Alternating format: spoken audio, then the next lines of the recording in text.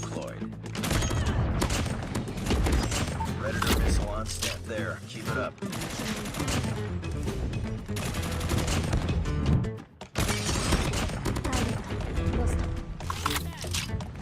Hunter killer drone deployed.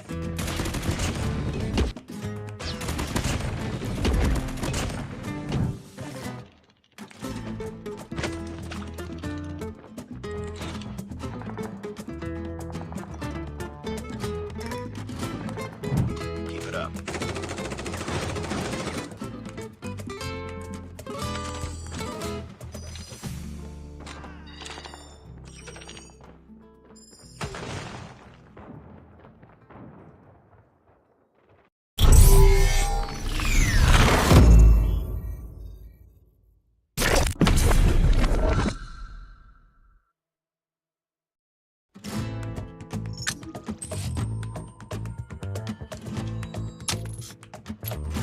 We've taken the lead.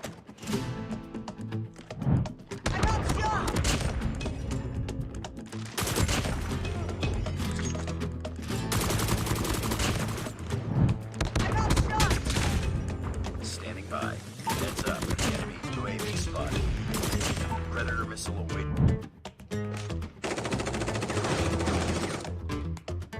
Heads up. Enemy UAV spotted.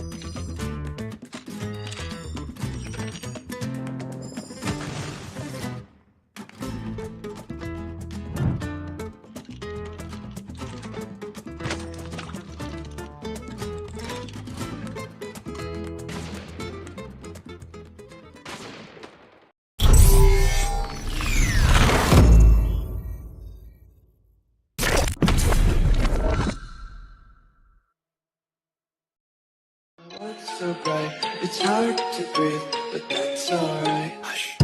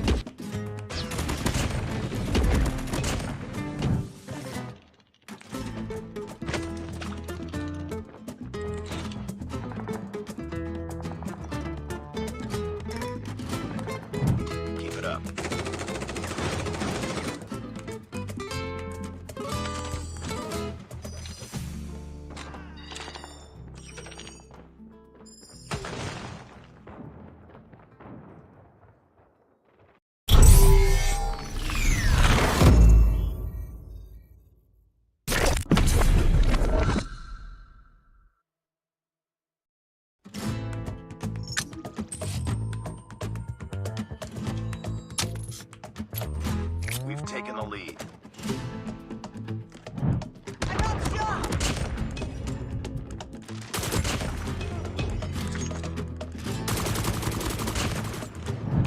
I got shot! Standing by. Heads up. Enemy UAV spotted. Predator missile away.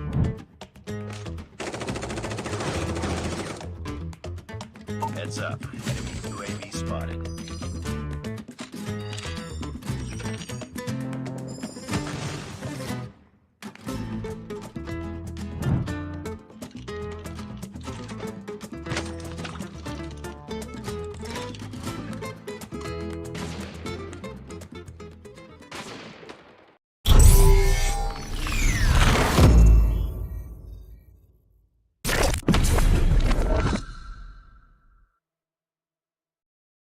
What's so bright? It's hard to breathe, but that's alright. Hush.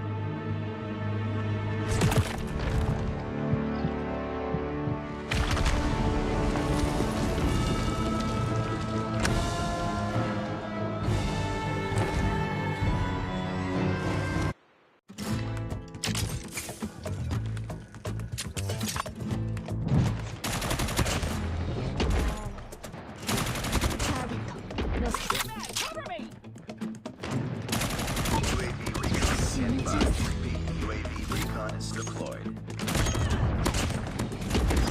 Predator missile on stand. There, keep it up.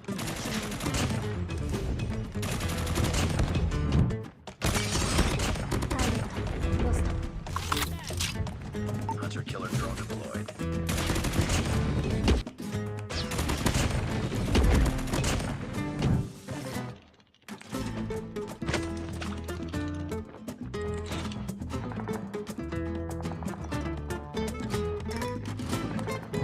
Keep it up.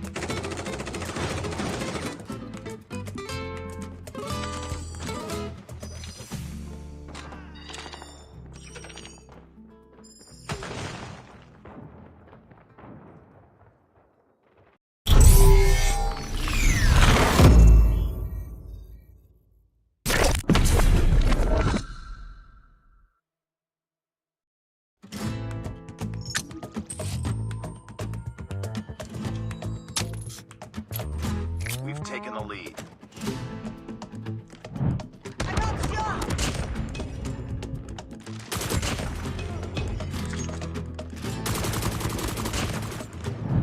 I got shot!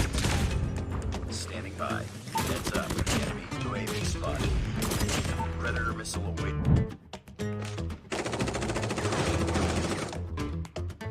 Heads up. Enemy UAV spotted.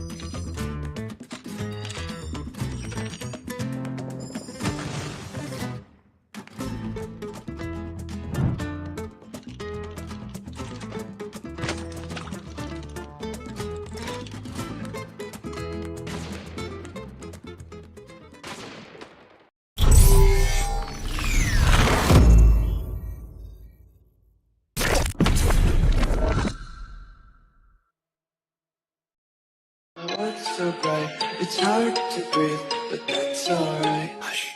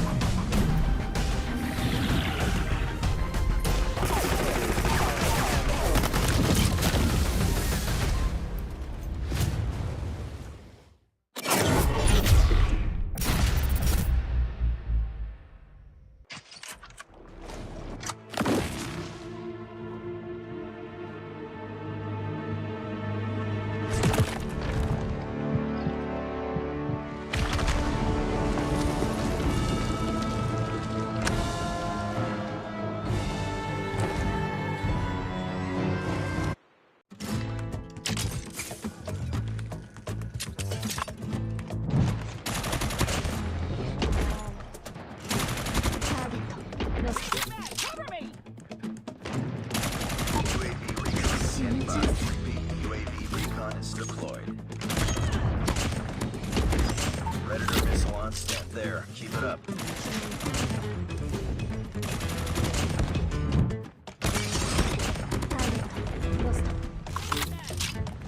Hunter-killer drone deployed.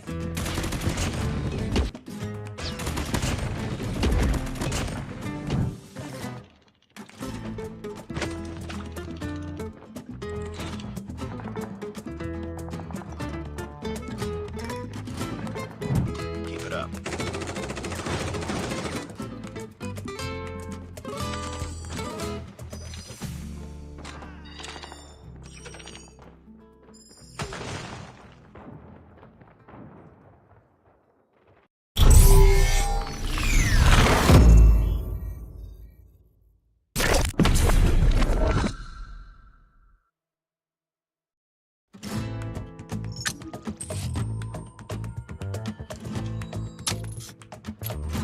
We've taken the lead. I got shot!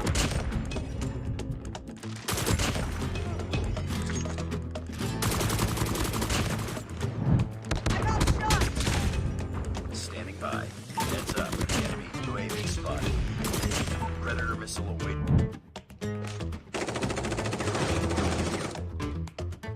Heads up. Enemy UAV spotted.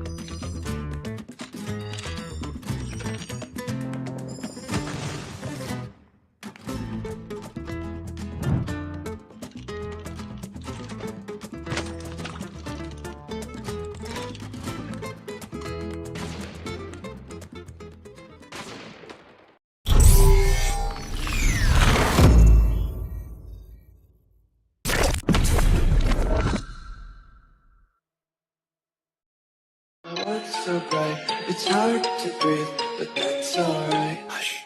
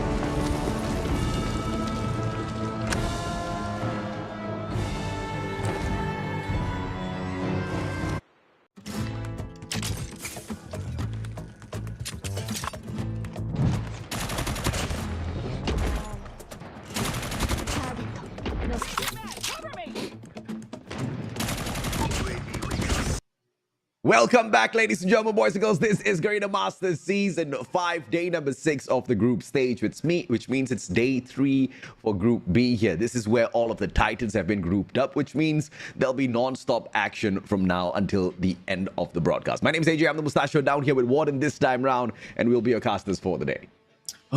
AJ, a very exciting day that we have here. I'm honestly just looking forward for that match number 1, West Point Mamba LOWKINGS up against the Broke Boys Club. And my expectations are pretty high. And we had a conversation to the back ends where I raised the question, what if the Broke Boys Club will not just stun Smart Omega on the previous run for day number 2, but also the West Point Mamba LOWKINGS? I think the Broke Boys Club have got a lot of quality. They've got a lot of patience to break the game. They know exactly what it takes to find those rotations on hardpoint. They know exactly what it takes in terms of gunfights to win out an S&D, although, of course, they did lose that over the Smart Omega. But they have got everything that it takes to beat down big teams, right? Is that going to be enough against West Point Mamba LOWKINGS, who have come into our tournament season after season better and better? I don't know, because some of the other Titans, you've been seeing a downward trend. With Smart Omega, I think the inconsistency has always been a conversation around the brand as far as Call of Duty Mobile is concerned. So there might be a possibility, Warren. There most definitely is a possibility for Broke Boys to sneak one away from West Point Mamba LOWKINGS. But based on what I said, LOWKINGS are not going to make it easy. We all know the West Point Mamba LOWKINGS. They've been pretty fierce ravagers all throughout like their past previous runs as well. And you know, the narrative just doesn't stop there for the entire series overall. We also have DVK OBLIVION up against EZR BOOKY on round number 2. But before I talk about them, let's talk about the tournament format now. Currently, we're at the group stage now. We do have 2 groups only in line, 8 for each group. So on Group A, Group B, we are pretty familiar on who's going to be in line for those very groups. But right after this, obviously, the top 4 for both end advances. Top 8 remains for the playoffs, and they'll battle it out now on a double elimination run to be soon enough determined to be who's going to be the champions here for this Garena Masters 5. A total of 7 days within group stage for each of these groups to go through, which means total of 14 altogether. We are only on day 3 for Group B, so you know we're not even at the halfway point just yet. Day 4 of each of these groups will be that point. And of course, what we're looking for is to see exactly who's topping the leaderboard, right? Exactly who's going to be dominating all the way at the top. And it's, of course, West Point Mamba LOWKINGS as well as EZR BOOKY at the very moment. Do we think a team like West Point Mamba LOWKINGS can continue to maintain their dominance up top? Most definitely. But whether or not EZR BOOKY is going to get taken down by DVK OBLIVION, you were kind of talking to me about a community tournament that happened in the recent past as well, which was a little bit of a shocking info for me. Yeah, I mean, they did win 2-1, if I'm not mistaken. Search and Destroy was a bit of a blunder, but both respawns coming in from control to hardpoint was a very shocking performance run here for DVK and OBLIVION. But now the question remains, what are the teams battling it out for? And it's going to be a prize pool of $25,000 US. First place will get 10,000, second will get 4,500, third will get 3,000, and fourth will get 1,500. This is exactly what they're playing for. Obviously, everybody's aiming for that lion's share of the 25,000, and that is 10,000 USD for the squad. They got to get to the number 1, but first they got to be the top 8, and then they got to go for the top 4. Let's see exactly who's capable of doing so. Within Group B in itself, we've got the 8, and out of the 8, quite a number of Titans, but we've also seen a little bit of an underperformance, I would have to say, from a couple of squads, mainly Impunity, Savage Doctors, as well as a team like Nova. Yeah, I mean, obviously, OBLIVION is going to be a part of it as well. I mean, no wins whatsoever alongside with the Doctors. Nova, a bit up tier alongside with Impunity, but, you know, 2-6 is not really the standing that, 2-4 is not going to be the standing that you'd want to have for your side. So, moving over now, I mean, AJ, there's just so much things that's bound to happen. And, you know, just by overall looking at the matches that we've had previously, AJ, what was your favorite series that already happened? I think I can't tell you about my favorite series. I can tell you about my favorite event. It's Garena Masters Season 5. Now, I'm not chickening out of that question mainly because each and every single battle has had its own unique twist, right? We've seen some very one-sided matches where we've seen some signs of life from some of these underdogs, which I absolutely love. We've seen some big contenders going up against other titans, which are in a class of its own. And of course, we've seen some underdogs outclass some of the better teams as well here. I mean, let's not mention any teams. Smart Omega, they did go down the last time round. But of course, Broke Boys Club, speaking of them, they've managed to sneak one away. How about you, Warden? You asked me if or not it was going to be possible. Do you think it's possible? I think so. I mean, everyone knows how much I love the West Point Mamba LOWKINGS, and everyone knows what has been like my previous association with them. But Broke Boys Club, with them being able to like stun Smart Omega that way, coming in from Crossroads all the way down to Apocalypse. I mean, yes, for sure, Apocalypse could have been the way for the side of Smart Omega. I mean, after all, it was only a 4-point discrepancy. Same goes for the side of Control, but one thing that really set apart Broke Boys Club up against Smart Omega compared to their previous runs is that their composure is really up there. I mean, for such a long time, we've been talking about where is the old veterans, where is the old power that they've been able to show from their previous years, and now they've finally been able to establish themselves. And guess what? We're truly feeling and possibly feeling the full potential of what Broke Boys Club can offer. Oh, yeah, absolutely. That's the victory over Smart Omega that launched them into the top 3. They hold the 3rd spot at the moment with 2 wins and a total of 5 map wins as well as 1 loss. Obviously, the group being dominated by EZR Booky and West Point Mamba LOWKINGS, who have not dropped a single map thus far. 4th place taken by Smart Omega, 1 series win, 1 series loss, a total of 4-2 when it comes to the map wins as well as losses. We've already mentioned Nova, Oblivion, Impunity as well as Savage Doctor. Unfortunately, the bottom 4 of Group B. Obviously, they'll be trying to reach up a little bit higher today, but how's that journey going to be? Because Smart Omega takes on E8 Nova, so that's going to be a bit painful. But Impunity versus Savage Doctor, that's going to be a fat fight. Pretty fair, honestly. Despite the fact that Savage Doctor doesn't really have any map wins, Impunity does have 2. The overall convincingness that Impunity was able to win up against, their predecessors, E8 Nova, it wasn't so convincing at all. 250 to 240 hard point, 8 to 6 firing range. It has to improve a lot more. And the question is though, will it even matter? Considering the fact that by just looking at the talents right now. For Group B, the statement still holds that EZR Booky, West Point Mamba LOWKINGS, and Smart Omega will qualify for the top 4. And the biggest question there was that who's going to be the 4th team. And so far, Broke Boys Club is that contenders right there. Unless, of course, suddenly things start turning around and Smart Omega burns. In fact, crashes and burns towards the ending part of our group stage, and they don't make it through to the playoffs at all. I mean, that would be the biggest shocker of Garena Masters. But for their sake, let's hope that doesn't happen. Broke Boys Club takes on West Point Mamba LOWKINGS for the first series of the day. DVK Oblivion versus EZR Booky for the 2nd series. Smart Omega then meets E8 Nova for the 3rd one. And to close the day, it's going to be Savage Doctor versus Impunity. And it's not just, the teams battling it out now for the $25,000 that it's put up in this tournament. We're talking about stage 3 of the World Championship here. You got to qualify. And if we're going to be basing it off from the last year's run as well, only 2 Filipino teams will get through in this tournament. So the top 2 Filipino teams will advance to stage 4. For Singapore and Malaysia, I do believe they each get 1 as well, or 2. I do have to call back and check on that one. But for Philippines, exactly, there was only originally 2. Although coming in for stage 4 last year, we did have the wildcard run for the West Point Mamba LOWKINGS, but initially they weren't invited or wasn't supposed to be part of that stage of the event. And if that's going to be the case, you're looking for the top 2 Filipino squads overall as well. You want to know exactly who that's going to be, because there are too many teams from the Philippines vying for the top spot at the moment. Obviously, some of the squads really setting themselves apart, like the West Point Mamba LOWKINGS, but some others might just be able to surprise us on their journey towards the top, like the Broke Boys Club themselves. Young Jay, Jello, Josh, Seven, Z-Man, as well as Static, they make up the beautiful team of Broke Boys Club.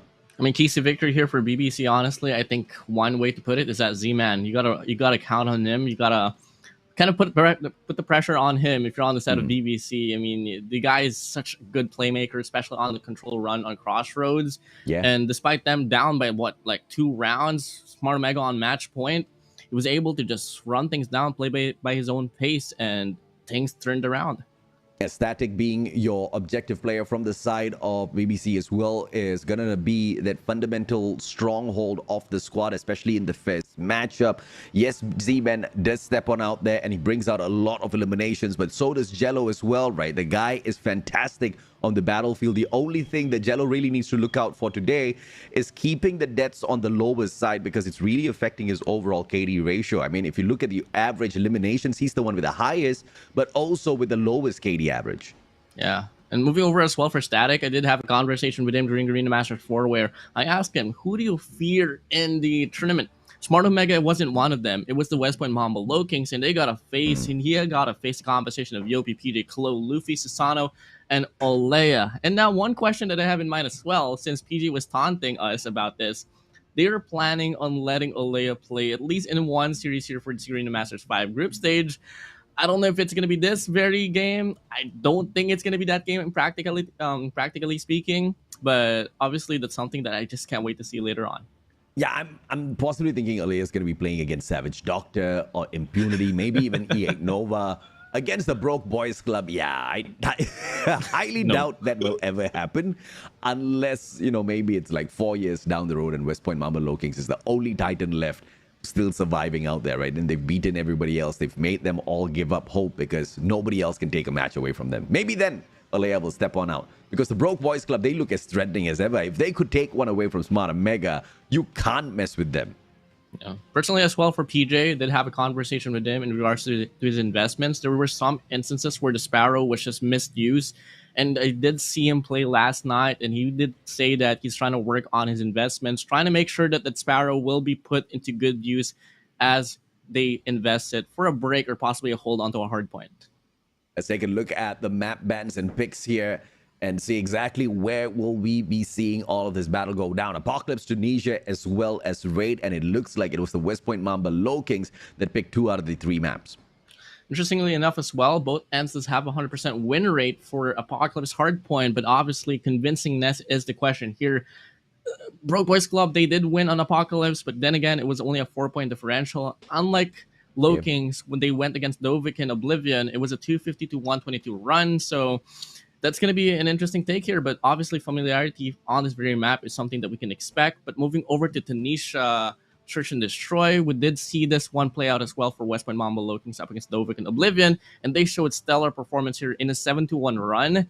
Broke Boys Club not winning it up against SMO. I mean, it's going to show a bit of a difference here till then, but both ends did go against DVK, and they did win pretty convincingly as well. So I'm kind of half-hearted about the Search and Destroy, AJ. Quite honestly, if it wasn't for Whoopi going berserk on that S&D matchup at Slums, I think the Broke Boys Club could have walked away with a victory. It's just that in that hardpoint matchup, we were asking, are we going to see the Whoopi of old? And Whoopi said, yes, I'm still here. You know, I can still hit my shots. The guy was raging with the sniper. It was fantastic to see him out there again. It wasn't so fantastic if you're a fan of the Broke Boys Club. Whoopi was the biggest game changer. They lost that. Without Whoopi in that equation, could they have walked away perhaps with a victory? Today, we get to see the true test of who the Broke Boys Club are and whether or not last week's victory over Smart Omega was a fluke. Yeah, definitely. And, you know, winging it out to the last and final match for the series, it's going to be Raid on Control. West Point Mamba LOWKINGS has only been playing Raid all throughout this group stage here, coming from the Savage Doctors all the way down to DVK and Oblivion. I think this is going to be the first time that they're going to be playing in the map of Raid where there could be a possible matchup. I mean, I'm not throwing shades up against DVK, and I'm not throwing shades up against Savage Doctors, but if we're going to be looking at the current statistics right now and comparing it to Broke Boys Club, we're indeed finally going to be able to see a match. I do agree with you, right? I think West Point Mamba LOWKINGS have been having walkover matches ever since we started off the group stages. Broke Boys Club will be their first challenge per se, but the question still stands, how big of a challenge will the Broke Boys Club be? Will they be an overwhelming challenge that could also deal West Point Mamba LOWKINGS their very first loss of the competition? As we open things up at the main road, P1's always going to be scrappy. Let's see who controls the right-hand side of the map. Well, the Broke Boys Club spawning in from Temple West Point Mamba Low Kings coming from farm as well, and looking like it's going to be a pretty good run start here for the side of the Broke Boys Club as they start to decide back and zone back the front lines with the hard point. And that's going to be Static picking up the huge 2 piece here to soften things up here for the side of the West Point Mamba Low Kings, and they win the first 2 waves. Absolutely, and of course 16-0 West Point Mamba Low Kings pretty much dry at the very start of this matchup, and split spawns is exactly what they have to deal with. 7 holding on to the best angle that he can on this top intel room here, and they do lose the hill for 1 single second. The flush from the right hand side, the pincer didn't really get the job done, but it was mainly those gunfights as Kalo hit that triple and he doubles back down. 2 players holding on to the objective, and I like what Broke Boys are doing here, using that underpass, trying to stab them from the back, but the Low Kings were too ready. Oh, and simultaneously as well, the Low Kings does get the spawns as well for hardpoint number 2, playing around gold and fire as well. And so far, BBC looking to retake it all throughout, and they actually took care of 1 player here from the West Point Mamba Low Kings, and it quickly resides as well and translates into them getting the spawns. But now they gotta find a way to leech away the players of the Low Kings. But unfortunately, the gunfight doesn't really go to their way, and the chain comes through here from hardpoint 1 to hardpoint number 2. With this time around the spawns defined here on the left side of the minimap for the side of the BBCs. Young Jay trying his very best to lock down the temple spawn, but fails halfway through, and it is gonna be the one and only Luffy with 4 kills on his spree, going for his 5th, gets that as well. Static spotted out, Luffy's on fire, 6 kills in a row, make that 7, fully streaked out. He's not gonna let go of this temple at all. This boy prayed hard. Oh, defined hardpoint here. Anchor's doing his job. Luffy, that's going to be his name. 7 spree for him, looking to get some more as well. And the 2 players here on the front lines, it's going to be Klo alongside with Tisano as well, as just being such a menace on the front entrance, not letting anyone at all come crossing inside a hardpoint. And now, Broke Boys Club, they reside back to head on to rotation here for P3. They get 1 player eliminated, but the trade comes through here for Z-Man and Static. They get the initial gunfights, but Yopi from the wraparound will pick up 2. Z-Man is still going to be the only player remaining, but PJ shuts him down, and the hardpoint continues here to boil down for the side of the West Point Mamba Low Kings. Luffy is going to be anchoring down a spawn here on the right hand side of the map. In the meantime, the other players from the side of Low King spawning out of tempo. It's going to be a little bit of a far wrap around all the way from that spawn, and Broke Boys uses that amount of time to hop one right back in. But it's going to be the equalizer gameplay from Kalo to put the Low Kings right back into the hill. Everybody flooding it right now. They want to play this objective the best they can, and the underpass is going to be controlled by Kalo continuously. That equalizer doing the damage. Young Jay whipping out the war machine as well. The operator should be able to give a little bit more time for the side of Broke Boys on this hill. Oh, and if ever a break comes through here, it's safe to say that West Point Mamba Low Kings is playing better at Fox's hardpoint compared to Smart Omega, and this is just truly defining how much of a difference that the Low Kings is putting up. And they get the scrap time. They do lose the rotation for hardpoint number 4, but I mean, just looking at the way that they've been able to break down this hardpoint, I don't think it's going to matter at all.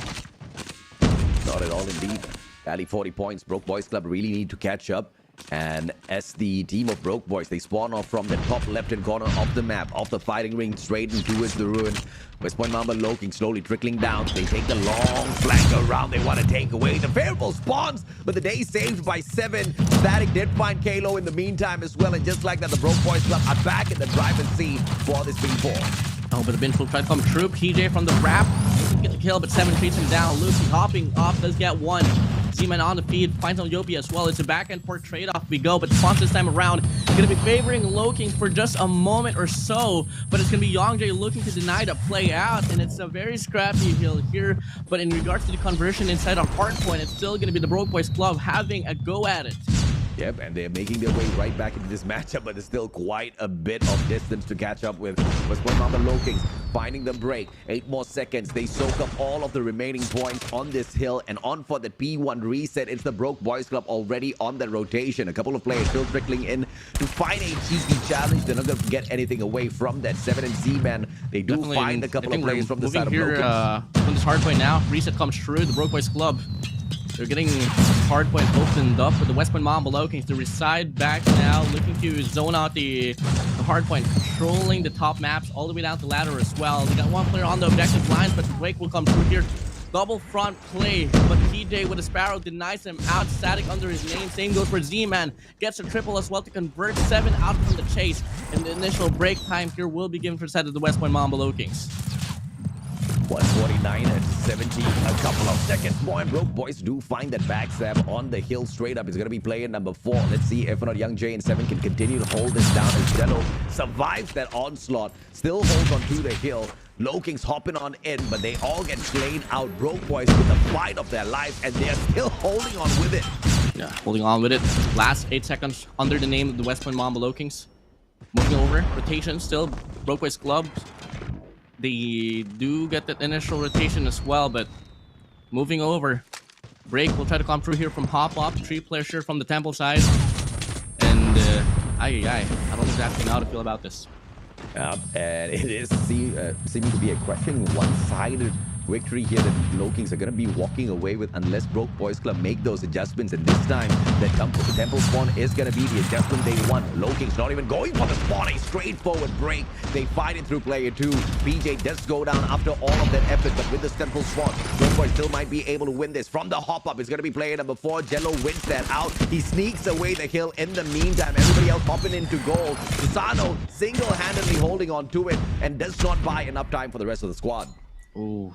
And the initial time still under the hands of the Broke Boys Club. West Point Mamba LOWKINGS. 2-man push here from the front lines. Not the most practical of pushes, and it's looking to go to that way as they just drop down like flies. 2 players that they got to worry about here, though. Maybe till then, they might be able to get the initial scrap time, but it's not going to go into a practical way at all. They only get 3 seconds, 2 seconds under their name on the run. And once more, Broke Boys Club winning another run of rotations. Still a winnable matchup here for the Broke Boys Club. LOWKINGS are doing great when it comes to the engagements, but so are the Broke Boys. It's just that the timely crack of that kill just needs to be found, and the defense from the side of Broke Boys Club just seems to be a tad bit softer than when West Point is holding on to the hill. And yet again, as I say that, only one more guy left in that objective. When it comes to the crucial hill kills, it's all going to be on the side of West Point Mamba LOWKINGS, who are now on the road to the 200 points already. So far, a very hard hold here for the West Point Mamba LOWKINGS. 2-man push, 3-man push here from Broke Boys Club will come true, and it's going to be a successful break for them. And now Temple spawn, West Point Mamba LOWKINGS. They have all 5 players on their respective sides, but look at how player 2 from the side of Broke Boys Club is zoning things out. And oh my days, 7 finds a 2-piece on the backlines, finds a triple, make it a 4th actually. And that's just going to be able for them to serve enough time for them to lower the lead even more. Yeah, crazy big fight from 7. He finds those off angles from the bridge down onto the middle, and he was able to pull away a majority of those engagements to give the rest of the players on the side of the objective. Broke Boys Club catching up with West Point Mamba LOWKINGS. One more solid hill, and they'll be right back in the race. Can the LOWKINGS break this hill? Will Broke Boys run and keep up with them toe to toe? Let's see exactly what happens, because at the end of P4, we know the winners. Oh, the last time we saw P4, Broke Boys Club, they were able to hold things down, and what way more to put it. They have 2 operators to play with. That's going to be the Sparrow and the Equalizer. Z-Man zoning things out from the front lines. PJ though about to make the play of his life on this hardpoint run. Looking to get the perfect timing to get the pinch to come through. He does take down 1. Couldn't find a double. Static shuts him down. Static finds 2. And the Broke Boys Club, they're holding things down on this hardpoint number 4. And they're looking to take the full 60 on this run. Really similar to the matchup that they played against Smart Omega. The final ditch effort comes through for the Broke Boys Club as they catch up. The points all equalize. Now they take over as well, and Broke Boys just on the verge of hitting the 200, and they are the ones to reach the 200 point first. West Point Mamba LOWKINGS with a break, but the timer is over. The hard point reset. Back to P1 we go with 3 objective players on the side of Broke Boys. This is their weakness though. If they can hold this, that's hope.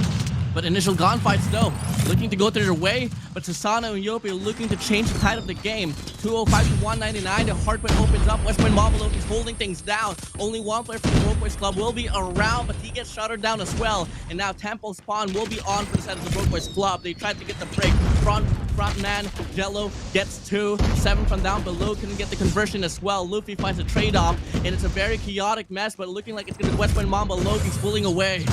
Oh, they are most definitely pulling away, but Broke Boys Club They've already put in a lot of effort. They're not too far away from making this, but PJ brings in the Sparrow just to torture and torment their souls just a tad bit more. 222 points. PJ at the corner, static slides in, gets the shot, but Kalo sorts him out instantly. The bleeding has stopped just for the time being. Broke Boys not losing this, and they're not allowing the Lowkings to take away those points as well. Scrap points now. Final player. Hill gets broken yet again as Swiss Point reaches the 230 mark. And this next hill, if Broke Boys can hold on to it for the full, they can walk away. But if West Point Mamba Lowkings finds one break, they're in trouble. Oh, big investments here from Luffy will come along. War Machine in hand, not going to find a kill, but the zoning comes true now, and the break comes true. Tempo spawn no more for the Broke Boys Club. They get forced down to the left side, and the West Point Mamba Lowkings, they get the break. Yeah, 10 more seconds, and Lowkings look like they're going to be winning this out already. Player number 1, man, you're most definitely needed inside here alongside Static, the CBR4. Both of them hop on in, but they get slain right out. 250 to 213. West Point Mamba Lowkings walk out the winners.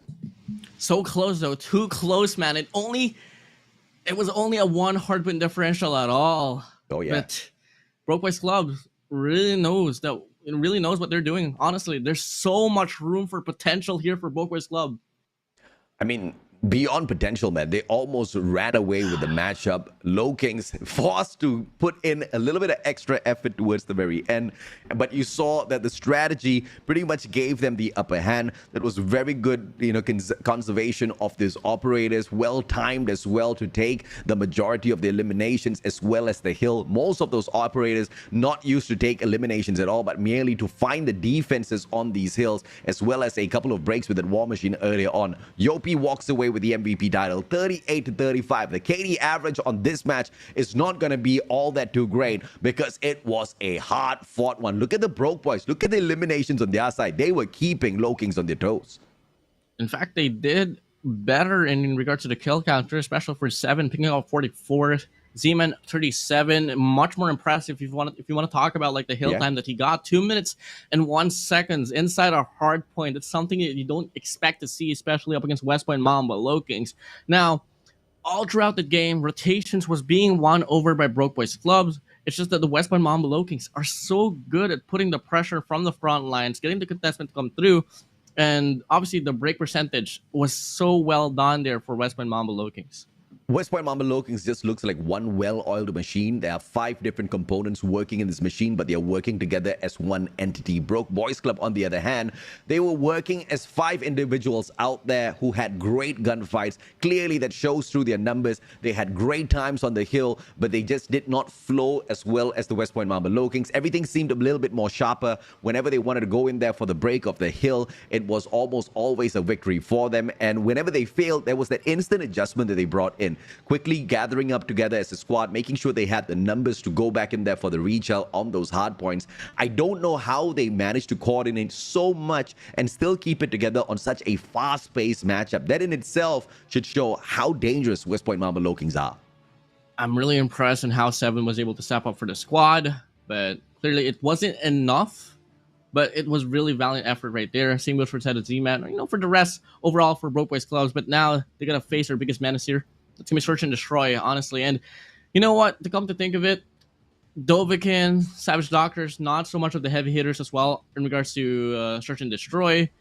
Lowkings, West Point Mamba Lowkings did stumble across Scatty during the qualifiers, and they did falter on Search and Destroy as well. And it goes to show out of the 3 game modes, Search and Destroy is not their strongest suit. In fact, it is their worst. I think this might just be a 50-50 here once again. And after all, it's all going to come down to at least just one player from the West Point Mamba Lowkings to pop off for the Broke Boys Club to get torn down, especially on the rare run with Smart Omega Whoopie, changing things around. But obviously, if we're not going to be able to see those type of moments, we're bound to see somewhat of a even matcher on S&D.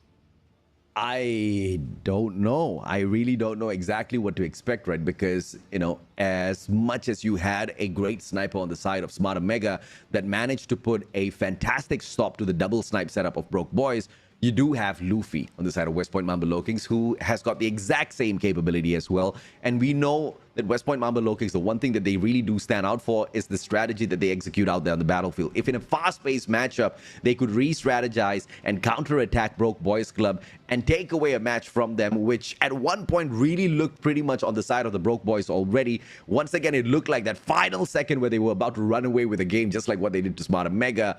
LOWKINGS broke them. This might just be on the side of LOWKINGS once again if Luffy can deliver, because that double snipe setup is going to be annoying to deal with on Tunisia.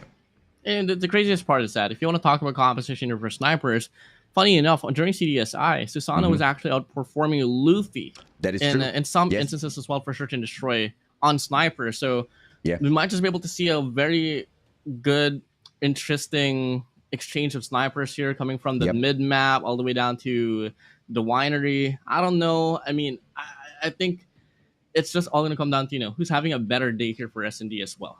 I have to agree with you, man. Even when Luffy could not go for the LAN event, you saw Susanoo really step it up for the squad as well. So it's not like they're going to get let down. If at all there is an opportunity, I think we might be able to see that double snipe setup from the side of LOWKINGS as well, just to undo the strategy of Broke Boys Club in a little bit. But it's going to be it's not going to be a fine match where you see it just dominated by one side. I think it's going to go back and forth a little bit here, Warden. Well, obviously, you know, we're heading straight into, I mean, like somewhat of a familiar map here for West Point Mamba LOWKINGS. On the contrary, I think that, I mean, the only piece of victory I have here for Broke Boys Club is that work on how they can recover from, you know, from losing a round. Because clearly they don't really have proper respondment here when they went against Smart Omega. I think, you know, changing the tides, playing around the fads is something that I'm hoping to see from them, and soon enough we are about indeed to see what they can offer here for the Search and Destroy. And once more, ladies and gentlemen, we are heading straight into Tunisia. Let's see what these boys can do. Absolutely. As we hop on into Tunisia, it's going to be the dance of the snipers for sure. Let's see if they put on a good show or if we fall asleep halfway. I'm very sure one of the SMG players will find a way to wake us up. Let's see about this. So far, reads here for West Point Mamba LOWKINGS. 3 players on that A bomb site, specifically 1 player playing around connectors and 1 player allocated. That's going to be the sniper, Susanoo, just playing that information on that B bomb side. And so far, the read here for the most of it, it's not going to be West Point Mamba LOWKINGS getting the most out from the situation. And in the process, early frags come true. Josh gets the first blood, and they get the opener as well on the B bomb side. Yeah, great opener, and it looks like the sticky taking him out has been a little bit of a damaging start.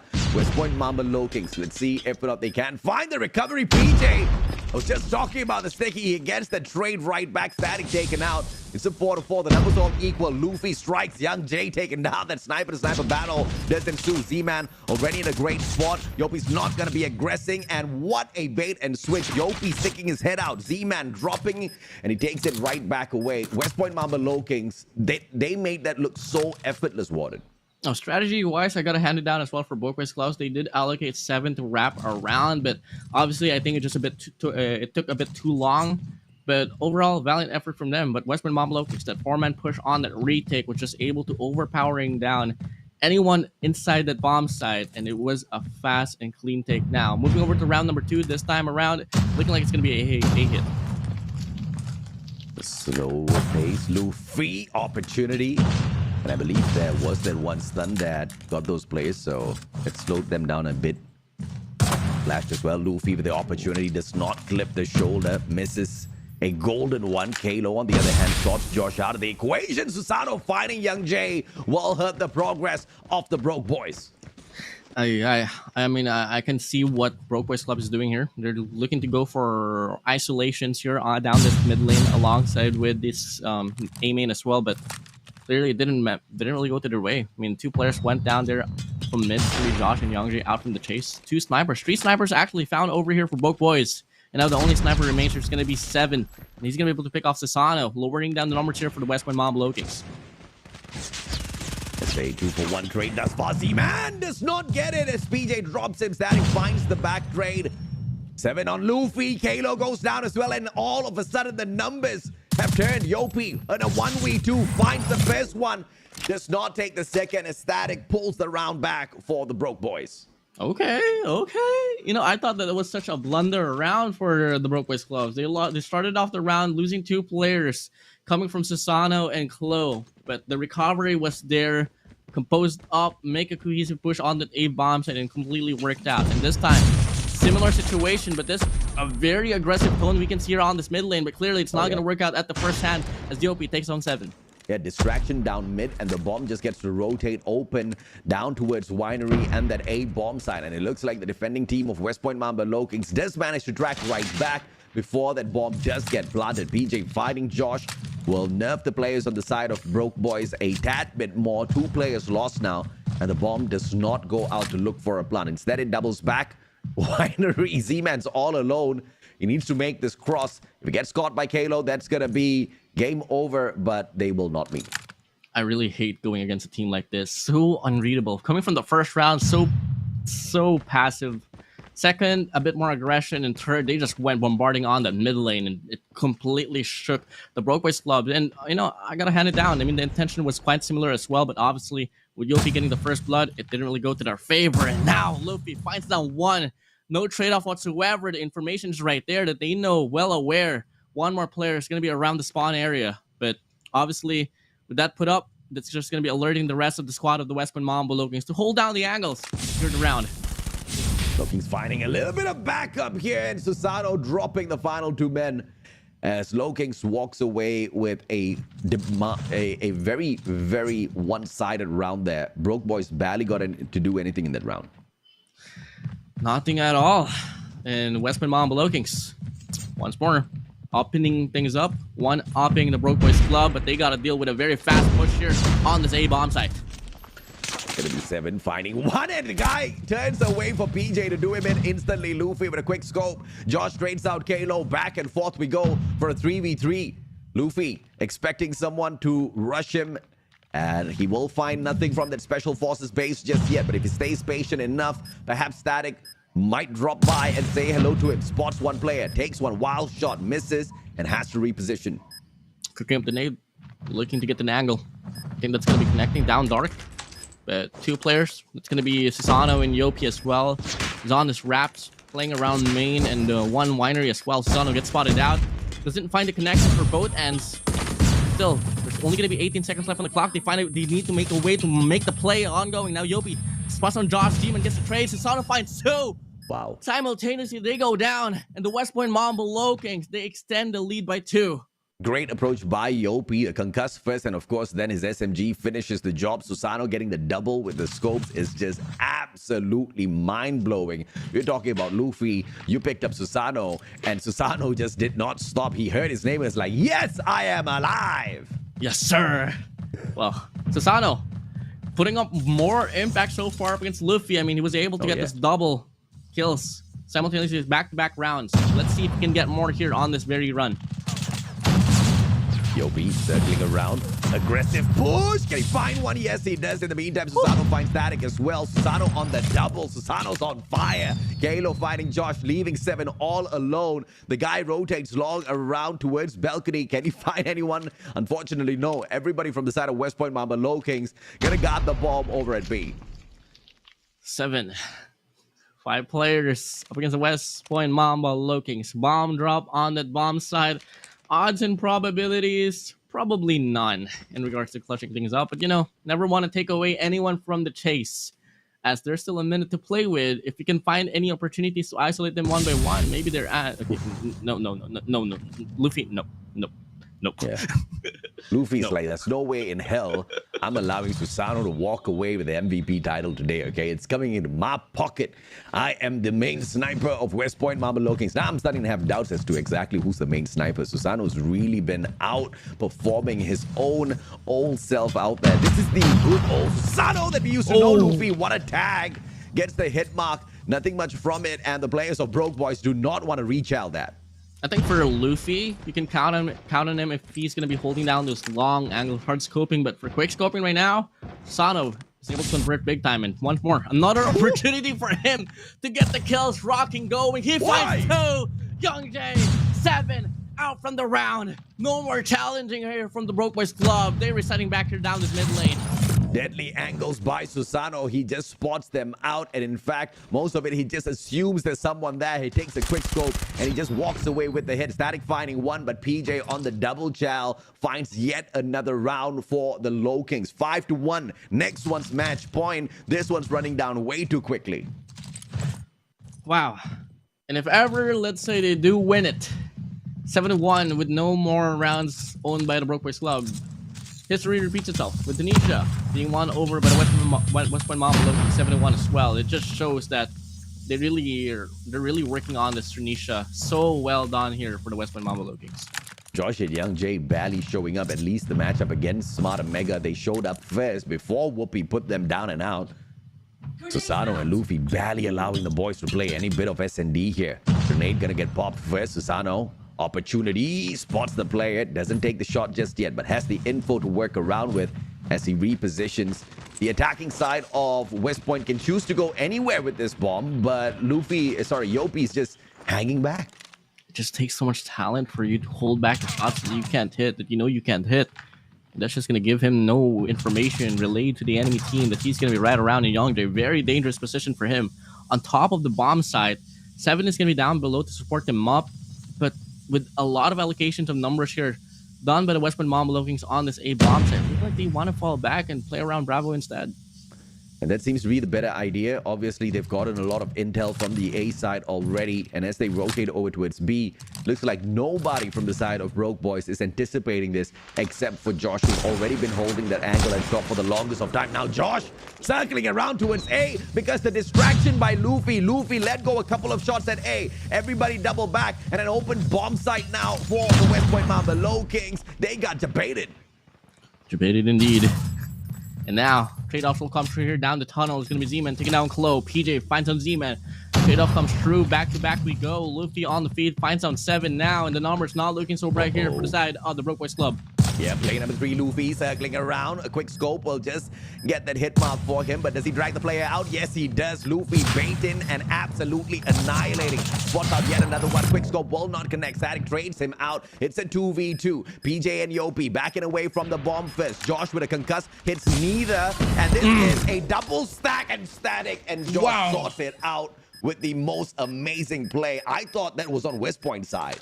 I thought so too. I mean, if you put PJ and Yopi in a crossfire, you totally expect them to just run things down and take the round away, steal it away from the Broke Boys Club. But clearly, the intelligence was right there, and they knew exactly what to do to get the retake to come through. And they slowed down the heat, stopped the momentum, stopped the streak here from the West Point Mamba LOWKINGS. May this be the opener, or can the West Point Mamba LOWKINGS just find another recovery to retain their heat?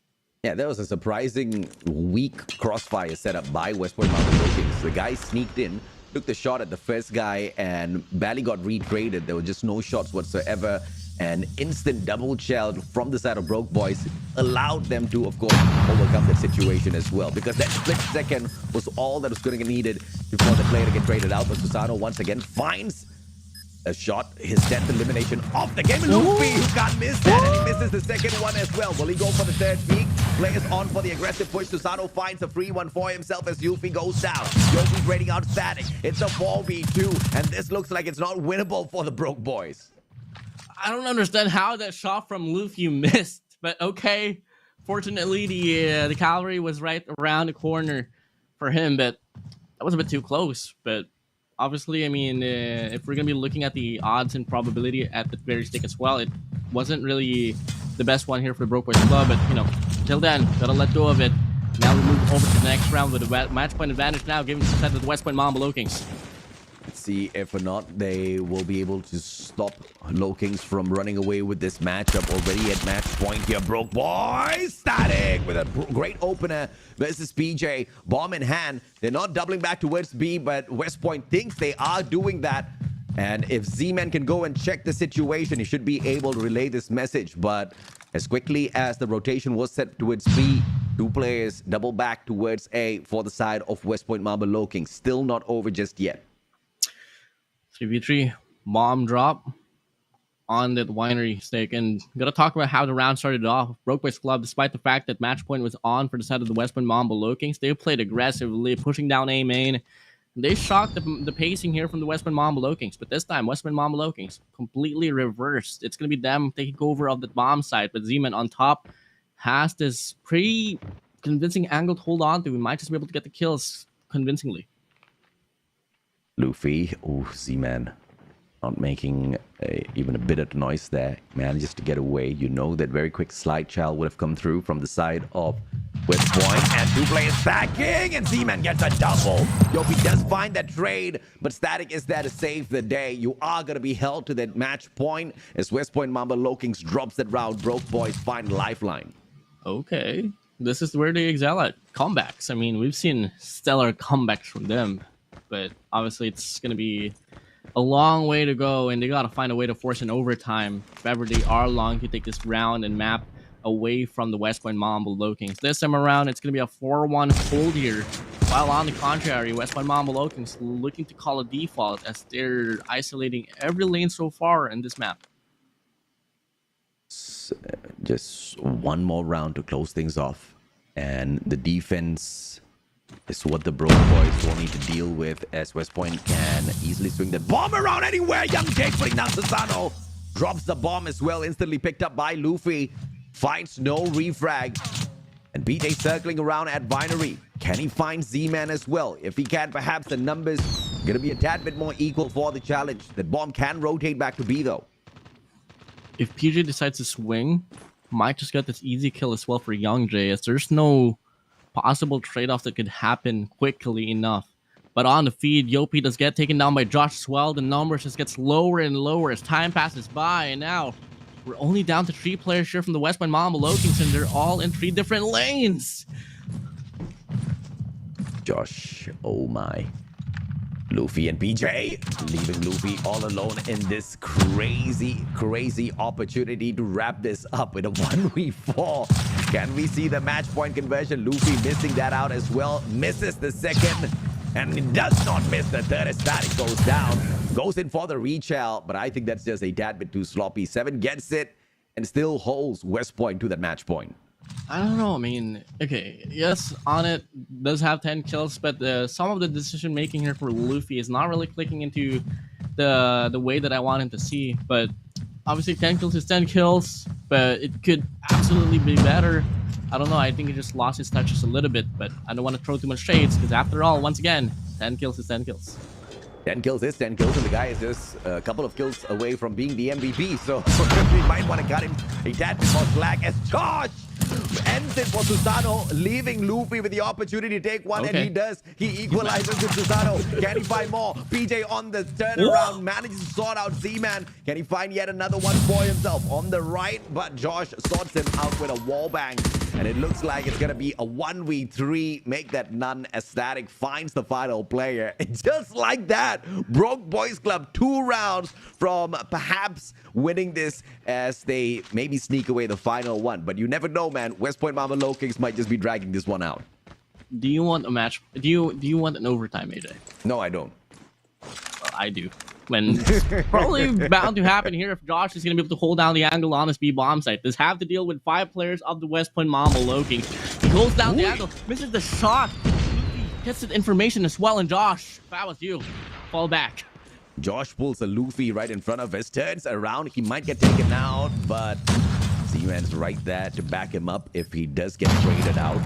Good grenade, and that's not going to tickle anybody just yet. The bomb's planted. West Point Mamba Low-Kings on a lockdown over at B, and Josh quickly sorts out Luffy. Good kill.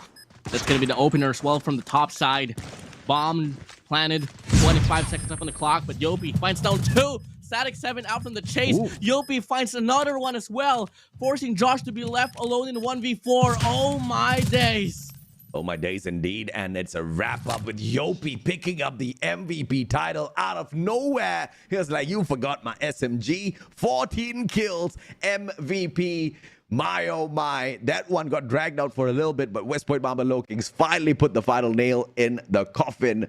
But one more match, bro, at Control. It's going to be at Raid, and we know the Low-Kings know how to dance there. Oh, definitely. El Capitan right there. And you know, okay, I just want to clear things up, okay? I'm not throwing shades with Luffy. I think it's just the fact that timing is just not going into our favor as casters. We don't really get to see him pop off because most of the time that we get to see him on the spectator, it's usually just him dying. Luffy's gonna argue that it doesn't matter what you see, all that matters is the end of the day scoreboard. He scored, what is this, close to 52 points more than Susano, and he's gonna be at peace with this matchup, man. I mean, Luffy was like, am I gonna be the secondary sniper of this match? Not today, Jose! Wow. Okay. I love what you did there.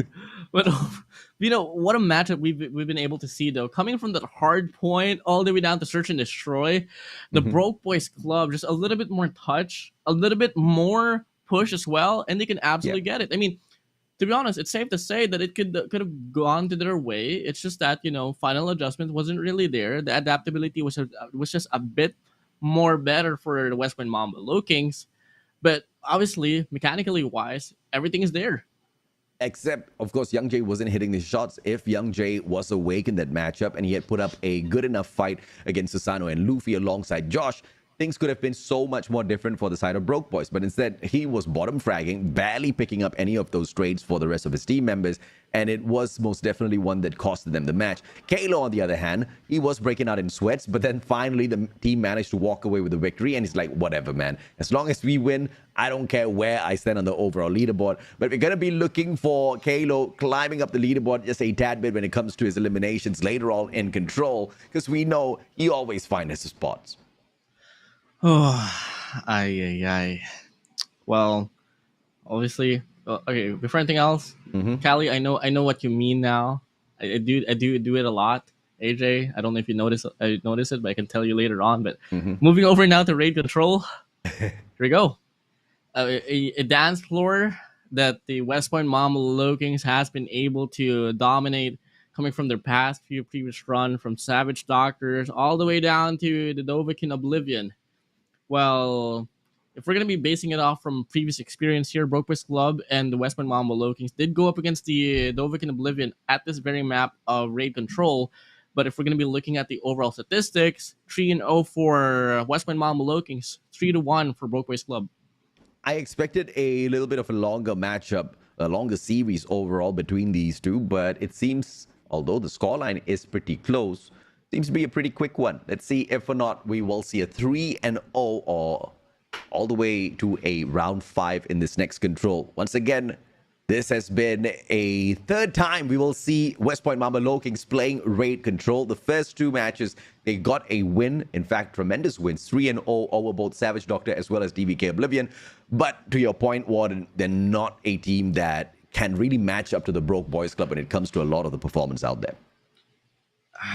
And I think one thing that we can also bring up, coming from the run here for Apocalypse all the way down to the Search and Destroy, it's obvious that they've been working on how to put up better respondment as well. I mean, base strategy for the teams, it's really good, honestly. I think they just have to find a way to branch out more on what are the possible outcomes of each and every round for Control. And maybe till then, we might just be able to see more out here from the Broke Boys Club.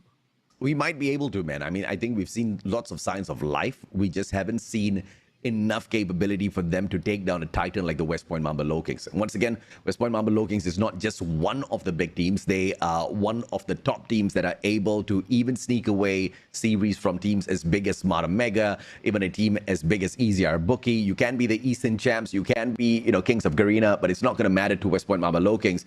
So if they're able to take on matches like that, Broke Boys Club shouldn't be too much of a brain-cracking maneuver for them to overcome. But let's see if or not, of course, with all of that said, Broke Boys can sneak away one match and earn themselves a lot of respect out there. Okay, now here we go. Finally, we are starting now here in Control. Biggest question here, honestly, is can Young Jay finally back himself up with gunfights? Yes, we all know he's the El Capitan for the team, but you can't afford to lose a lot of lives, lose a lot of gunfights, especially in game mode of Control. My goodness, this is a speedy capture on that B control point. Instantly, that one segment has been sneaked away already, and it looks like the second segment is on the way. At laundry, play number 5, Young Jay can't just be the savior of the squad, but he doesn't do anything just yet. Luffy is there for the backup as well. Young Jay's not going to tease them, and B control point, as quickly as this match started, it only took a total of 40 seconds for the cap. That was probably the fastest capture that we've seen here on Bravo, and what way more to put it, as they are able to win most of the gunfights. They have the life lead right now. And that's going to be BJ zoning things up here down this mid lane. Simultaneously, there's going to be two players pushing down the pull side. Susano on top, spots down one, gets the kill, and they get the map control as well here on this A point. Yep, fantastic defense coming through from Yopi as well. CBR4, but Jello manages to turn on him. Susano bringing out the scopes in this matchup as well. Those long-range attacks on Ray is going to be quite torturous to deal with. Susano, what a flick. Gets the headshot onto Young Jay as well. And he's holding on to the swimming pool. He wants to be able to sneak his way all alone, single-handedly, and he'll go ahead to do so. Just showing how much experience that the West Point Mambo LOWKINGS has here for this raid control. If we're going to be drawing back history, this is the very moment, this is the very map that we got to see the West Point Mambo LOWKINGS put up a comeback up against AMT, also known as Zigzag now. And it goes to show how familiar they are in regards to the situations that they're in. And here we go, AJ. 9 lives remaining, and there's so much time that the West Point Mambo LOWKINGS can play with. Yeah, absolutely. Initially, they just speed ran their way through the B control point. Now just taking their own sweet time, rotating around the map, trying to look for a couple of frags as the Broke Boys Club invest all of their players, at least 3 of the main ones, onto that objective to play the defense. Being forced to spawn out from Garden, and the backstab coming forth from Luffy as well. LK24 in hand. Can he find a couple of hits? He will find one player rotating straight towards him, and he manages to find the backstab onto 7. 3 more lives left. There's no way in hell Broke Boys walked away with a victory here. Oh, Static on top, looking to make the play, lowering down the lives. They try to make a push from the front lines to possibly leash away the player, but Yopi whips out the prize fighter, punches Static down. Youngjae finds down 2 kills of his own here on this full side, but obviously not really gonna be able to find any conversions at all. 1v10. What can you do, Youngjae? He does get one. Can he get some more is the question. Does it really matter? Absolutely not.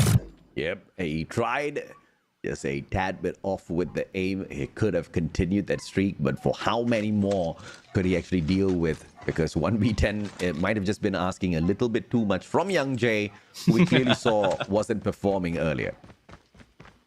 You know, AJ, I wouldn't mind putting you down in a 1v10 up against West Point Mambo. I think it's a very possible thing.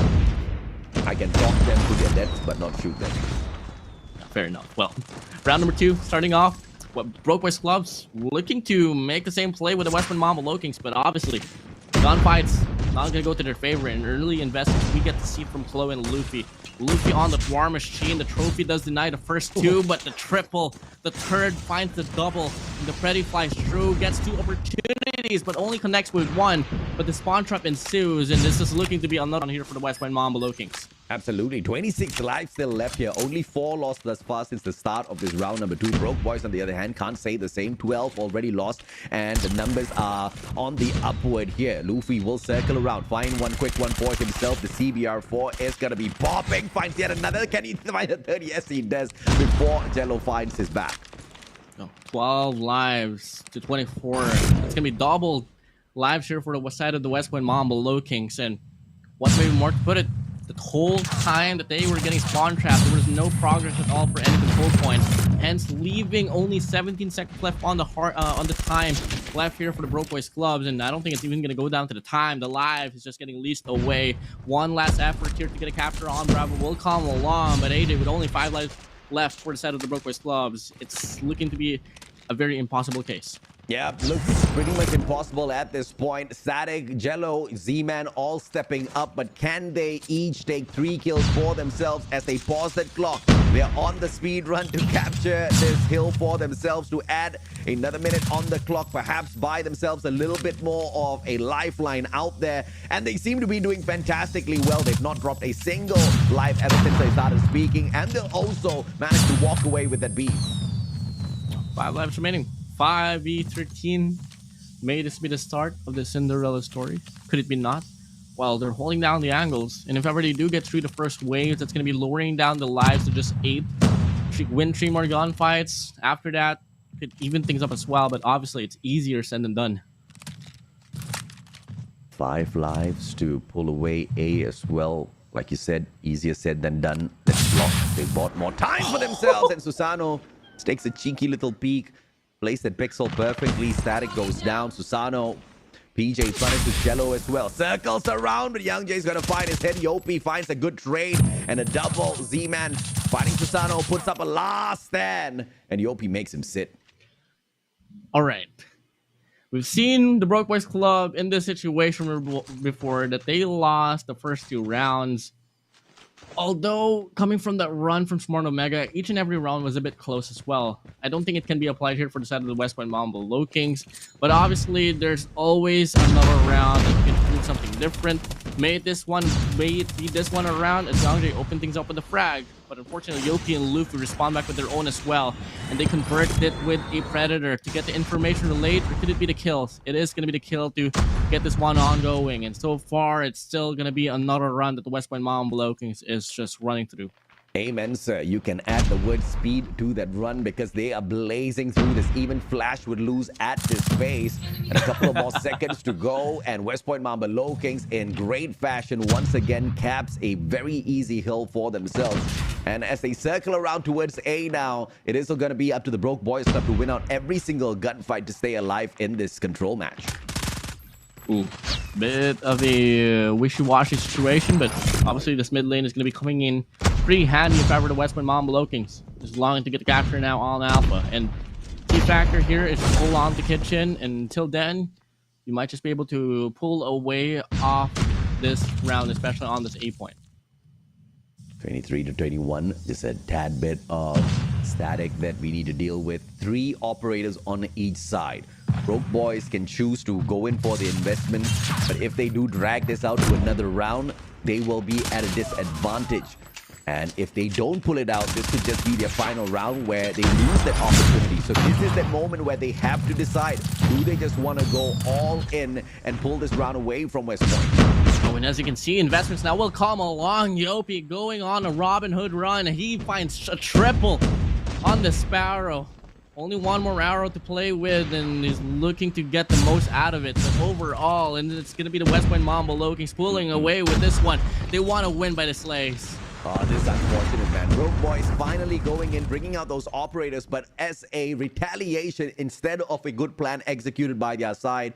And as they try to respond to the operators already on the pre-investment from the side of West Point Mamba Low Kings, they all get slain out. That was pretty much one-sided. West Point Mamba Low Kings walking away with a 3-0, not just in control, but the whole series. That was a pretty good move, Yopi, with the Sparrow and also the dance moves as well on the cameras. Congratulations for the West Point Mambo Low Kings to being flawless so far at this stage of this group stage. AJ, they're going 9-0. The closest loss that they could have taken was that run on Apocalypse, but clearly it didn't go to that way. Maybe that search and destroy as well, but you know, it was close, but it didn't happen at all. West Point Mambo Low Kings really excited what they can offer up against the big boys later on. Only 2 teams have got a perfect run in the competition thus far. That's West Point Mamba Low Kings as well as EZR Booky. West Point Mamba Low Kings has completed their series for the day and still maintained the exact same statistic. No one has been able to take a single map away from them. Let's see if or not DVK Oblivion will stand a chance against EZR Booky, who remains absolutely polished in the group stage. But looking at the numbers here, Z-Man walks away with the MVP title because this guy was just pure objective out there. I mean, look at his KD. He was tortured by the players of Low Kings. You know what way for you to put it, as he's the objective, at the same time, he was really getting those investments capitalized on inside a hill as well, hence giving him more points than Youngjae. But overall, I mean, I love the fact that Youngjae did step up on this run for the control, but clearly it didn't really put up enough impact at all, as Static was the man that actually faltered here in regards to the statistics line. But, you know, it is what it is. They tried their best, but obviously they just have to find a way to work on their control just a little bit more. But overall, to run things down throughout the series, it's going to be a 3-0 run here for the side of the West Point Mambo Low Kings. 213 to 250 on Hardpoint Apocalypse, 5-7 on Tanisha Search and Destroy, and 0-3 on Raid.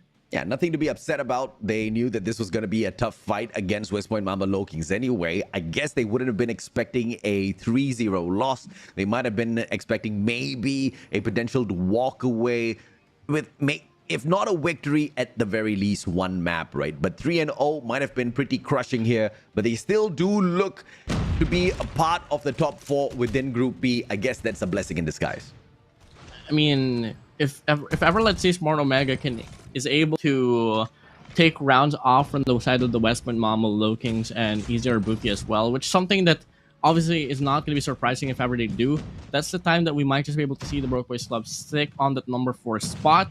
But that's something that we can possibly see later on. But for now, here at this very group, West Point Mama, LOWKINGS, EZR Booky. West Point Mama looking so far, they are number 1, EZR Booky. May they remain that same, not unless they do falter around up against DVK and Oblivion, which obviously something that we can also agree on, AJ. Something so improbable to see, but we don't want to count them out from it. Oh yeah, absolutely. I think DVK has got a lot of potential. Whether or not that potential is going to be able to overcome, you know, just absolute veteran runs as well as experience in the competition thus far, we will have to patiently wait and see. This was the crossfire setup, and I think the angle held on there by the players of West Point Mama LOWKINGS just was a little unfortunate because Josh got pretty easy picks from that.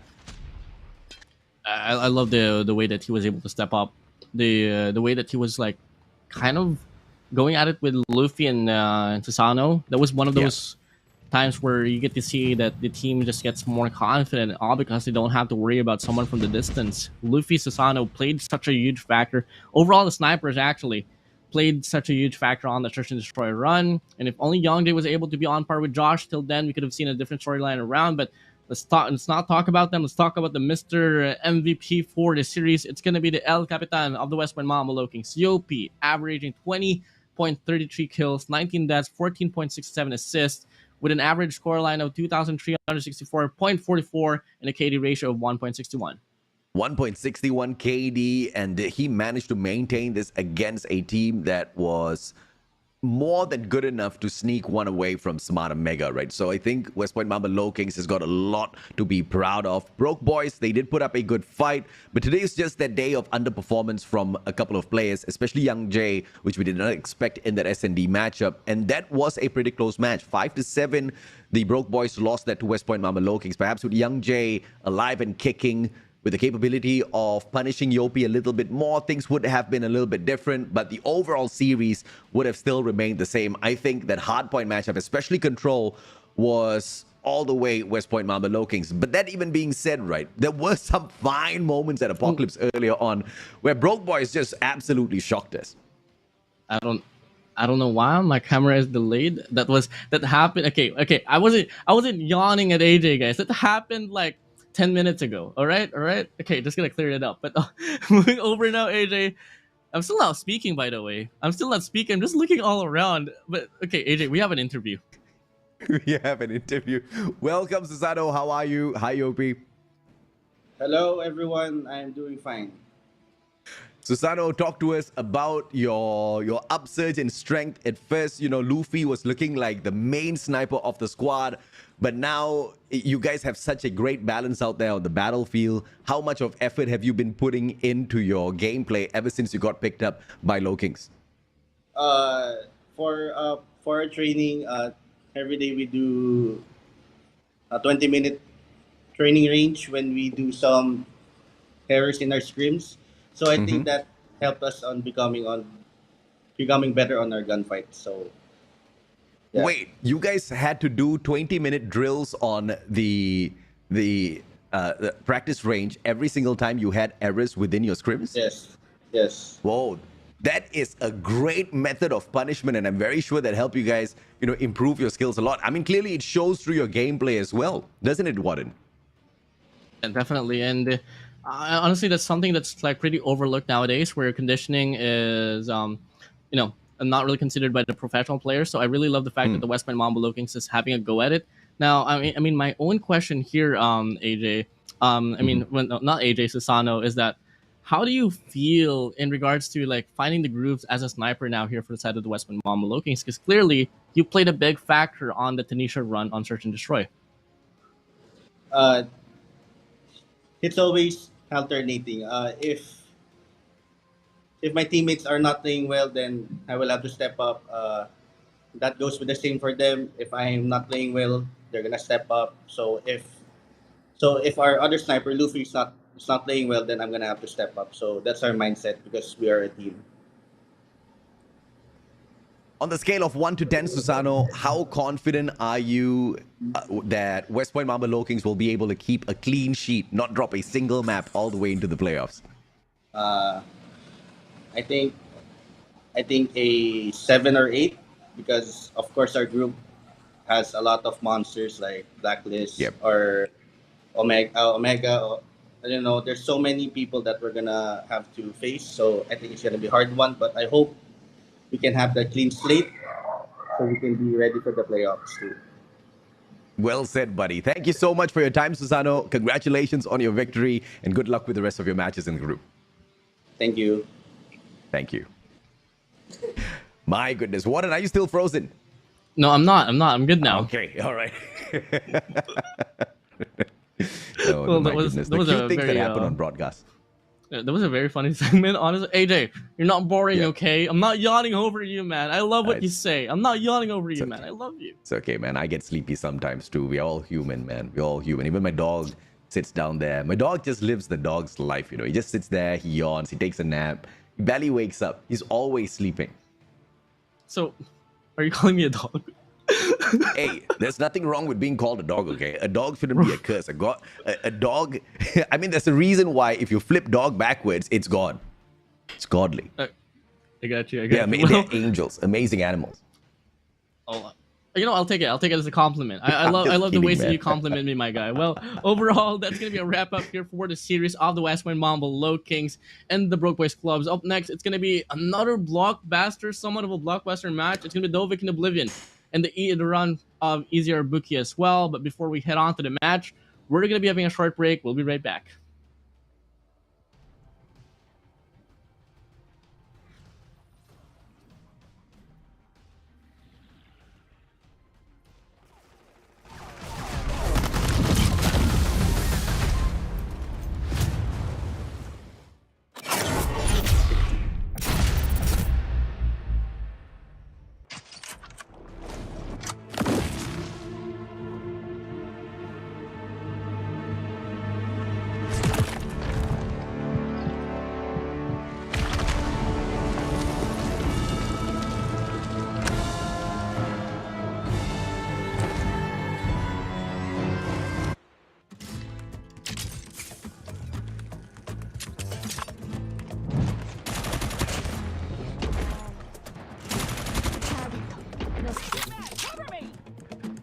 UAV recon standing by. Repeat, UAV recon is deployed. Predator missile on stand there. Keep it up.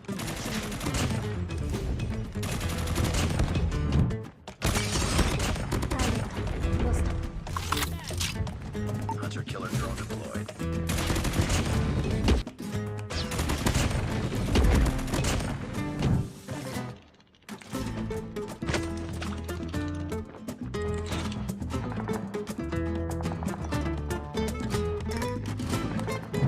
Keep it up.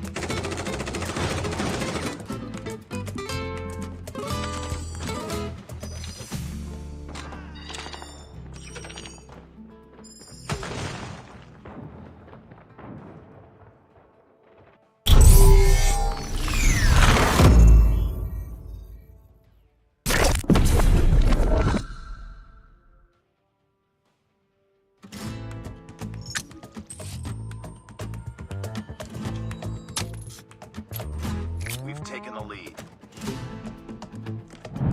I got shot!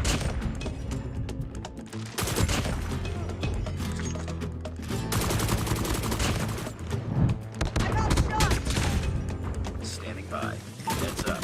Enemy UAV spotted. Predator missile await.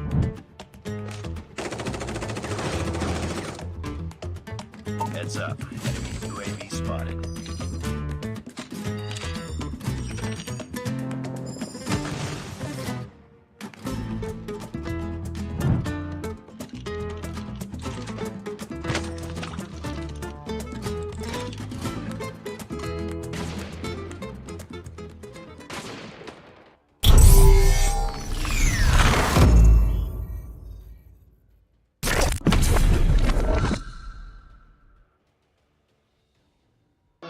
so bright, it's hard to breathe, but that's alright. Welcome back to the continuation here of this Garena Masters 5, day number 3, Group B. Here, I am the Warden, and right alongside with me is going to be the Mustachio AJ, and we're going to be running things down for it today. AJ, we just finished probably the most exciting match that we were bound to see for today. It was the West Point Mambo LOWKINGS up against the Broke Boys clubs. But obviously, if we're going to be looking at the overall statistics now and the overall final standing, it's not really so exciting here. Not unless you take a deeper look into how it went down on Hardpoint and Search and Destroy, neglecting control, of course. You think that's the most exciting series of the day. I think the closing series of the day is going to be most exciting. Impunity taking on Savage Doctor. Okay. I think I'm going to have a little bit of fun on that series, no doubt whatsoever. But it was most definitely one that I was looking out for. West Point Mambo LOWKINGS versus the Broke Boys Club. I was expecting a shocker. We didn't find any shockers there. In fact, the only shocking thing was the West Point Mambo LOWKINGS will continue to dominate the group as usual until they come across a couple of Titans and potentially dominate them as well, as they usually do, right? But now we get to a team, EZR Booky, a team that is very well known, at least in their new brand. They might not be, but this is your Eastern champs, the one and only Blacklist Ultimate in their new form of EZR Booky. And they've been pretty dominant in the competition thus far, and the dominance may just continue against DVK Oblivion today.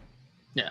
And moving over as well, I mean, just by overall looking at the narrative that we've been able to see under the names of the talents that is included of WPM Oblivion and EZR Booky, they have this narrative that in the community tournaments, EZR Booky lost against them. I think it was during the Delta League series as well. And moving over, I did have a conversation with Jabin, asking him how it went down, because there was a lot of circulation as well, or assumptions that they threw that match all because they were trying to prepare for CDSI.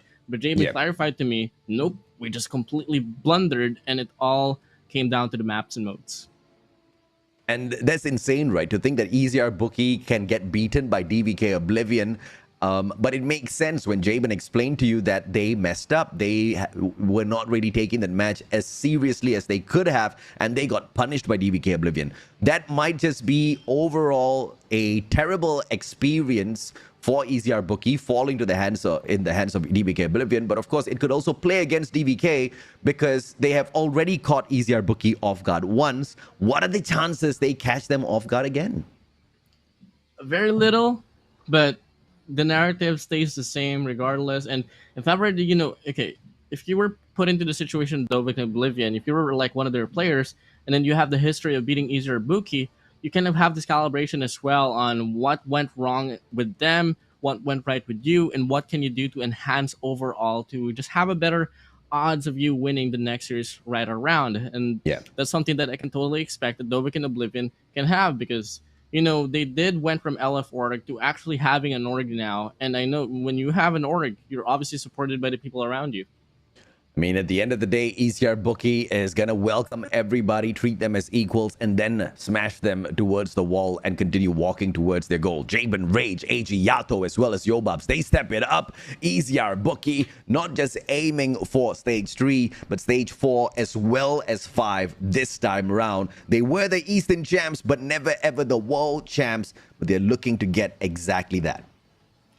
And overall, I mean, I just want to bring back like this whole takes for each and every player here, specifically for Rage. Now, Rage suffered quite a lot during his run for CDSI, all because of the optimization for his device. But now during the last patch, it actually got fixed, and ever since we've been able to see him perform. Jabin, on the contrary, has been adapting to a lot of plays from the North Americans. I did ask him what was his takes about, you know, his own individual style, and he just said, take it slow, play more tactically, and focus more on aim over movements. That's like literally what he told me when I had the conversation with him.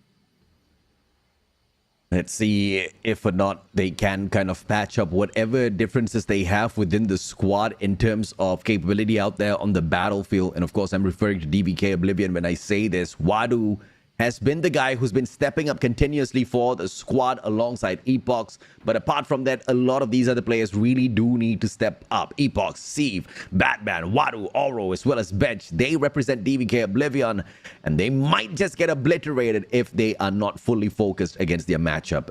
In their matchup against EZR Booky. Or they can send EZR Booky down into Oblivion. Oof, maybe that's gonna be the case. I don't know. We don't know actually.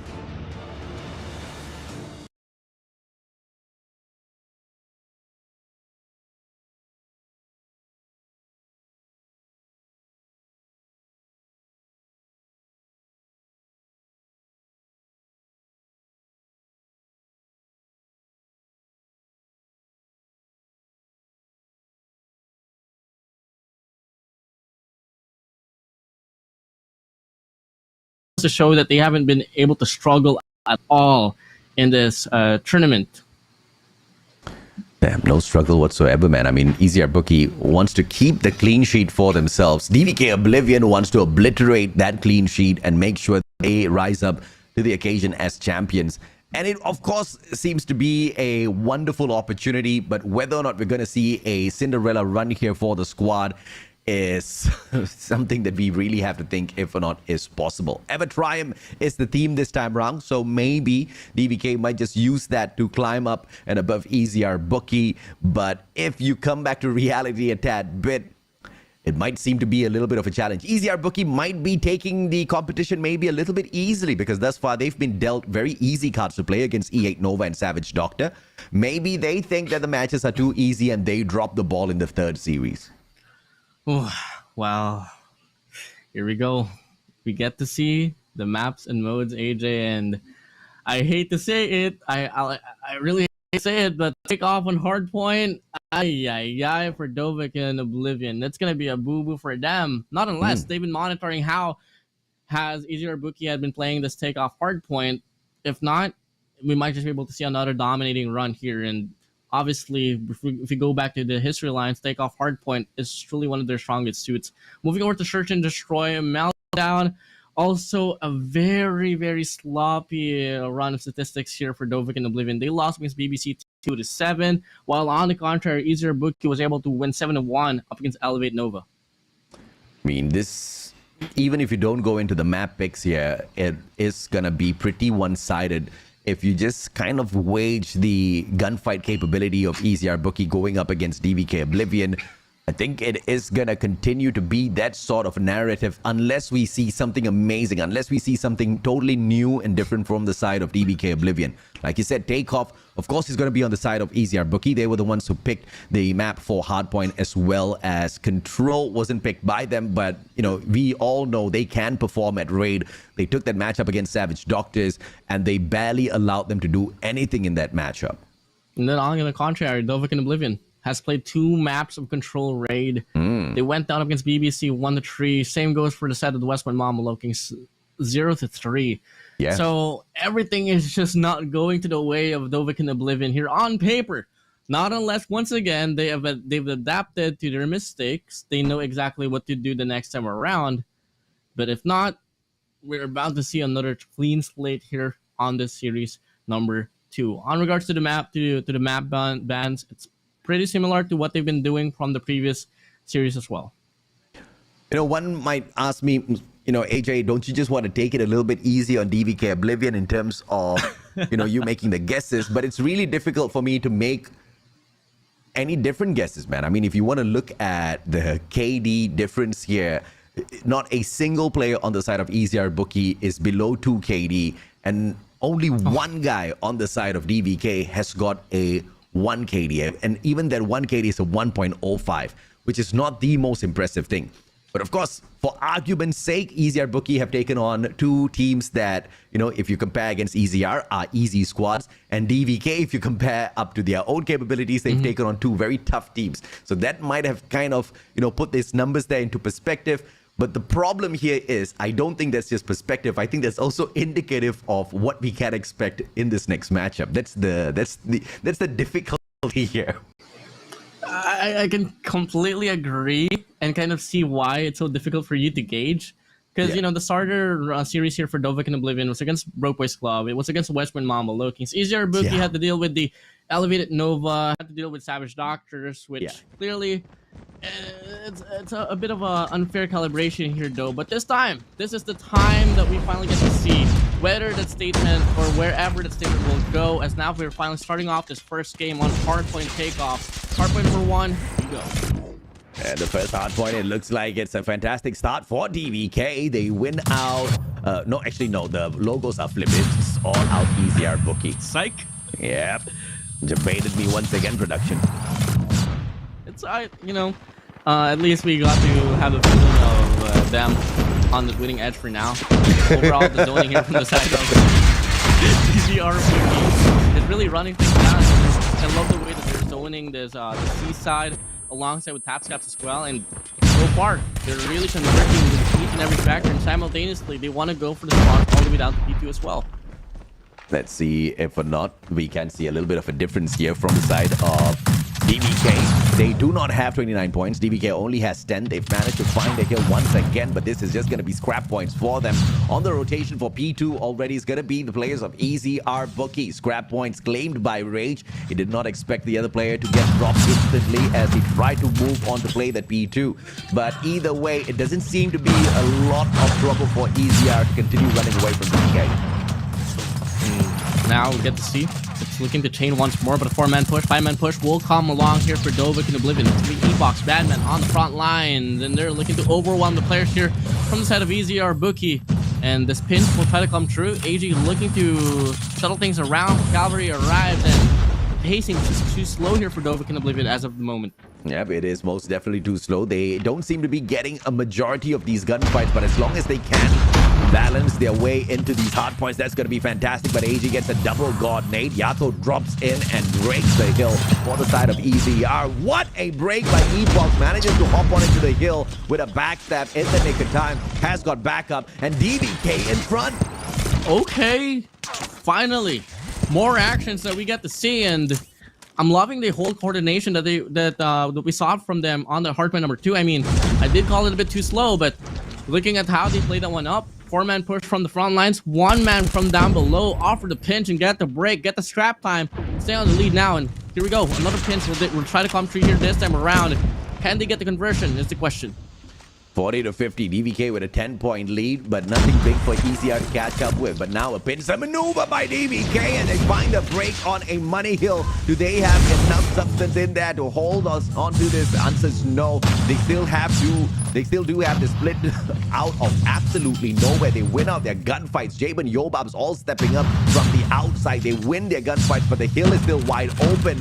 Open for DVK to hop on in. They've got the favorable spawns, but it is just easier, so annoying around these corners, and Jabin still refuses to put the Annihilator down. The spawns are so messy here, but now, finally, we get to see more definition, but it's only going to be scrap time that we are talking about, and it's going to be EZR Booky holding down the scrap time, while simultaneously Dovahkiin Oblivion looking to get the rotation here on this hardpoint number 4, and they have 4 players so far right around the parameter but they gotta find a way to hold on towards the first wave here coming from the seaside. Yep, 72 to 58. DVK putting on a fantastic fight, and on top of that, an early rotation into P4 as well. Can they hold on to this pretty well? Slow the pace down with just one player in the name of Oro. Jabin with the access. Now, Batman finds one, traded out by Jabin. What a hop up onto the second floor by Jabin as well. Will take that 180, win that gunfight. EZR, just like that, are in control of the hill. Now, spawn here on the blue side for the side of WPM Oblivion is absolutely something that somewhere you don't want to be in. But now they're looking to get this 3-man push, trying to come true. Annihilator here for Batman, invested, but it's just going to go down to waste. Yobug finds him down. Definition once more for EZR Booky is just so completely well done, and they're looking to retain this hard point, set and ease. Yep, and you've just got to look at the beauty of play from the side of EZR here. They're just holding on to one angle of this hard point, and they know exactly where to anticipate DVK from, and the double challenge, even without the slide, just peeking out at the very right moment from two angles allows EZR to have an easy hold onto this P4 before we hit the P1 again. And just like that, EZR ahead with about 40 points. DVK on the road to catch right back up, but it has to be a very scrappy play at the hard point. They have to invest more than one objective player if they want this. I mean, they're on the run of possibly breaking their record here for hardpoint in regards to the points allocated. 122 was their highest up against the Westman Mamba LOWKINGS, and if ever they can retain the same momentum and same trade-offs, we might just be able to see them break that one through, or even better, honestly. I mean, they are looking to be on a run that could possibly pull away, but they just have to find a way to double things down, as EZR Booky having such a good recovery with whatever situation that they're put in up against WPM Oblivion. I have to agree with you, right? I think DVK is doing very well here. They've outdone their performance against quite a number of other teams already. I mean, at this point, they're already reaching that 84-point mark. I think, you know, in the matchup that they took against Broke Boys, so they only scored 103, 122 against West Point Mamba LOWKINGS. They should be able to outdo their own previous performance, but can they keep the heat up? Can they outdo EZR overall on this hardpoint matchup? It's going to be dependent on those gunfights, which seems to be on the side of DVK all of a sudden now. They've woken up in this match. I think two big factors that they have to worry about as time passes by is going to be holding down the scrap time alongside winning the rotation as well. And it's going to be a hard call, but so far they've been able to do that now. And one more as well, get on a conversion in regards to the operators. Until then, you can absolutely take the game out away from EZR Booky as this hardpoint opens up. The spawn's not so defined, but they're winning the gunfights inside the hill. Yep, Steve's doing absolute fine out there over at the raid area, just roaming, looking for easy shots, taking players out of the equation before they even put up a challenge on the hill. Epoch's gonna win out a majority of those gunfights as well. DVK in front, and this is all because of the management of the area outside of the hill and not really the hill itself. Final 24 seconds to go. DVK is gonna try their very best to stop the bleeding here. At the same time, play the hill whenever possible.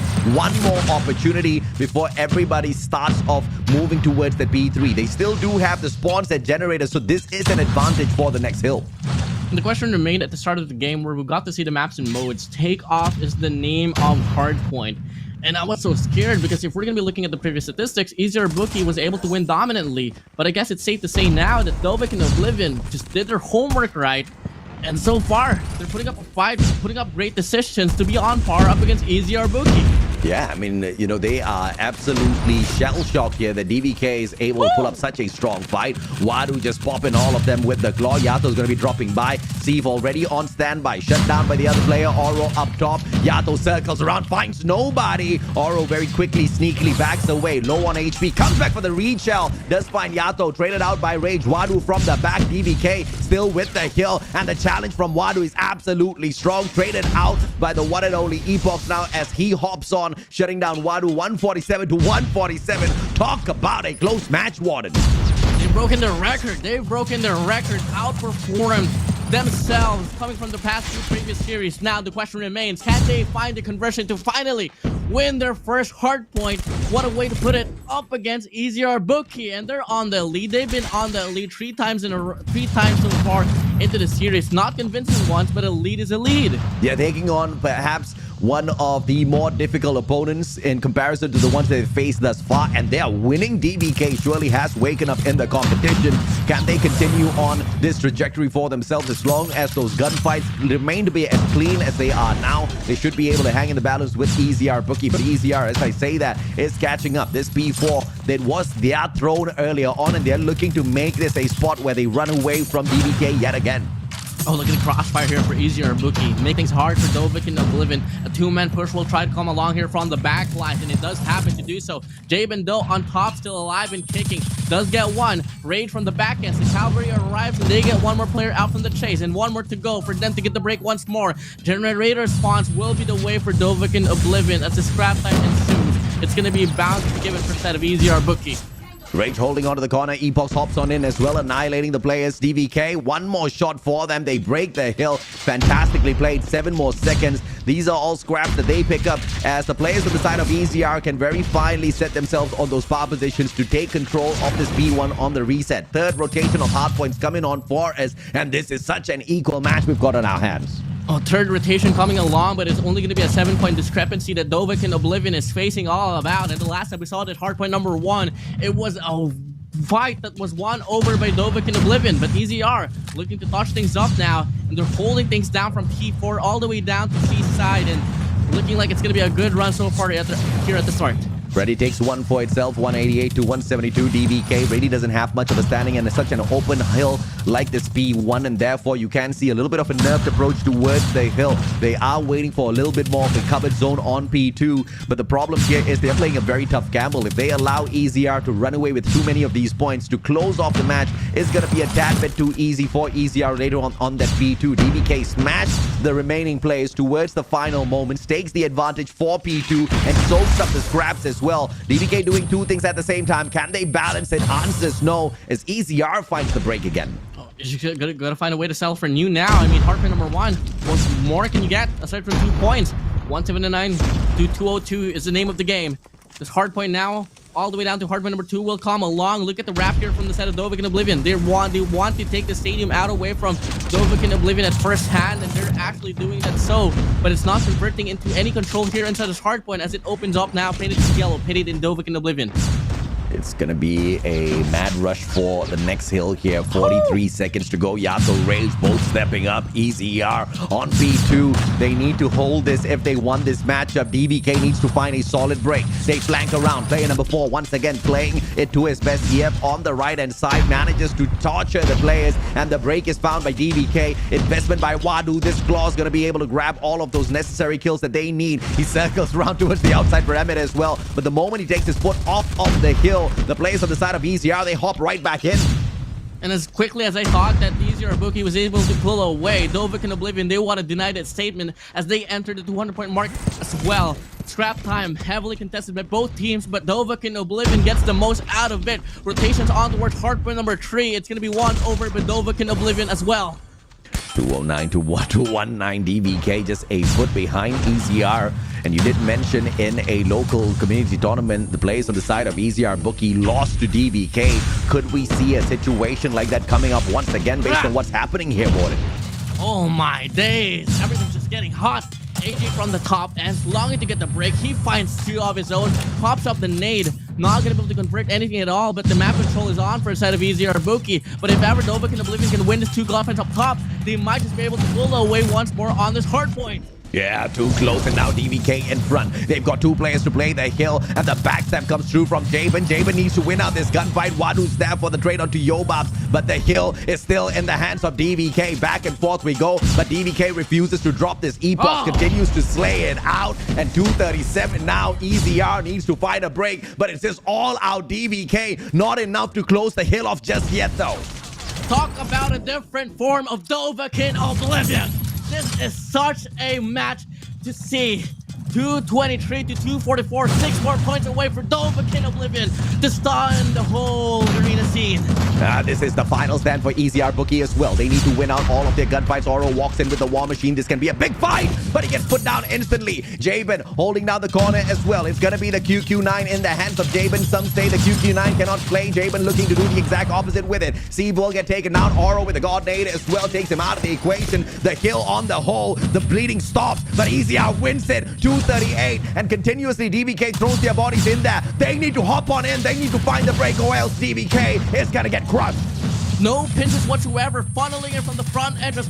Biggest mistake the WPM Oblivion offered. And as we thought that they were going to be able to pull away, EZR Book is still holding on for dear life. David with Annihilator couldn't make the play, but Rage saves the day alongside with Yo Babs. And EZR Bookie, they deny the statement. They deny the fairy tale. They still take the win.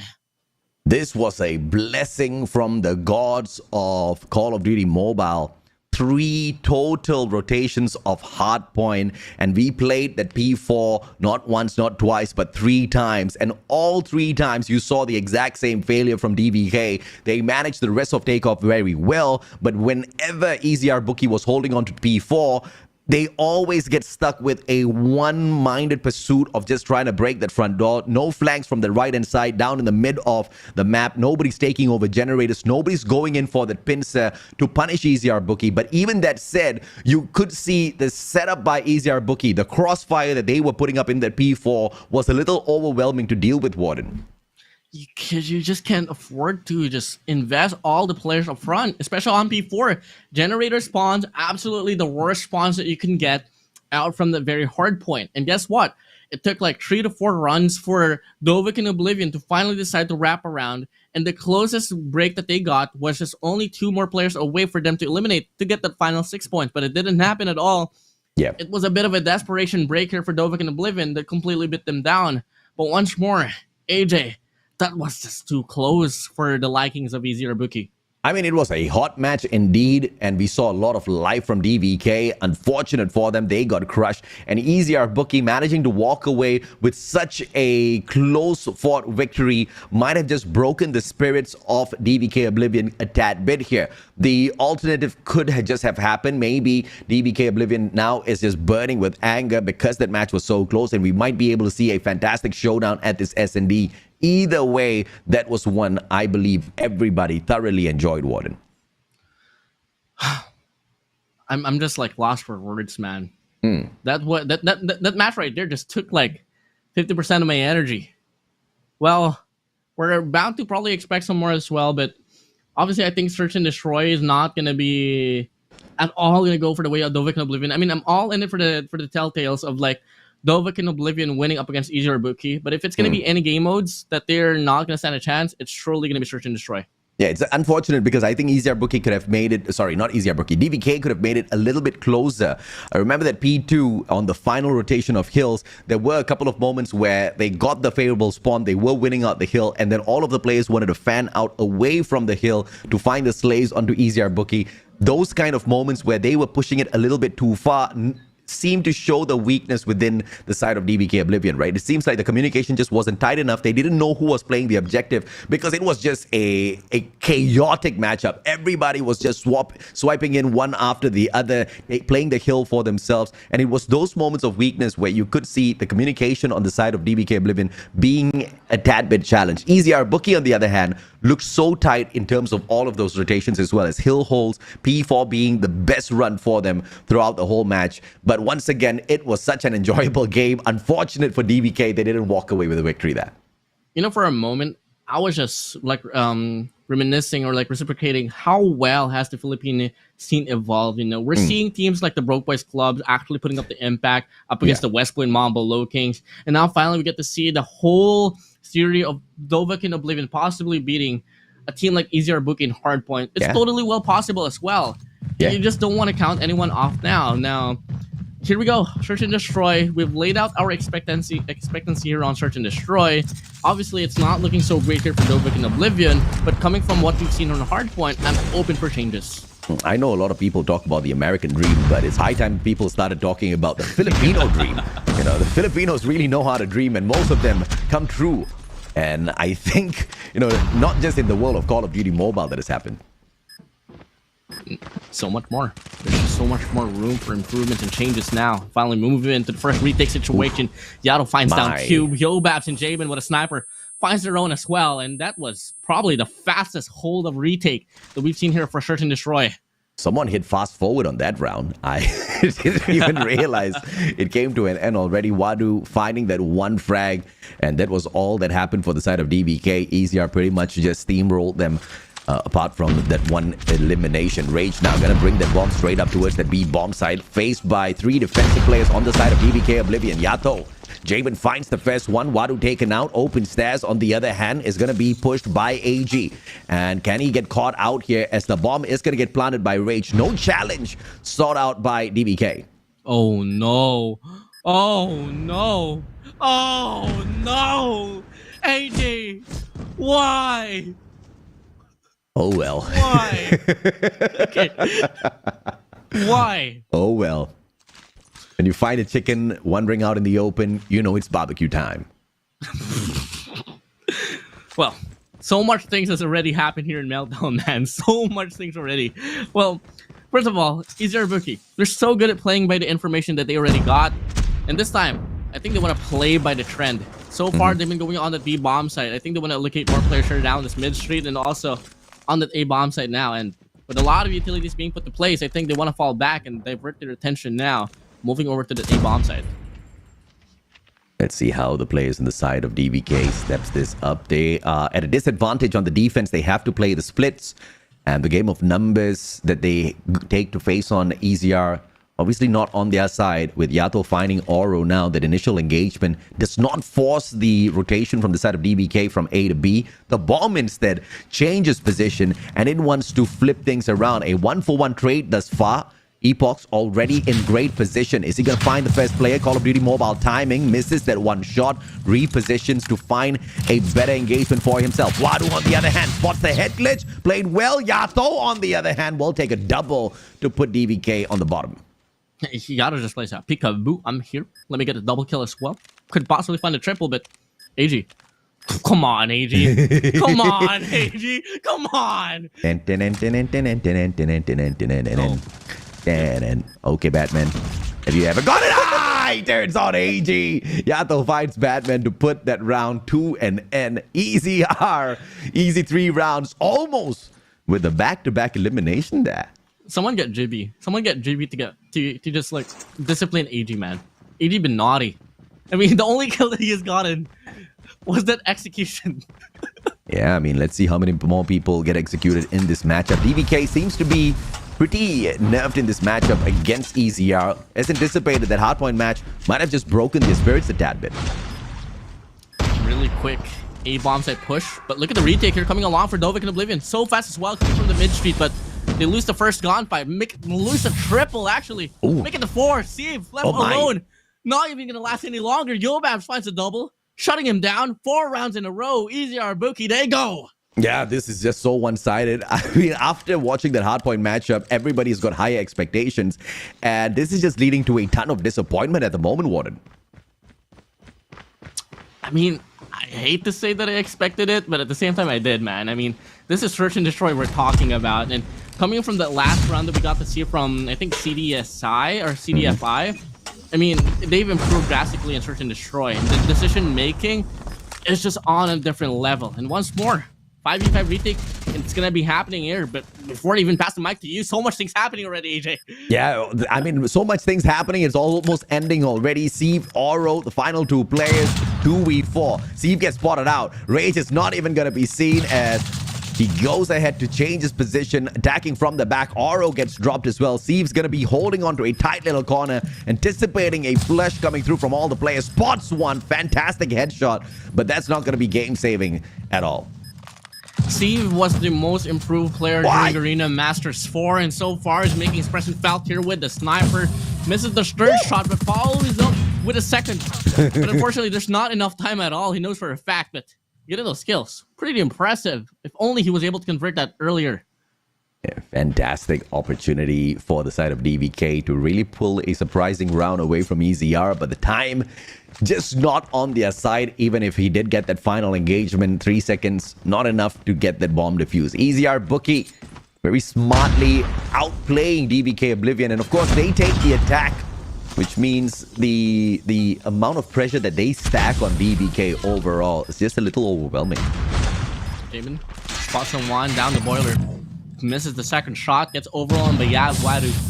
The bomb gets planted now and information relayed. Yobabs, sniper on hand, Locust in play, finds a double, lowering things down, forcing Aura now in a 1v3. They have 1v2 for him, but Yato's just there to take the backstab and give EZR the match point. My oh my, what a speed run through this S&D we've got. You know, honestly, if there was only one factor or one trait that I could bring in from EZR Bookie all the way down to DVK Oblivion, it's changing things up, man. And obviously reading the trends and the badge. It's like for like 4 bomb side, 4 runs on offense, EZR Bookie was just going at it on the A side, and clearly DVK Oblivion didn't have any respondent at all. Yeah, but this time attack from the side of DVK. They bring the bomb straight up towards B. Can they find the plant for themselves? So a bit challenged here. Wadu has to go and pop off and finds AG with those shots as well. Numbers on the side of DVK on the attack. They might just be able to pull one round as Rage finds Wadu. Yo, bombs with a quick scope. E-box down. And that's about it. All hope is gone. Oh, maybe not. See? What's he deny you, AJ? But up against Rage, obviously, it's not going to be the easiest of case. But he denies the statement. He denies the storyline. No sweep for you, EZR Bookie. They want to live for another round. All hope is gone, but Steve is still here. He turns the story around. He gives them a lifeline, holds EZR to that match point. But how long can they hold them? Can they do that for 5 more rounds? And perhaps 7 in a row to win this out. It might just be asking for a lot, as Batman does not meet anyone just yet. Misses the first player, turns around, and Yato has enough time to shut him down. Oro trades Yato right out, but AG's there to put him down on the ground. It's a 3v3 as Oro finds one for himself. Wadu with the plan, and the pressure is on. You know, EZR Bookie, Blacklist International, it doesn't matter anymore. You've had your spotlight for like the last 2 years. I'm all in it for DVK Oblivion to make the impossible possible here. Not unless Damon and Yobes wants to deny that. Damon fights on 1, couldn't find on 2. Water shuts him down. It's all going to come down to Yobab to the Locust Electron. But he fails to convert up against Aru. And DVK Oblivion winning 2 rounds in a row. The greatest reverse sweep in history, maybe. On the setup for DVK. 2 rounds in a row. EZR did get 6, but they had the bomb. The DVK holding onto the bomb now. They dictate the pace a tad bit. But EZR can change this pace if they take a very aggressive approach towards this B bomb site. Seems to not be the route. They want to play this equally, sending 3 players towards that A bomb side as well, 2 holding down to mid. So a flank around from the mid side of the map towards B could just be a problem for DVK in a bit. The retake setup here, though, for EZR Bookie is going to be 3-man pusher from the front lines. 2 could possibly go around the boiler room, but the player here on the front line is going to be Yato finding down Badman. Oro does get the kill on towards Rage, but Yato want to go on a spree. Yobab from the distance takes down Wadu as well, and that's going to be a 2v4. Wow! Yobab to the freaking triple out of nowhere. And that's about it, man. Warren, I know you had your hopes, but EZR, they put a quick end to that. 7-2, this S&D had a little bit of lifeline on the side of DVK, but EZR Bookie were just way too good. That was, needless to say, please laugh, AJ. Easy for them. Yeah, it's unfortunate because DVK did put up a little bit of a fight when they had the bomb. If they had started off on the attack, on the other hand, I think the storyline could have been a tad bit different. I think they could have managed the pace of the match so much more better. Try to slow the pace down a tad bit. Not allow players like Yato, Yobabs to really hit those shots. You know, try to torture Jabin a little bit. But overall, the composition, the positioning from the side of EZR Bookie, even on the defense, seems to be quite deadly as well, right? Very easy retakes, if at all, that bomb gets planted. You can see the way they set themselves up for that flank, and the retake seems to be really, really deadly, especially combined with their gunfights. It's quite tough to beat EZR Booking. Okay. Now, the way that we can possibly see a matchup now here, offered by DVK Oblivion in the next few runs of Call of Duty Mobile, is that they have to find a way to work on the search and destroy the way that they've been working on that hard point. Because for the longest time, yes, for sure, Dovahkiin Oblivion has found a breakthrough on hardpoint and control, at least up against EZR Booky on the sad tournament that we mentioned earlier. Search and Destroy was just the same result that we got to see on the tournament, coming in from this tournament as well. And unfortunately to say, if we're going to be looking at their statistics, they played so differently up against EZR Booky compared to West Point Mamba LOWKINGS and BBC. I think the whole statistics that we were bringing from that little tournament that they went up against EZR Booky is only specifically applied to this very rivalry that they have within themselves. I don't think there's a rivalry at all. I think EZR Booky just had a day where they were taking it easy and then they got embarrassed because they dropped the ball. And, sometimes you need wake-up calls like that. And lucky for EZR Booky, it did not happen at a stage like Garena Masters Season 5. So unlucky for DVK Oblivion. I mean, they had a small win. They won the battle, but they're not going to win the overall war because now EZR Booky knows exactly what to anticipate from them. If at all that little engagement on that community event did not happen, I think this would have gone totally, elsewhere, right? I think EZR Booky could have been surprised in this matchup today at that hardpoint game itself. They wouldn't have seen it coming. I think that would have kind of unnerved them a tad bit for DVK to walk away with the fight. But with EZR Booky on full guard, especially very clearly displayed on this S&D matchup, the journey is just going to get way tougher for EZR Booky to try to take a map away from them.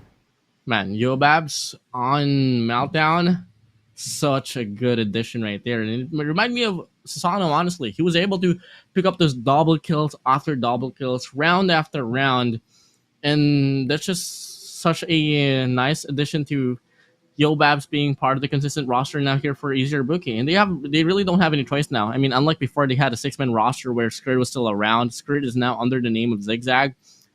We didn't see Yobabs at all during the run for CDSI, but now he's finally back and he's truly kicking here in this very squad. I'm curious to see if or not DVK Oblivion is the kind of team that's capable of sneaking away a control match, but I think it might just be asking for a lot. They've not won a single control game thus far. They lost against Broke Boys Club, albeit they did manage to pull one round away. West Point Mamba LOWKINGS took an easy 3-0 over them at control, and both of those losses were on this map. EZR Booky, on the other hand, when they met Savage Doctor on raid control, they smashed them 3-0. And with 2 games won thus far, with EZR Booky just absolutely confident moving into this next game, with DVK Oblivion heartbroken after 2 losses where it was a pretty close one at hardpoint on top of everything else, this could go either way. It could be really, really close, or it could be absolutely one-sided. It all is dependent on one team. It's not EZR Booky, it's on the fight that we've got in DVK. I think one of the big reasons why as well that Dovahkiin Oblivion was able to put up a matchup against EZR Booky was that the first 2 matches that EZR Booky had played on hardpoint was on takeoff specifically, and that's just more materials for Dovahkiin Oblivion to pick off from for them to touch up and to relay up against EZR Booky. Unlike Raid, on the contrary, there's only been 1 broadcasted match here for EZR Booky, so they have to make use out of that, and it's obviously not a lot at all, especially since it's up against the Savage Doctors. Yeah, I mean, it's up against a team that perhaps might be on the same level as DVK when it comes to the gunfights. Knowing their strategies is going to be a huge boon, right? You're going to be able to know what to expect, how to play those counters. You're going to be able to run those practices again. But EZR Booky is the kind of team that has got a solid strategy, and then they've got another one in their arsenal when it comes to the gunfights where they're totally unpredictable. They just pop off out there on the battlefield, uncontrollable, in fact. So it's one thing to have a strategy. It's another thing to execute it against a team as good as EZR Booky. I mean, we saw how great the strategy was on the side of DVK. I think they played that hard point at takeoff down to the T. All those rotations were really sharp. They were having some fantastic gunfights on top of everything else. Everything was going right for them. They still lost that matchup. So I just don't know what can DVK do at this point to sneak one away from EZR. I think one key factor is that obviously you're going to make use of what's the nature of the map. Rebel Point is such an easy control point to capture as well, so you got to find a way to mitigate the push coming from in, and what way more to put it as to get more control here down this mid lane, maybe control Zigzag perhaps, cut off the driveway. Until then you can get the defense rocking going here for Dovahkiin Oblivion, but obviously they already failed that factor as I speak, but they're longing to retake these control points here. A wrapper will try to ensue. They do leech off the player, but the cavalry arrives here for EZR Booky. EZR very quickly with the tags onto that B control point, but the clearance is there for the side of DVK. Player number 2 managing to find the clearance for the squad in the name of Epochs, and the rest of them from the side of EZR. 3 specifically rotating towards the swimming pool instead. As they go in to find the attack, they will find one player. Yato drops Oro, and that opens up that A control point. Slowly DVK all rotating around. Garden's gonna be tortured. Look at this. It's Rage with the CBR4 already at that corner, and he's gonna punish any players that appear from basketball. No, I'm really impressed in how EZR Booky was able to decide to not make a push no more for the Bravo. They avoided the spawn trap to ensue here for Dovik and Oblivion, and in return they get good progress here on Alpha as well. They get the kitchen control, they have basketball court as well, they got the bar side, and only one more segment to go for them to get a capture, and they're going to be able to extend their time further more and avoiding the hardest control point at all. And Alpha, said and done. Bravo. Next topic we go. And on top of that, EZR also had one player playing the distraction on that square center. So they had 2 points being attacked at the same time. B was the distraction. DVK doubling back down to play that, as it is a little bit closer to their home spawn at Garden. But that didn't serve them up well at all. 7 lives in terms of difference between EZR and DVK. DVK on the lower end as Yato circles around the Punisher from Oro. And this is quite a good hole. AG is going to be met by 4 players, and that's going to be an easy takeover for DVK. But the hill now in the hands of Yobabs.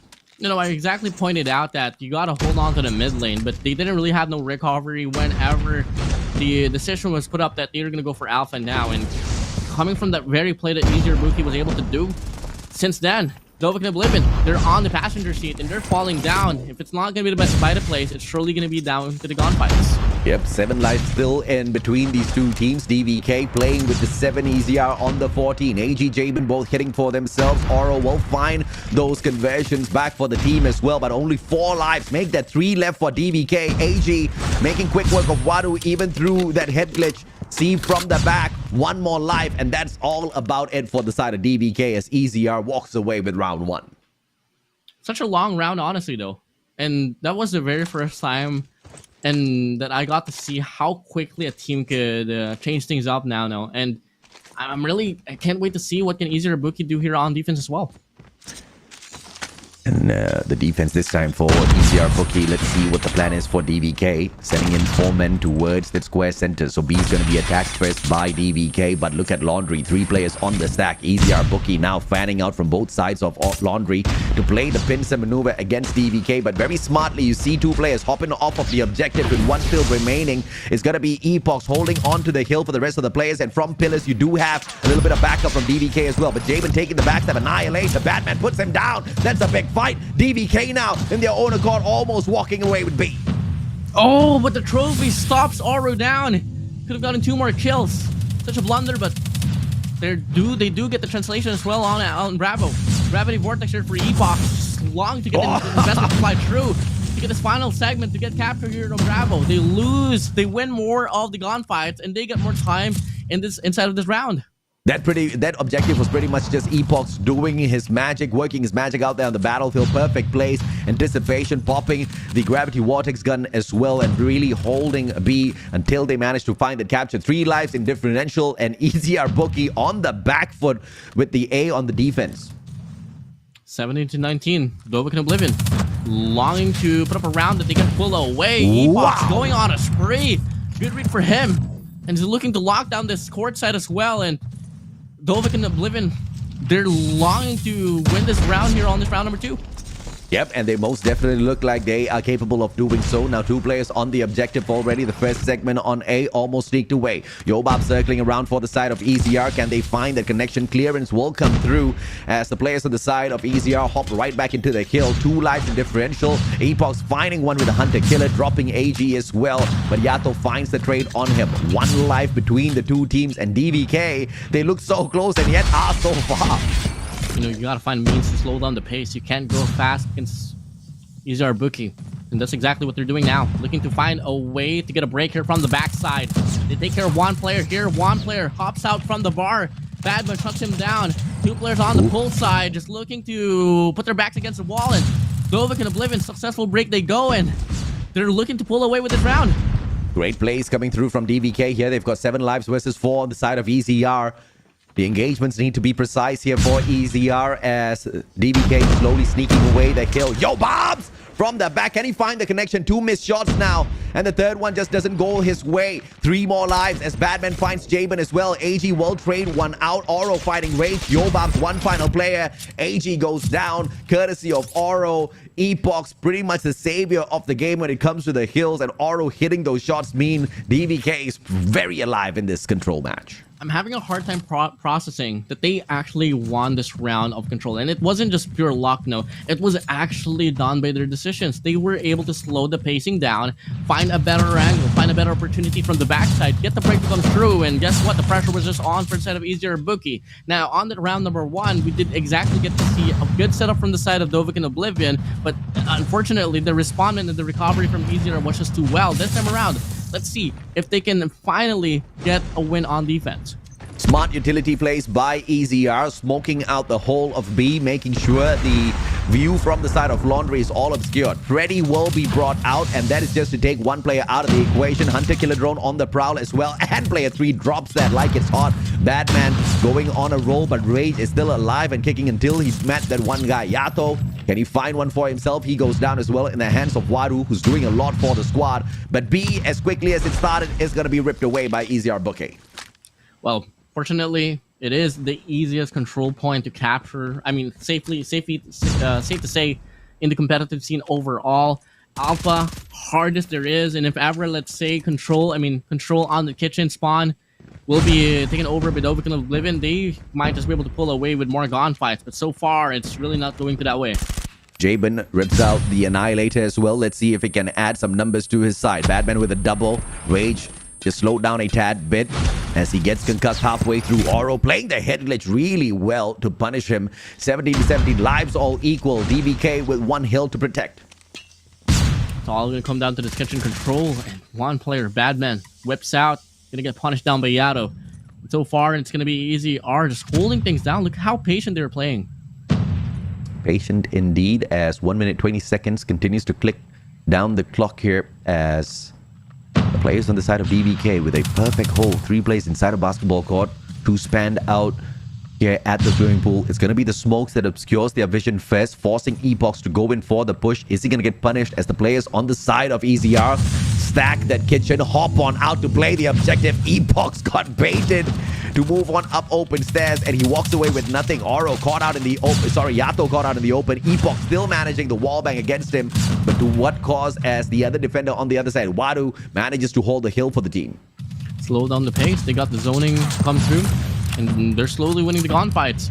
And they have the best setup right now out from the scene as EZR Booky. They have their back against the wall, just playing around under bedroom. And look at the zoning here from DVK and Oblivion. They're looking to cut off the rotation here from mid lane, alongside with full set as well. And the time is dwindled down here for EZR.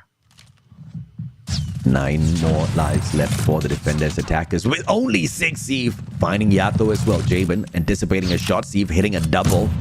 Oro not tickled at all. Jabin finds the connection, but instead it is the shot to him. And DVK is going to take the lead in this control match. Okay. Well, Yato. Okay, maybe if he had more time. I would have, hyped it up. But with only 5 seconds left on the clock, with 7 lives to deal with, absolutely not going to go to that way. But here we go. Another scene, another situation where we get to see DVK and Oblivion is on the edge of winning the game. The question is now, can they close it out?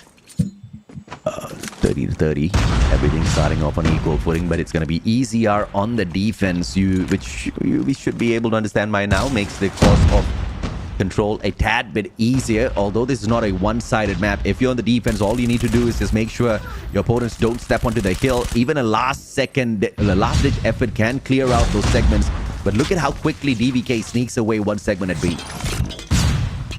So far, the start here from the side of EZR Booky has been pretty cohesive. And look at how they're cutting things down. 2 players going to be playing around the gallery. Actually, 1 player already extended down the driveway. But it's going to be Javen here from the mid lane getting taken down. But the opener is not there, not just yet. They still have to deal with AG here. And he gets 1. Couldn't follow up with a double. Get traded down. DVK and Oblivion playing it slow. Slow and steady, but EZR, they look like they are stacked in lives. And the defense is just the comfortable spot for EZR to really catch up against DVK. But in this next one, where DVK is on the defense, will that give them the advantage to pull this match away? At the very least, find the very first victory in Garena Master Season 5 group stage. Rage is on, cutting down the lives on the side of DVK even more. On the third combo already, looking for the fourth one. In the meantime, the rest of the players on the side of EZR putting down the players of DVK. Javen sneaks that one away from Rage. Finds Eve as well. Rage raging because he can't hit the shots. Well, looking like we are going to be heading straight into round number 5 here, finally, for Control. And once more, there has been a lot of things that DVK Oblivion was able to break in this series overall. Was able to overcome their, their record on hardpoint 122. Was able to extend it furthermore to 246 or 244. On Control, this is the most that they've done, 2-2. So really impressive, regardless of what's going to be the result. 30-30 DVK. Let's see them pull this one away. Find their very first map victory in Garena Master Season 5 at the expense of EZR. Almost did it in that hard point. Should be able to pull it off in this Control. They do not have the control with their lives thus far. 3 down in comparison to EZR. Jabin with the Annihilator trying to set up the spawn trap as well. Nobody's spawning out, and when they do, Jabin goes down. Oro with the backstab. AG trades him out. They all want to go for the spawn trap, but DVK is putting up a fantastic fight.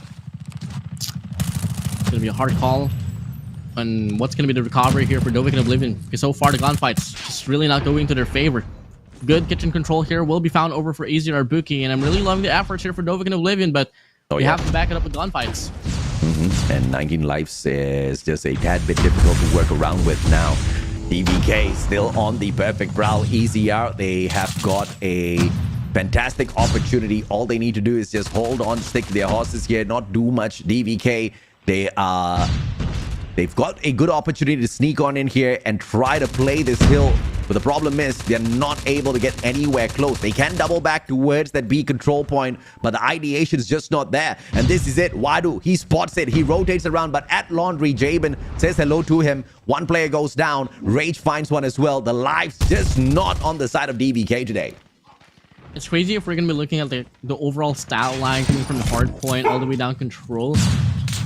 There was a chance, there was a slither of chance for DVK Oblivion to actually pull away with a series overall, neglecting Search and Destroy, but yeah, obviously it's not going to happen here. Not unless they can pull away with the last 23 seconds on the clock, extend the time furthermore, but with Rage wrapping around here, looking like he just wants to end off the series. No, I mean, if you believe in miracles, Warden, this is most definitely possible. They do claim some extra time for themselves, and that's going to give them a minute 23 seconds. Badman with the backstab. Oro winning out the gunfight against Jabin as well. But 2 more lives left here for the side of DVK. Make that 1 and none as AG hits the triple. DVK goes down, and EZR gets the 3-0. 3-0 indeed. I mean, on paper, this is something that we expected, AJ, but at the same time, there was certain aspects that was just so close, too close for EZR Booky's liking. I mean, coming from the hard point all the way down to Control, there was a bit of room, a bit of light that I was seeing coming from DVK Oblivion. But obviously, it didn't go to that way. EZR Booky, they remain to be in a clean slate, while DVK Oblivion has yet to win a game at all from any series. EZR Booky almost lost that hardpoint matchup. Only 6 points between them and DVK Oblivion. So great effort from DVK, but it was not going to be enough to take it away from the Eastern champs. EZR Booky not just aiming for Garena Master Season 5 once again. This one, they are looking for Stage 3, 4, and 5 overall to represent the Philippines, to represent Garena overall. This is a fantastic start, but the journey hasn't gotten very tough at all for the side of EZR Booky. They've met 3 teams, and they've shown that they are capable of outshining these 3 teams. E8 Nova, SAVAGE Doctor, as well as DVK Oblivion. They have yet to take on any Titans within Group B so far. I just love it, honestly.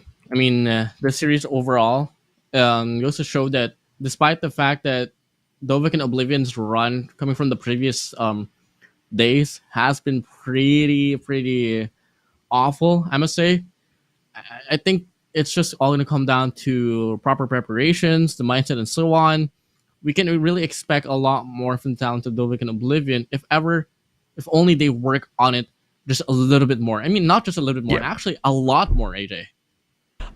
A lot of effort obviously is going to be needed from the side of DVK Oblivion, but once that's going to be needed for sure is the spirit. They cannot give up at this point, not after getting taken down by EZR Booky. In fact, they have to look at the flip side of things. They almost took away a map from EZR Booky themselves, all because they were confident they had met in a community tournament and they had taken a dub over EZR on that map.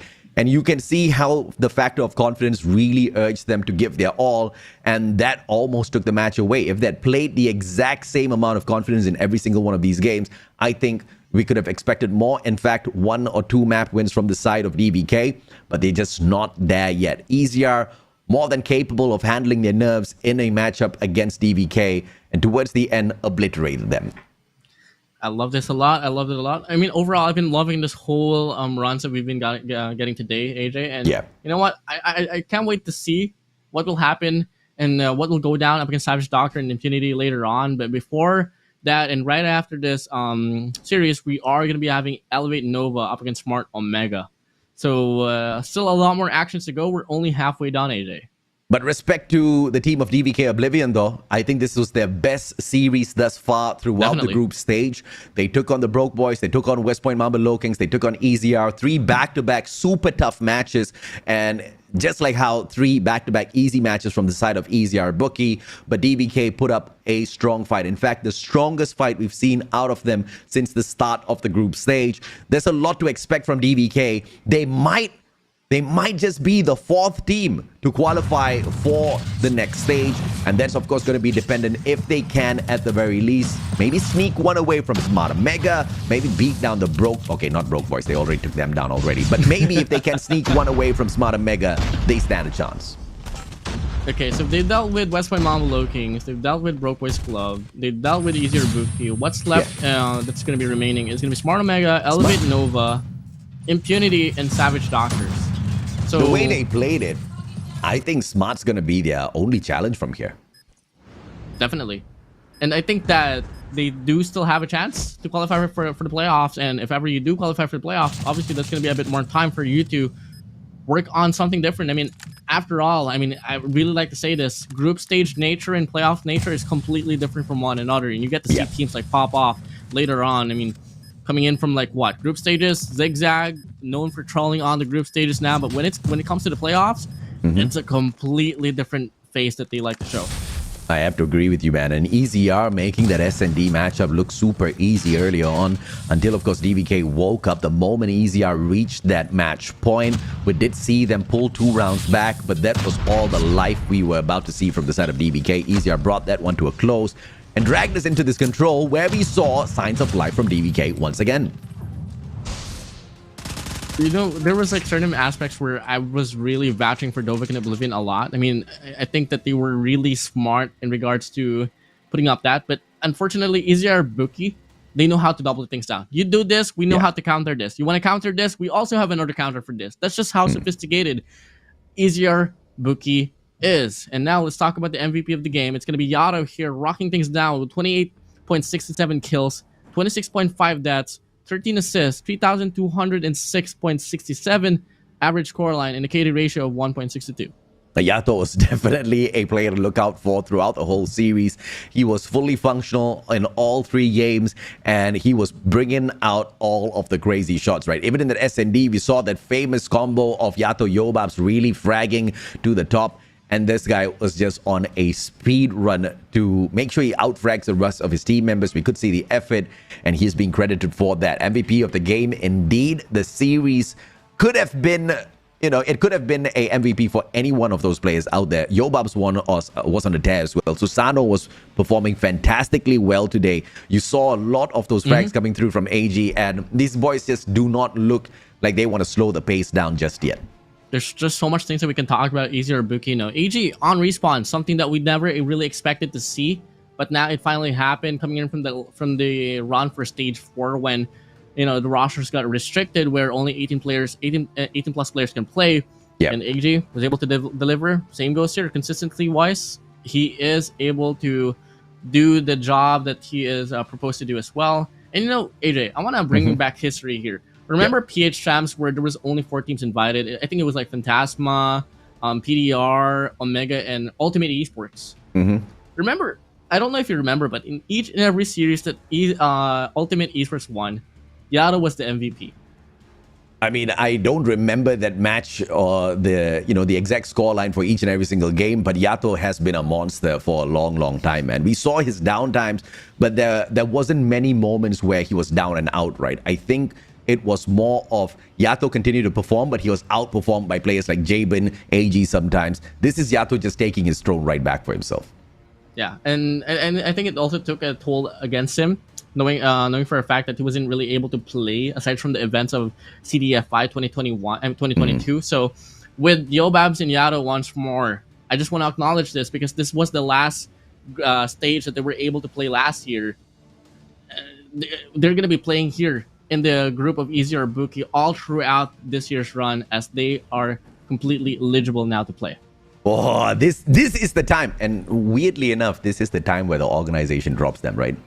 Some things don't make sense to me, but maybe it does to the orgs. We're going to take a quick short break. When we come back, series number 3 for you guys to indulge in. We'll be right back.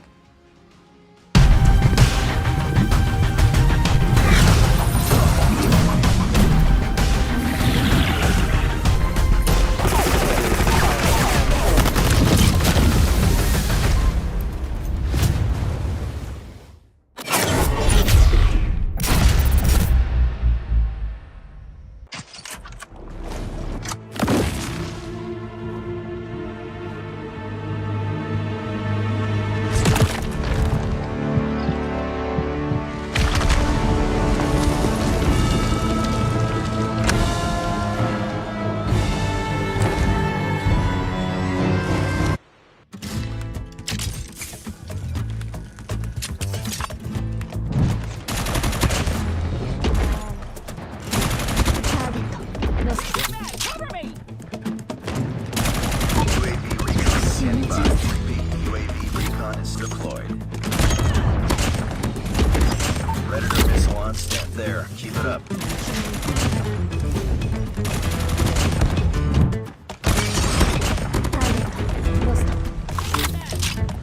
Hunter killer drone deployed.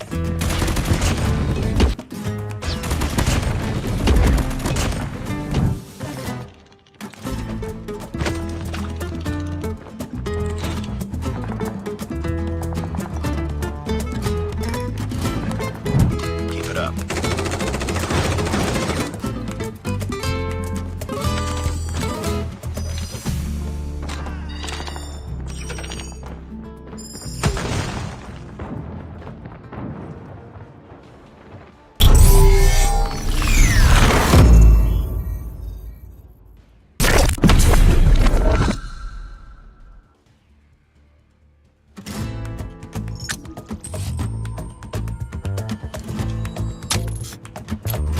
We've taken the lead. I got shot! I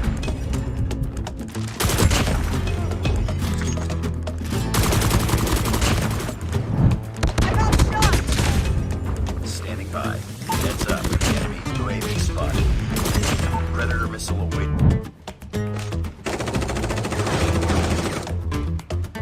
Heads up. Enemy UAV spotted.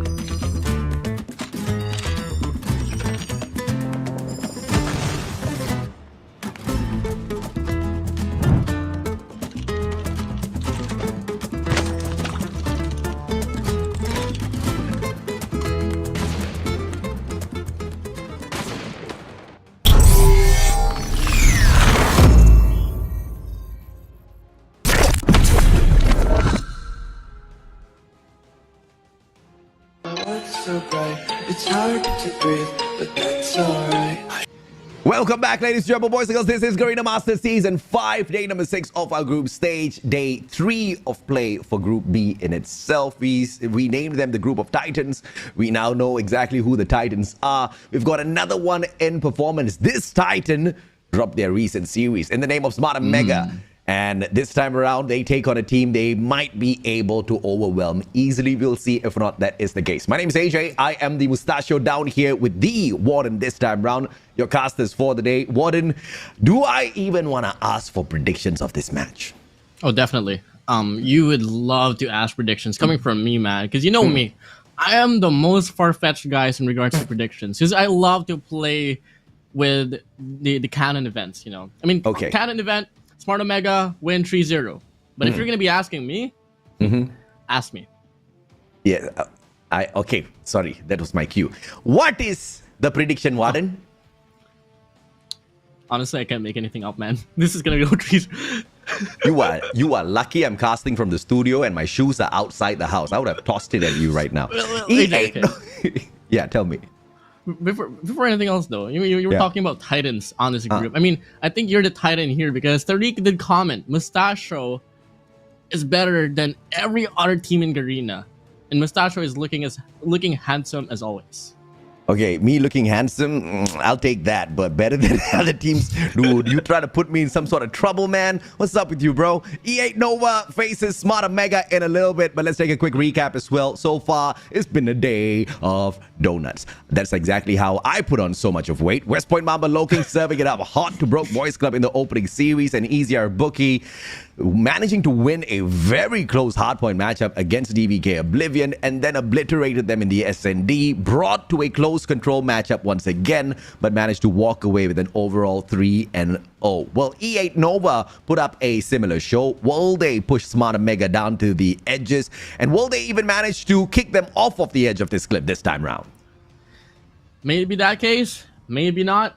Well, okay, let me just bring in Farfetch Warden now here. I think honestly, the best chance that Nova can take a win up against Smart Omega.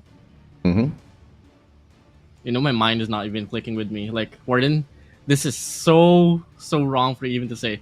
Probably a hardpoint, man. I mean, it's so broad to say, but hardpoint is the best game there is. It can't be search and destroy. It can't be... Well, actually, you know what? Could be search and destroy. If I was to bring up the statistics that they had up against Immunity, they did win 8-6 in overtime. Could that possibly translate to them winning or being able to play under pressure? We don't exactly know. And what more pressure to put it as they're going up against the lineup of Kendi, Whoopi, Idra, Risky, Kevs, and Tin. At this point, I can imagine exactly what all of the fans of Smart Omega are saying. Warden, you want to know what that is? What? Shut up, Warden. Shut up, Warden. There's no way in hell they're going to accept you comparing Smart Omega to Impunity, my friend. Yes, it was close up against Impunity. E8 Nova managed to get the victory, but this time they take on Candy, Whoopi, Idra, Risky, Kevs, and Din, the team that lost to Broke Boys Club. The follow-up, man. What? It's the truth. Okay. All right. They're practicing already. First of all, I like the new camera angle. I mean, the old camera angle, we weren't really able to see them. We just saw them like looking at their phones like from up top. Now we get to see everyone playing. That's a lie. The old camera angle, all we saw was Jericho. Oh yeah, dancing after wins. And then all we saw was Jericho on the old cams. Okay, we barely got to see my son's face. And wait. If we were to rename Jericho, with all respect, we love the branding of Jericho, but he has the beard. How do you phrase beard and show, mustache show, beard show? How do you do? That's a weird question. I'll come back to you in a bit. Nobi, Leo, Icy Will, Kiel, VNX, as well as Snacks, looking to snack on a couple of Smart Omega players. I don't think that's a fantastic idea. I heard they bite back, Warden. Well, the question is though, how hard can they bite? That's like the question right there. Are you gonna theme the day Warden's weird questions? Yeah, I mean. You know what's weird is me trying to find memes of Nova winning the series overall, because yes. I always believe in the saying in the casting industry that if you vouch for a team enough, they might actually stand a chance. And AJ, there has been a lot of altercations between me and you on broadcast. Yeah. That I did a prediction that was so off that it somewhat worked out.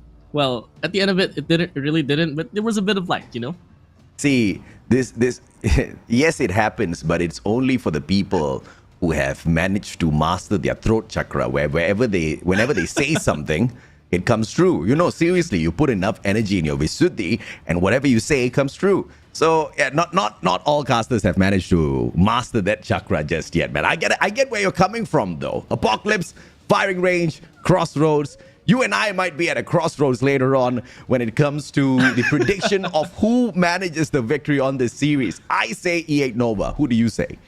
I say E8 Nova as well. I mean, that's what. Okay, you know what? That was something that I was longing to see. The maps and modes. Maybe that is the time where we can finally determine who's gonna be able to win off the series, or who's gonna be able to win off respective game modes. Coming in though, Apocalypse is also a bit of a question mark for me. I mean, mechanically wise, E8 Nova is totally not one of the best teams out there, but they're certainly not the worst in the bracket itself. So Smart Omega being was in a match in Apocalypse not so long ago could only mean two things. Either that they've worked on it, which obviously they did. At the same time, E8 Nova, they could possibly leech off the information and how the playstyle in nature is for Smart Omega. Until then, they might just be able to pull up a match as well. Let's see if or not they are able to, right? But jokes aside, Smart Omega, for sure is looking to eat E8 Nova up in this next matchup. They clearly were not too happy with how the matchup against Broke Boys Club went. It was a close fight at Apocalypse, which they ended up losing. The final 4 points. Yes, there were only 4 points in terms of difference between them and the Broke Boys. Broke Boys ran away with that matchup. And then later on at Crossroads, the exact same map, we did see them get taken down 3-2. So the two maps where they were defeated are the two maps which are going to be played out here in a bit against E8 Nova. I think big statements are going to be made on both of them. You know, the most interesting factor about this is that Apocalypse and Crossroads, Smart Omega, they lost in that very map. Yeah. E8 Nova chose it. I mean, that's the most obvious thing there is. I mean, that's the only two maps that they lost. What's interesting is that Smart Omega chose a map that one of the only two maps that E8 Nova has won. That's firing range, search and destroy as well. And they, you know what? I think that's just like a taunt as well. I mean, okay, if I was on the side of Smart Omega, I'd honestly do exactly the same thing. It's not a taunt. I can swear to you, it's not a taunt. They're just trying to help out their opponents, right? It's like E8 Nova, you won the advantage on 2 maps. What? Let me give you the advantage on 3 maps. You know, you're the underdog. We are all out to, motivate underdogs. So go ahead and take the advantage on all 3 maps. See if that makes any bit of difference in this matchup against us. Because I think you called it out right there and then already at the start of the series. There's a very clear difference between the gunfights of 2 of these teams. Smart Omega more on the level of EZR Booky, who's on top, who's at the bottom. That one, we kind of leave to later parts of the competition to kind of make our predictions on. But they are on the same rank as EZR Booky. And we did see the gunfights go back and forth between E8 Nova as well as EZR. There was not a lot of back and forth. There was just a one-way traveling ticket, and E8 Nova was on the receiving end of all of that. Ooh, well. They got DQ'd in the last match for a reason, bro. They didn't even show up. So they showed up. I think utilities, guys. Utilities. Okay, imagine this way, right? AJ, you hop into a team, underdogs. Yeah. You won hard point, 250 to 240. Then you got called by the marshal. Hey, by the way, use a legendary trophy. GG, well played. Sorry. Devastating. I was expecting a question, man. Okay, never mind. I was preparing my answer already. No, all right, weird questions, this happened. Okay, I'm in there. Didn't get to a question part, but never mind. E8 Nova. Yeah, they made that mistake. But what would have happened if they didn't make the mistake? I think we all know exactly what would have happened. It would have just been EZR Booky being EZR Booky, trampling on them, because that match at takeoff between EZR and E8 Nova was so one-sided. We barely reached the 50-point mark. E8 Nova really couldn't do much against them. That's how, one-sided the gunfights were. So you can pretty much expect that once again against Smart Omega, unless E8 Nova went through this whole transformation over the past few days. Oh, they definitely did. I mean, they had the... I like how I'm saying that as if they actually did, as if I know that they actually did, but I expect a lot from them, I mean, picking a map that Smart Omega played recently, coming in from hardpoint to control is such a very bold move, so I expect nothing but the best out from them. And the question is, though, will the best be enough from them to go against Smart Omega? As we start things off now, it's going to be the hardpoint opening up, giving way for the side of Smart Omega. I think I'm going to start at, the obvious spot first. I'm going to be expecting E8 Nova to do slightly better than when they matched up against EZR Booky. That's going to be one first win. And let's take baby steps all throughout the series, because thus far, they seem to have been unable to approach the hill, let alone break it. Yep, it's really happening here right now. Kev zoning things up top. Gonna get the angle, but misses the shot. Such a blunder, but I don't think it's gonna go into any conversions at all into the contestment here on hardpoint. Finally, we do get to see a player hop up, but Risky just shuts him down. Finds a double opportunity, but doesn't get the kill. But the cavalry arrive, the crossfire comes through, and simultaneously, as they contest this scrap time, they also get the rotation for P2. Yep, 45 points on the side of Smart Omega already. E8 Nova still hasn't found a break, and they don't even all the way up till the very end. A couple of bleeds stopped here by E8 Nova, but not a single point claimed on the first hill. The rotation to hill number 2, on the other hand, is going to be equally as difficult. You can see player 5 in blue, Idra, holding on to the spawn, and player 1 in blue, Kev, rotating out far towards Intel to make sure that he stops the approach from that jump up. In fact, he's going to use that jump up and annihilate the other 2 players. So one-sided thus far, and Smart Omega putting on a fantastic show for us. And it's just chaining here from hardpoint number 1 to hardpoint number 2. Whoopie going on a spree with the gravity vortex. Not every day that you get to see a gravity vortex built up on hardpoint number 2. And it's not going to go to the waste at all. I mean, good conversion here for Whoopie. He's going to go on a 14 kill streak run. I mean, not a kill streak, but 14 kills overall. And man, this is just so devastating to see. Devastating indeed. Let's see if they can circle around and try to pull this back to their side. E8 Nova almost at a 100-point deficit. At the end of this hill, it should just be at exactly that. E8 hasn't been able to find a break at all. Early rotation round. They find the final kill on the previous hill, but the hill moves away from them. Talk about a little bit of bad luck. Yep, 100-point mark here for Smart Omega. And finally, we get to see the first point here from E8 Nova. Elevate Nova is the name of the game, at least for a moment. Then, coming in from this run for hardpoint number 3, they've finally tripled their points ever since the start of the game. But overall, Smart Omega, they denied a statement now as they move in quick. There's going to be a lot of investors coming in along. 10 finds on 1. Kevs, Wish of the Annihilator, looking to zone things out here from this bottom hardpoint. And it's going to be Snacks getting the wrap around, finds on 1, but the cavalry arrive. It's just so overwhelming here for Elevate Nova. Like I said, I'm going to be looking for baby steps. I'm going to be looking for them to match up against their previous performance first before expecting a stunning victory out of them. And it looks like it is a tough run. Look at Smart Omega pretty much capping every single point available on these hills, only giving away less than scraps. In fact, I've seen teams score way more than that, picking up scraps from hills. E8 Nova really needs to step up their gameplay, but I'm not going to hold it against them. It is something that we were expecting. The gunfights are pretty one-sided. When you've got Leo dropping just 3 kills in this matchup, and you want to compare him against Idra, who's already gotten that 9. Not a lot to compare with, but if you look at the other players, you see the huge difference between the 2 squads, Warden. And it's really felt right here. I mean, if you can't feel it, just look at the scoreline. 162-6. Elevate Nova. Once more, that desperation break will try to come along here from the front lines on the way down to Temples. But wherever they go, it's just a crossfire. Set it up here for Smart Omega. And AJ, honestly, this is just, they don't really have any recovery at all. They don't have any respondment. Very generic ideology that they are trying to put up. Just wrap around from the mid lane. But wherever they go, Smart Omega, they just know exactly what to do. Yeah, I think E8 Nova really knows how to play this map as well. But the problem is they can barely play those hills. They're trying to circle around. They're trying to control the spawns. They're trying to take all of those right angles. I mean, Apocalypse is not a very difficult map to master. You just need good coordination there. And E8 Nova showing us that they can travel around. But if you can't win out those gunfights, you're not going to be walking away with anything. Only those 6 scraps picked up by them. A 200-point deficit compared to Smart Omega.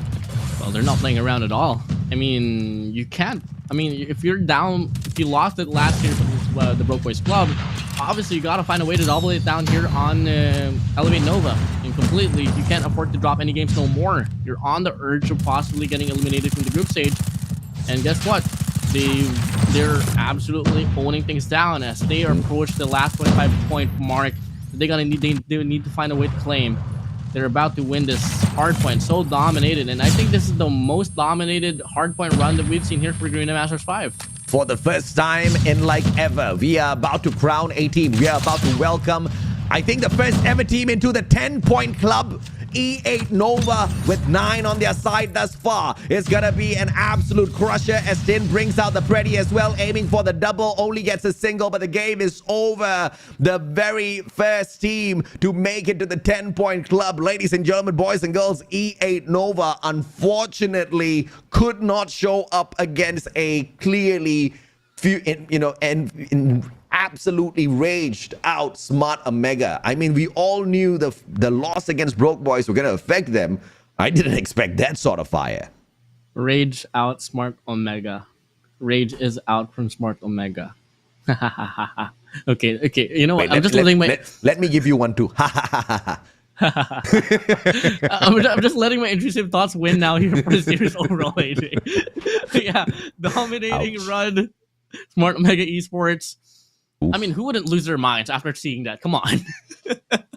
Like I said, man, expecting E8 Nova to walk away with a victory here is going to be quite the far-fetched request because of what we've seen thus far. They struggled against EZR Booky. That's the kind of fashion of a matchup you need to anticipate out there. And Smart Omega proved exactly that. Not even 10 points. E8 Nova could walk away with only 9. And I'm telling you, AJ, coming from the hardpoint number 3, Elevate Nova was able to triple their points. They got 3 points coming from hardpoint number 3. Shut up, Warden. Smart Omega, they are confident, obviously, but are they going to get cocky? Will they make a mistake in this matchup against E8 Nova? SND, perhaps Whoopi doesn't wake up. Perhaps he goes to sleep. I mean, he's raging, man. Whoopi managed to pull away the MVP title in this first matchup in itself. And look at the number of deaths. Idra died 5 times throughout that whole game of SND where they were racing towards 250 points. Tin went down only 7 times. And you look at the flip side of things, the boys of E8 Nova, they were bullied down to a corner. I think the liability here is honestly risky, dying 9 times for Smart Omega. And same goes for Rupee. Like, how can you afford to die 9 times? The most in the team. They got to find a way to survive even more, AJ. I mean, they were looking for every single way, bro. They were. It's not like they were not putting up a fight. I mean, I love the fact that there was a lot of fight in E8 Nova. But, that there are just some matches where you just have to get through. And this just happens to be one of those matches. We all knew that this was going to be a tough fight for all of the underdogs in the group of Titans. And we knew we were going to see some one-sided matches. Obviously, that was not going to only happen on day 1. It's going to happen throughout the 7 days that we have got in store for you guys as far as Group B is concerned. And this is gonna, you guys better get used to a situation like this. But it's all about how E8 Nova bounces back from such a defeat. It's how they manage their SND after this. It's how they manage the rest of the series before they close out the competition for themselves. We had this conversation, AJ, where it really, what do you call this? A situation would only go downhill, truly go downhill, in regards to how you respond back to the situation. Depends on your mentality, depends on how you reciprocate what you have to do. Are you going to go down, just accept the defeat, or you want to prove something different? I mean, it really just all going to come down and depend on Elevate Nova here. Yeah. So I can't wait to see. I can't wait to watch Search and Destroy and look at how the energy will be boiling through here for Elevate Nova. I don't know what to expect. I think the close match that they did take, where there was a victory, was up against Impunity. I think that was a really exciting series. You guys heard me lose my mind over that game. It was just going back and forth between them.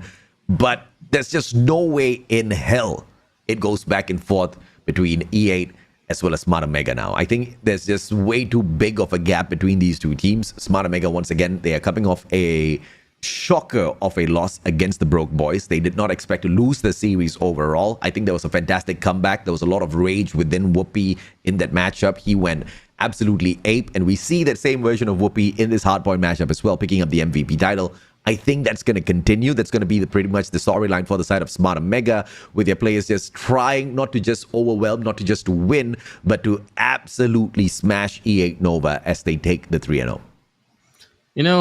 AJ, disregarding what happens here in the series, I'm so proud for Elevate Nova for trying, though, at least.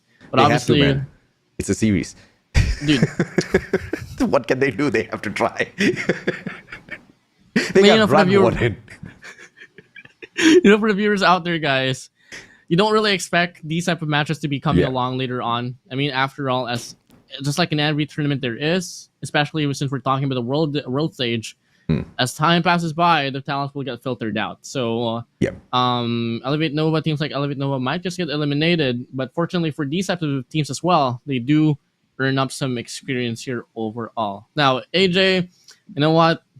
To just piss you off even more, I'm calling an overtime here in S&D. And that's exactly what I'm hoping for as well. I mean, give me a fight. I want to see E8 Nova not just put up a fight, but really, you know, give Smart Omega a run for their money. If that's going to be possible or not is all going to be dependent on, obviously, their engagements. No respawns. So if that one, they could barely get to the hard point, I think this is going to be a speed run for Smart Omega if E8 does not step up. You like speed running a lot now. I mean, it's not you that's liking the speed running. It's the teams. Honestly, they just want to get through it. Unlike Zigzag, unlike Jig-Jag, they want to take the time. I mean, they do finish off the series like really fast, but they do find means to have fun. We're on standby for the game already, Warden. Let's see if or not this is going to be an absolute destruction, or will it be the rise of E8 Nova in an impossible matchup against a team that just welcomed them into the 10-point club. This is going to be SND at firing range, a place where we know Smart Omega built their strategy as well as reputation on. Here we go. Round number 1, starting up. Looking at the pacing here for Smart Omega, they don't want to barge into any bomb sites, completely respecting the presence here of Elevate Nova, but obviously, as soon as we get to see those openers here coming in from Whoopi, that might just be the call for the rest of the Smart Omega squad to make a push. Nobody's taken down yet. That's a great sign for the side of E8. Usually you'd see a couple of eliminations already, and I like the fact that there's a lot of discipline being shown by the defending side of E8. Opening grenade for Whoopi as he slides on in, finds no one through the walls. Straight. Oh my goodness, and the head glitch played by VNX is perfect. As Candy goes in for the refrag, it's going to be Kevs that finds the shot. And the bomb site now wide open for Smart Omega to overwhelm. Left alone, snacks, and kill. 2v4 situation. Bomb is going to get planted pretty far away from each other, but if ever Snacks can get this pick off here from the front lines, it's going to be softening the defense up here. And he's going to be left alone now here in the 1v4. Warden, there's a question from the chat. Did you leave your eyebrows unbleached so that you can shave it off? Yep, and Smart Omega. They win the first round, AJ. Are your eyebrows going to disappear just like the hopes of E8 Nova? No, Nova. They don't have. They have high hopes. Their hopes will never disappear. Look, they're still playing. They are still playing indeed. Your eyebrows are still there as well. As long as E8 Nova's fight stays, Warden's eyebrows are not going anywhere. Amen. If he gets this kill, no. Okay, you know, kill Snacks. If E8 wins one match, maybe you can keep your promise. You know what? If your girlfriend might be watching this stream, you know, and this is going to be like, my papi can't keep a promise? Yeah, to be honest, she even told me, why is her eyebrow still there? Oh, that's bad, bro. Those are warning signs. You know, Warden? She's telling me to go bald, man. The bald plus no eyebrows, I think you're going to look like a really attractive one, for sure. I'm gonna look like Kane, dude. Kane, man. Kane's a really good-looking guy. I love Kane. All right, considerable. Well, Candy circles around. Smart Omega, E8 Nova, just like that, by the way, through that conversation, has lost 2 rounds, unfortunately for them. Bomb straight towards the B bomb side. They all miss Kiel. Kiel stayed hidden in a tight little corner. Smart Omega taken over that B bomb side already. Kiel, what's that child doing? NRX Whoopi is on fire. I did it, AJ. Kiel just reconnected. Kiel finds Risky, traded out by Candy. You pulled it off at the most terrible timing, man. There was no hype behind it. The hell, Warden. He got the kill through the smoke, man. It was a good shot. 1v4, 1v3. VNX. Oh, Jang. My goodness. Whoopi, not just the best sniper, but the best executionist, the best sniperist, the best everyist you can find out there on the battlefield. you know, if we were instructed to take the broadcast seriously, it's gonna be so hard to contain myself. I am taking the broadcast seriously. What's wrong with you, child? I'm sorry, Papa. Whoopi finding one onto Ween X through the doors. Such a tight spot, and Whoopi still managing to deliver. Kiel this time round, not lagging. Kendi sorted out, but traded out by Idra. Risky. Quick access in. It's not going to find no wall banks through that wall just yet, but they back away. E8 Nova, they stand their ground on that B bomb site, and as an instant rotation comes on through, Kevs leads the team towards that A bomb site. The closest round there is. Elevate Nova. Can they get this one through? Risky on this wraps. Kevs as well. Pushing in. Free bomb site for them.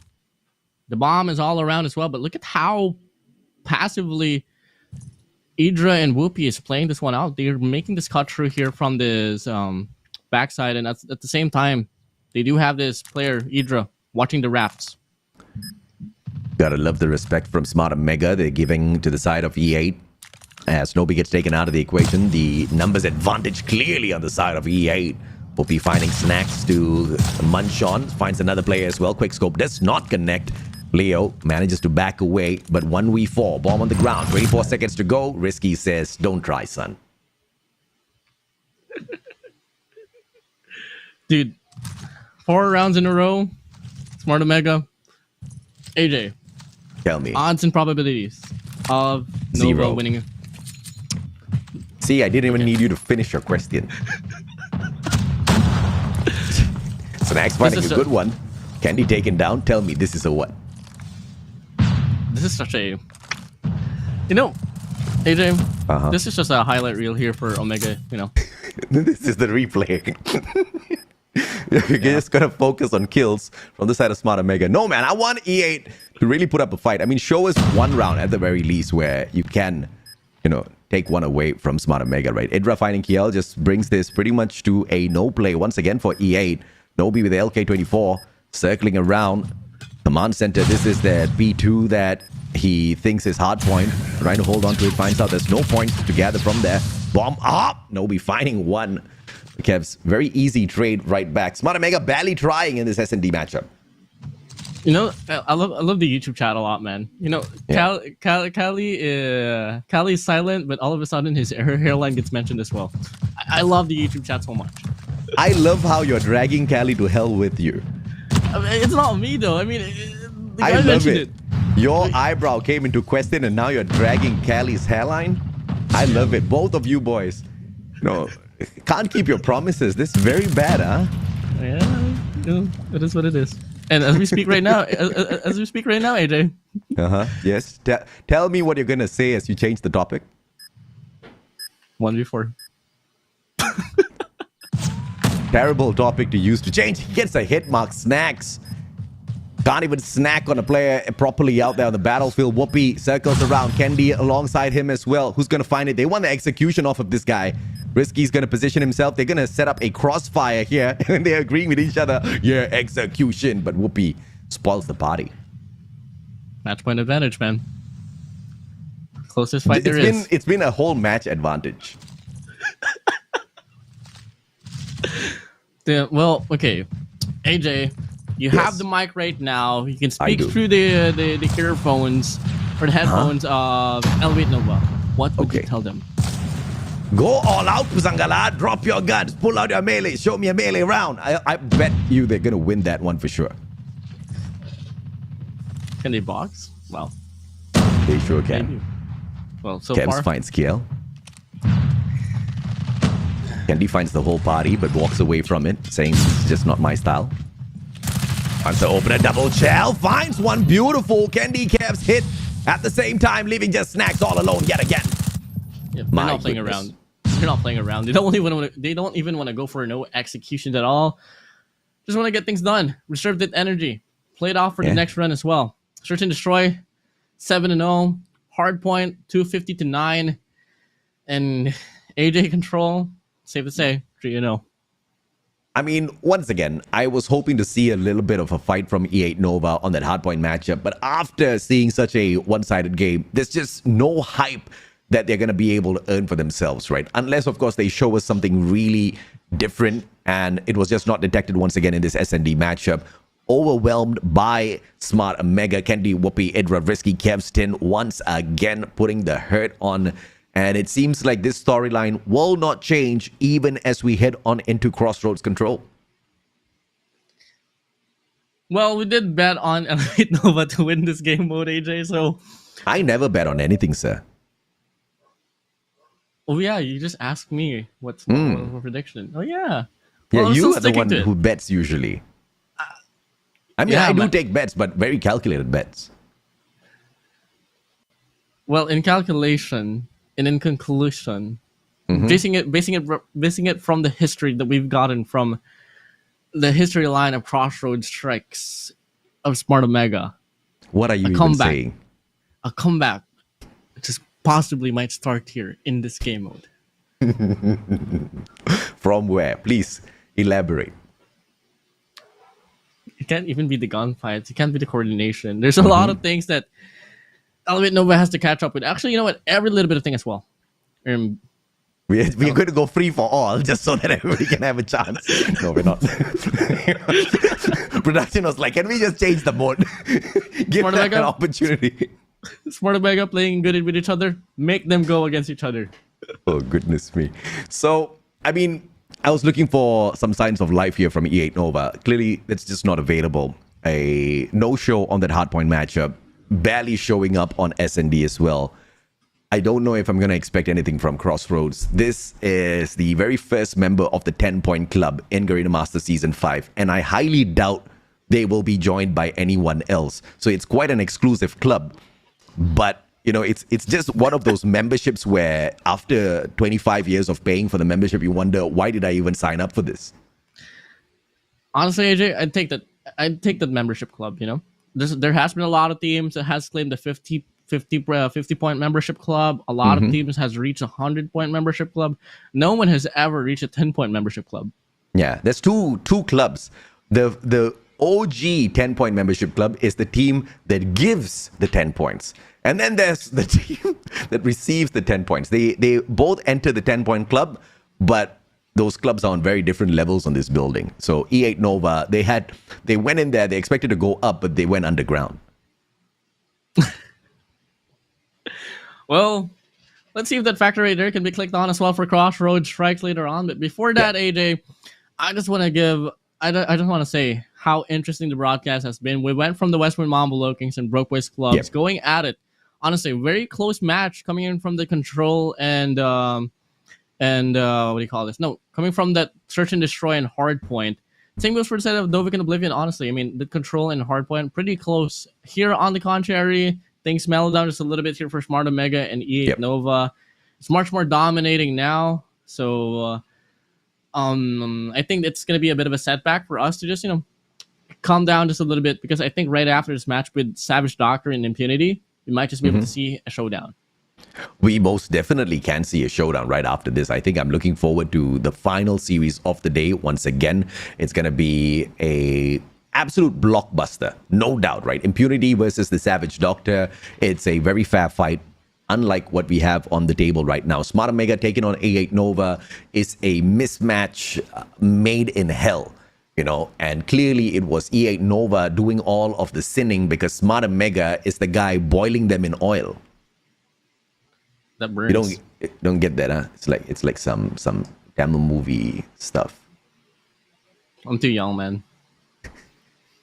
Okay. Smart Omega on standby for control. And look at this. Tid's already wasting that mag. Well, here we go. Nova. They have the upper edge here. History line, Crossroads strike, Smart Omega, 0%. No history at all for Elevate Nova. So let's see if ever that can translate to this series itself as we start things off with Whoopi getting the double kill. If E8 Nova gets a single round warden, what will you do? I've learned my lessons. You've talked to me about it. Not gonna say anything at all. Smart boy. Just testing you. 29-23. E8 Nova off to a decent start, but Smart Omega, of course, keeping their lives pretty much on the positive out there on the battlefield. Barely dropping any against E8 Nova, but ripping away all of their lives. Leo as well as Ice Wall alongside Veen X. A single elimination each. And apart from that, it's a no-show from E8 Nova once again as Smart Omega puts up a strong defense. 14, 13 to 27, 11 to 26. You just can't keep track or catch up to the kills happening here for Smart Omega. The spawn traps happening so fast, and they're in full control in the situation overall. And you get to see in the span of like what, 1 minute and 30 seconds left from the clock, we've seen the first round flashing through our eyes. They were in full control of a game mode that requires control. Smart Omega very quickly disposes of E8 Nova in the first round, but now E8 Nova have a fine advantage. They play the defense and they look like they want to stack up that A control point as they fan all out. Let's see if they can win out their gunfight through the smoke. Whoopi getting a couple of tags. Idra will snack onto Snacks and gets the double onto Ice Wall as well. A good trade back by Veen X, but look at this. Earlier, E8 Nova could barely get to the control point. Smart Omega, on the other hand, with the first segment already. Oh, Whoopi just going out of his mind, finding a double here on his mid snow. And he's looking to convert more kills, but Leo shuts him down, but in the process, Smart Omega, they get the capture, double capture here on Alpha. One more to go to extend the time for their more, but do they even need the time, AJ? Perry says, come on, AJ, that's not a blockbuster. That's a mid versus mid as far as doctors versus impunity goes. Perry, what do you know, man? I'm a shoutcaster. Hey. I call the shots. I tell you what's hot. I tell you what's not. And that match is going to be hot. This match, on the other hand, is moving towards not, unfortunately, unless E8 Nova wakes up right now. You know the only reason why the match is cold? Want to know why? Because it's taking place in Crossroads. There's snow. Sometimes, Warden, you just come up with the brightest things to just lighten up my day. Obviously, man. I mean, I'm like the light of your life, you know? Yes, you are. You are like the sun I never had. You know, AJ, there's one matchup that actually I want to see is that Warren's eyebrows versus Callie's hairline versus AJ's mustache. See, but unlike you two knuckleheads, I didn't make a bet. In fact, I tried to stop you guys. I tried to stop you guys from making the bet, but y'all ran your mouths. And now the whole world knows that your eyebrows need to disappear. Callie's hair needs to disappear. But I feel bad for Callie. I think that one of the good things he's got going on is his hair. If you take that away, Callie's gonna cry, man. Yeah, you don't want that. You don't want that to happen at all. You know, hashtag Callie's hair matters quite a lot. It does. Well, he just started styling it on top of everything else. Now you don't take that hair away. What's he gonna style? His stats. Okay, we'll take that.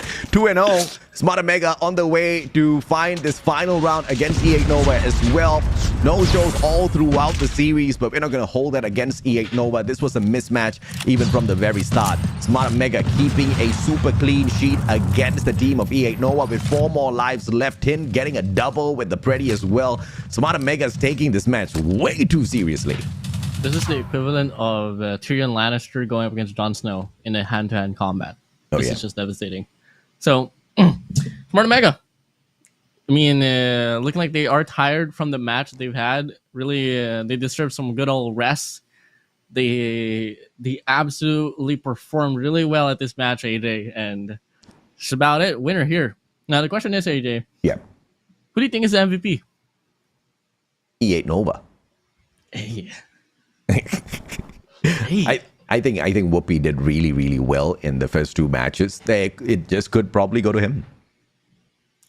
I can not deny that, honestly. I mean, Whoopi is the type of player that you gotta find. I mean, okay, guys, if Smart Omega does have to move over to like bigger matches now, let's say up against EZR Booky or Westman Mambo LOWKINGS, Whoopi has to really perform the numbers that he's expected to do. I mean, he is the driver for the squad overall. I mean, I'm not neglecting the presence of Risky, Tin, and Idra, but it's just so much more convincing if Whoopi does his job in ways that he's been doing it for the past previous years. Dude, the guy got the MVP again. What in the world? Whoopi's definitely the MVP. And E8 Nova is forced to uninstall the game before we even get to the scoreboard. We see only 2 players on the right-hand side. Leo with the 7 frags, Veen X with the 3.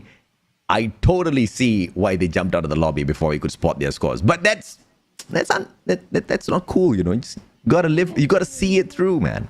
We want to see the numbers. You gotta look at the numbers that you put up so you can acknowledge it and do better next time around. Yeah. And guys, you know, just to clarify to you all, and I just wanted to refresh to you all what Elevate Nova faced in the series.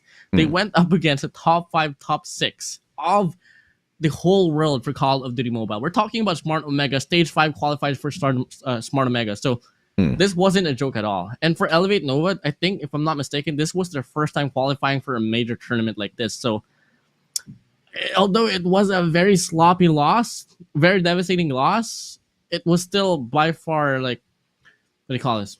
Pretty far compared to most that, you know, they long for in this tournament of COD. I mean, you know, it was one-sided. No arguments about that whatsoever.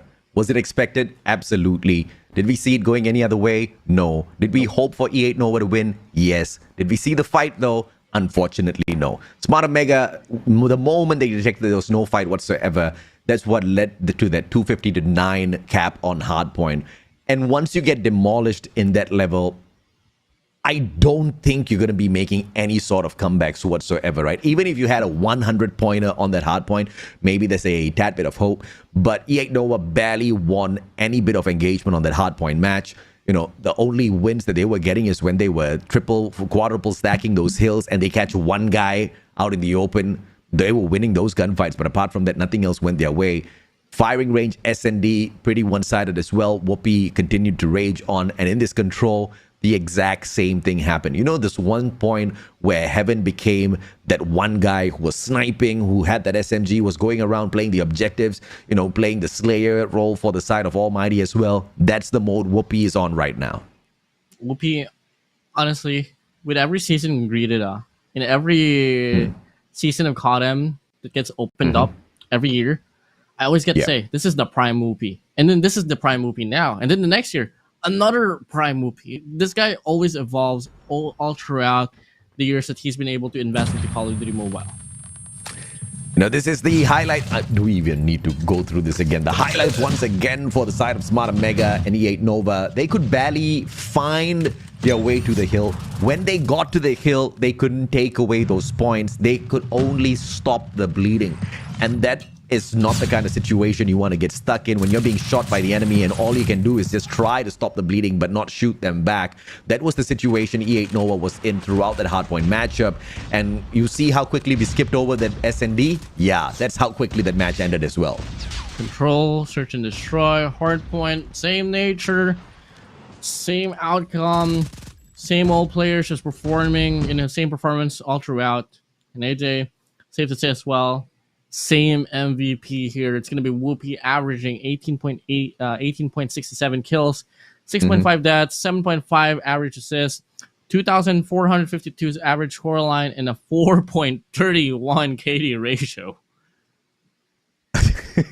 Let's face it, Smart Omega has been having it easy thus far in the competition, okay? I think we cannot overhype Smart Omega just yet. They do deserve a lot of the hype that comes their way, but they've at the moment taken on Impunity as well as E8 Nova, and you can farm a lot of these stats against these two teams. Broke Boys Club did, of course, put up a fantastic fight against Smart Omega just to kind of nerf those points a little bit, but in those games, you didn't really see Whoopi get hurt all that too much. He was still keeping his stats up on the high, so a 4.31 KD average out of Whoopi, totally understandable. Should go down as the competition progresses and they meet a couple of other titans within the group, but it's still gonna be pretty high by the end of the group stages, looking at how he has been on fire. You know, just by overall looking at the possible schedules that they have here all around, I mean, the next match that they gotta face, if I'm not mistaken, is that Smart Omega has to go up against the West Point Mamba LOWKINGS. So that's gonna be day number 4 for Group B as well. So they gotta buckle up. I mean, a match here for Elevate Nova, pretty anticlimactic. But day number 4, AJ, oh my days. This is a rematch. I mean, the last time we got to see Smart Omega and West Point Mamba LOWKINGS battle it out, they lost to the Kings 3-0 at the lower bracket finals.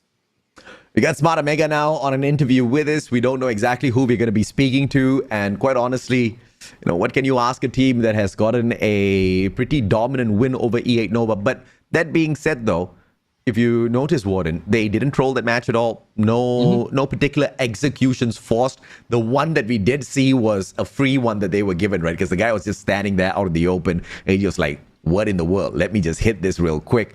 But you didn't really see them forced to drag out the series in any way whatsoever. Smart Omega kept it simple, kept it professional, and led from the very start to the end as quickly as possible. It's something that you like to see, discipline. And I think that just goes around under the head of the Vice and Mario as well. They really want to ensure that this team is really disciplined. Because honestly, after the loss against Broke Boys Club, I think it could also correlate to a bit of discipline as well. But they're okay. Enough of that. First of all, welcome Smart Omega Tin at the interview section. I want to rock this one with you, AJ. You take it first. Yeah, thanks for throwing it back to me, man. Tin, congratulations for the victory. And did you guys expect a bigger fight from the side of E8 Nova? Were you guys tempted to bring out a few extra executions on the battlefield? Thank you for your very nice question. So my answer is, they are our warm up. So and yes. Okay, you guys were trying for a couple of extra executions. You didn't hit it, so I guess that's a loss for Smart Omega, Warden. We only saw one. Yeah, so unfortunate here. Could have done better here, Tin, but it is what it is. And I think the best way to prove yourself better as well is going to be on that next run, on the next day of your bracket here, Tin. You're going to be going up against the West Point Mamba Lowkings. And I'm not going to ask any in-game preparations, but when it comes to mentality, we've seen a lot more disciplined action from you guys. What's like the mentality that you guys are going to be bringing in that matchup up against West Point Mamba Lowkings? We're very dedicated and we're all prepared before we fight this team. So, yeah.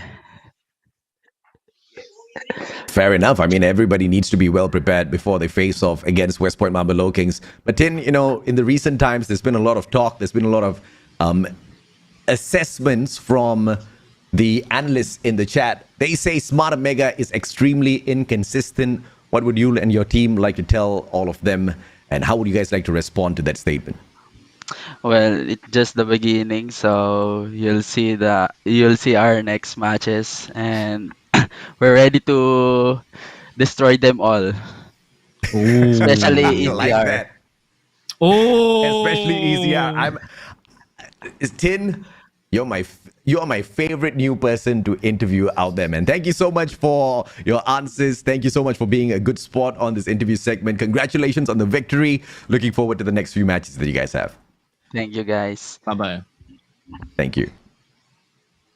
See, that's what I'm expecting. I mean, it's an interview. You are in a tournament. You're not here to make friends. I mean, obviously, everybody's a friend off the battlefield, right? You maintain a cordial relationship. But when it comes to the fight, you really got to give it to them and you got to call them out as well. And I like the fact that Smart Omega has chosen to call out EZR Booky, because regardless of how that match goes, I now know that's going to be a super hot one that you guys can look forward to.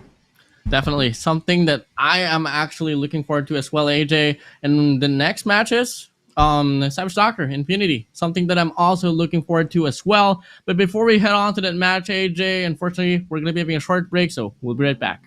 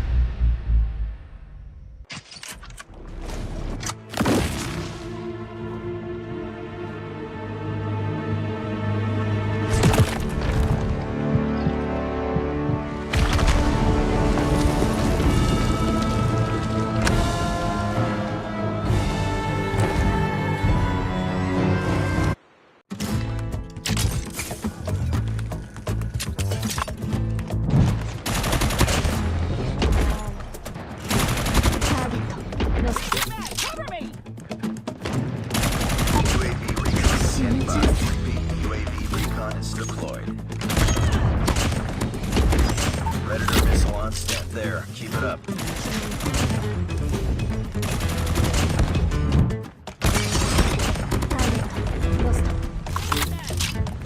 Hunter-killer drone deployed.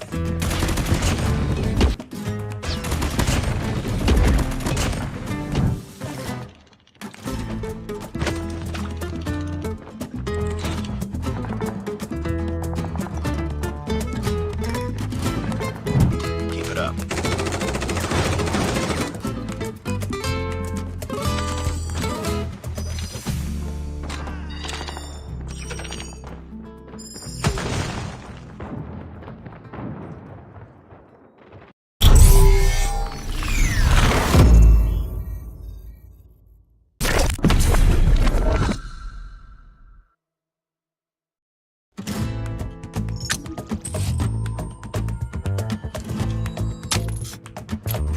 We've taken the lead. I got shot! I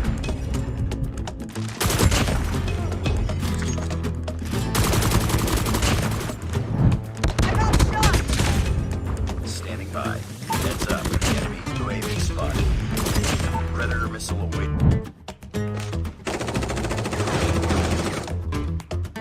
Heads up. Enemy UAV spotted.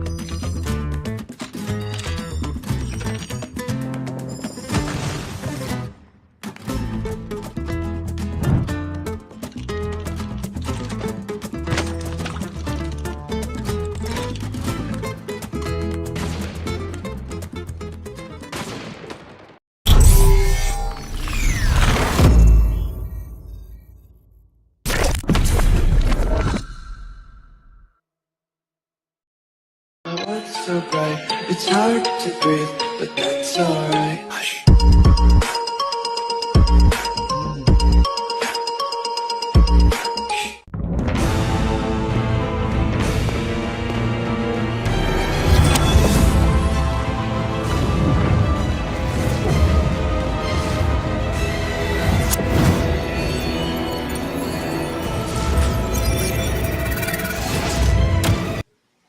If you thought the previous match was savage, the next one is gonna be a tad bit more savage.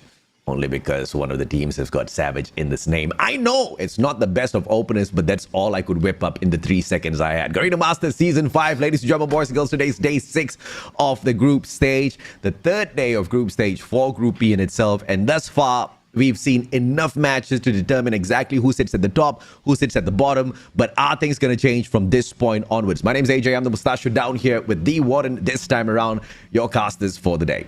Yeah, final caster there is. AJ, honestly, it has been such a very rocky day, honestly. A lot of mishaps, a lot of things that we didn't really expect happening. And guess what? I was pretty surprised. Now, AJ, Savage Doctor, Impunity. First of all, I have a lot of things to talk about. First of all, Impunity. Tell me. No way. I used to coach that kid. I used to coach that kid back in the 2021 season as well. And seeing him play out here for Impunity and actually being probably like one of the best players, if not the best player, I'm really proud of him. And obviously, that's just kind of feeding my own ego. But let's set that one aside overall. And for Savage Doctor, I did play a scrimmage with them, just to just bond with them for just a little bit. Played 2 hard points, and I gotta say, communications wise, not a problem. But they gotta find a way to work on their coordination. I do agree. Nova is definitely one of the better players from the side of Impunity, but you can also look forward to Teffy as well as Jodra stepping up for the squad.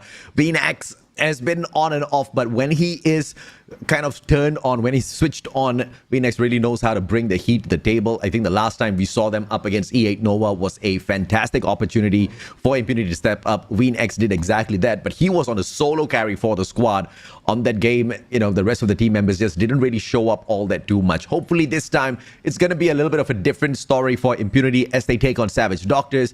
Yes, on paper, Impunity is the team that does slightly better because they've got 1 map victory, but both teams have lost their initial 2 series. Impunity, Smart Mega, as well as E8 Nova. Savage Doctors, on the other hand, 2 West Point Mamba Low-Kings, as well as EZR Bookies. This is the first fair fight that Savage Doctors will have. Yeah, I mean, come on, man. West Point Mamba Low-Kings, EZR Born Bookie as your starter for the opener for the group stage, not going to be the best at all. If in fact that is probably the worst ones that you could have. And in regards to the win of Impunity, it was up against Elevate Nova on the contrary. And guess what? We did get to see Elevate Nova earlier up against Smart Omega, and they didn't stand a chance at all. And coming in from that win from Impunity, it was a 250 to 240 win, 8-6. I mean, come on, man. It's really not so pleasant at all.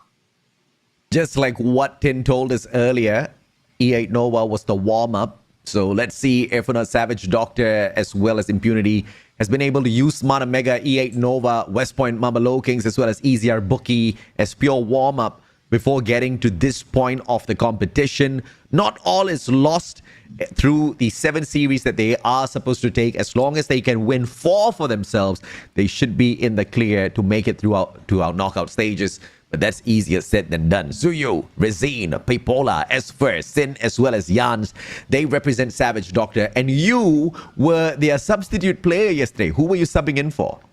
I was playing subbing in for Resign. So Rezine. So he was around after game number 2, and did it pretty all well as well. Right after that and then, but I mean, I really enjoyed the guys. Really nice people outside of the game. As for really welcoming as well. Pretty confused about me subbing in for the first moments, but right after we got inside the game, everything just got heated up against our predecessors. And guess what? It felt like I was part of SAVAGE Doctor for a moment. And guess who was the MVP of that match, ladies and gentlemen, boys and girls? Yes, it was your boy Warden. He was the MVP of SAVAGE Doctor. So that in itself can tell exactly how much of help they need out there on the battlefield if Warden can be an MVP. I'm just kidding. He's a fantastic player. Dawn, Norway, Gurking, R7K, Teffy, as well as Jodra. They represent Impunity Esports. But I think the masterclass that Warden put up for the rest of the members of SAVAGE Doctor yesterday is going to be the difference maker in this upcoming match. You know, honestly, just by basing it off from the statistics that they were able to put up yesterday's run for the scrimmage, they did go for a 3-3-3 scrimmage, by the way. That's how committed they are. Despite the fact that they're down 0-6 here for the group stages, they still make time to play for those scrims. And SAVAGE Doctor, honestly, control is their strongest suit coming in from that matchup last night. Hardpoint could be the case as well. Search and Destroy is just thrown out of the chase. S&D, we did see Impunity fight that against E8 Nova, went into overtime, but they could not find the clutch, but we saw signs of life there for sure. I've just got my fingers crossed here that this is going to be a fair fight that goes all the way down to the wire. Impunity, when they took on E8 Nova, that was their own first fair fight, and we did see how equal that fight was in terms of how far it went, right? 240 to 250, they lost that match. 6-8 on S&D, they lost that at firing range as well, and that's the exact map that we are going to be playing for our S&D later.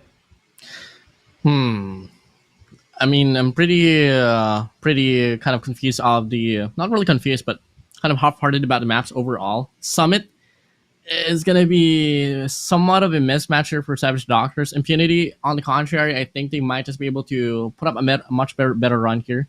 Because out of the scrimmages as well last night, I mean, yes, for sure, scrimmages is one thing, tournaments is a different thing as well. Out of the 3 hard points that they played, Summit suffered the most. So I just hope for a fact that earlier in this morning, they woke up, they touched things up, work on the rotations, work on the trades. Until then, we might just be able to see more convincingness from them at this very map. In the defense of SAVAGE Doctor thus far, they've gone up against 2 very strong teams. West Point Mamba LOWKINGS as well as EZR Booky made quick work of SAVAGE Doctor, but that does not mean that they are a team that can be counted out from the competition just yet, especially against teams like E8 Nova as well as Impunity. I think there's a little bit more of an equal fight where SAVAGE Doctors might just be able to come up on top, right? Let's see if or not Esfer and Squad can get to a position like that. Once again, Summit and Firing Range. These are the 2 maps that Impunity lost against E8 Nova. Crossroads was in that series as well, where they did take a 3-2 victory. So this series, based on the map capability of Impunity, seems to be leaning towards SAVAGE Doctor a little bit more, Warden. Yeah, definitely. I mean, looking at the Search and Destroy run as well, I'm really loving the fact that SAVAGE Doctor did force that very map, well aware on how Impunity can respond back if ever they are put into a dire situation where they have to face recovery. So I think SAVAGE Doctor might just have the upper edge as well in regards to retaliating with with their own tease of efforts, all the way down to Crossroads Strikes control. Though, I mean, I'm also loving what I'm seeing here. It's just all going to come down to how well have they been reading or doing their homework up against Impunity.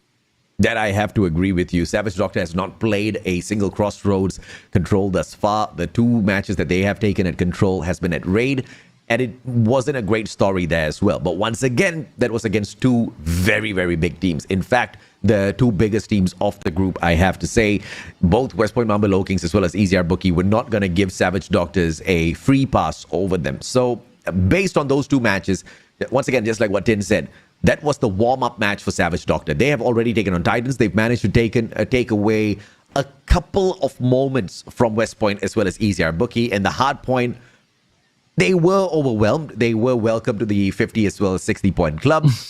But, it didn't really matter because we did kind of anticipate that. But we saw kind of, moments of hope there for Savage Doctor. Not to win the whole series, but to show us that maybe against another team that's a little bit more on their level, we can see a better fight. Impressively, they did score 122 up against EZR, and that's, it's not really the best out there, but at the same time, scoring 100 points up against EZR is not really the easiest thing there is as well, and that means that they won at least like 2 hardpoint rotations. But let's see what kind of hardpoint gameplay we can see now at this very day. As we get to see, we're finally moving into Summit hardpoint now. Impunity up against Savage Doctors. Here we go, AJ. Let's see if or not Impunity will be able to walk away with a little bit of immunity here against the Savage Doctor, who I think gonna get a little bit more savage in a little bit, because they started off hot and then they got flushed out by Impunity instant. Oh, and so far it's gonna be no way and Dawn actually clearing things up. R7K here down below Cage, just anchoring for just a little bit. But Polar looking to change things around here on this hard point. Very scrappy kill, as we can see. Back and forth we go on this V1 as anticipated. The Savage Doctors are putting up a good equal fight against Impunity. Neither one really dominating the gunfights, both taking equal time at the hill as the Savage Doctors now slowly try to pull away. 20 more seconds at this P1, and it seems like time is moving a little bit on the slow ball. Really, I mean, the pacing is so on here. Really interesting for the R90 to actually being found in play. And if ever, let's say, SFR does decide to go for the same investment, we might just be able to see more R9 gameplay. But looking like it's going to be Gary here from the side of Savage Doctors, investing that one throughout. Yeah, Pipola wasn't taken down there moments ago. We did see Teffy try from a far off range, failing miserably. Impunity 21-16 now. R9-0 in the hands of Gary, and he's been able to pop a couple of players already, holding on to the hill, trying his best to help the team to run away from Impunity, who have been able to keep things neck and neck. Oh, and that R9 here is just such a menace. Gary's still going on a spree. 4 spree for him, making a 5 spree. Going out of his mind. The knife comes true, but no way. No way in hell you can go and overpower this R9-0. He's still on it, AJ. 7 spree for him. Yep, great aims, and he is able to strike down those players and hold on to pretty much a majority of these points from this P2. Early setup for P3 can happen for Impunity through the spawns, but you can see that the Doctors are already working on it. With close to 20 seconds to go on this P2, Doctors already started their rotation towards this third platform here, third hill, cable car platform. One player still alive and kicking SFR with the Annihilator investment single-handedly anchoring down the spawns for the squad. Oh, SFR, Annihilator. Loses, misses most of his shots, and unfortunately that's going to be costing them the spawns as well from the back ends. But player 4, Bipolar, looking to wrap things up with the gunfight as well, and simultaneously the rest of the players here from Savage Doctors, they win the gunfights inside a hill, retaining the control and the spawns as well. Impunity has to face a retake here up front. Yep, Savage Doctors now really pulling away from this matchup. They take the hill right back. They anchor down the spawns. They play this map down to the T. Impunity, on the other hand, just seeming to be a little bit too scrappy, just focusing on those gunfights, not really focusing on the controlling of spawns within the map in itself. You can see the advantage is still going to be sticking towards the side of Savage Doctors as Impunity just rush on in with a single-minded focus to take that hill away. Oh, Sin, 15 kills for him, really carrying this squad at his back. Same goes for the side of Ashra as well. And, honestly, I mean, just name it whatever you want. Savage Doctors playing so well as a team overall, and they're really pulling away with this one. Impunity, on the contrary, coming in from the last 3 hard points, I'm not really seeing or feeling the train of thought coming in along. I mean, the coordination, not really felt as well, AJ. Yeah, I mean, the map control is just on one side now. It's only going to be on the side of the Savage Doctors. Impunity really need to kind of wrap up those early rotations. If they're losing out on that hill, they have to focus on the objectives. And instead, Savage Doctors are pretty much dominating everything out there. Now they've held on to the spawns of this next hill as well. They allow Impunity to find the break, but they're going to pile on all of the other players just to play a couple of team deathmatch matches. That was so confusing here for Izin. I mean, he just wrapped around coming from Ace No all the way down to his mid lane. And I thought that was such a big mistake, but he was able to get the double kill here from the back ends and securing the spawns as well. And he's still going on a spree overall. 6 kills under his name, finds the 7th as well.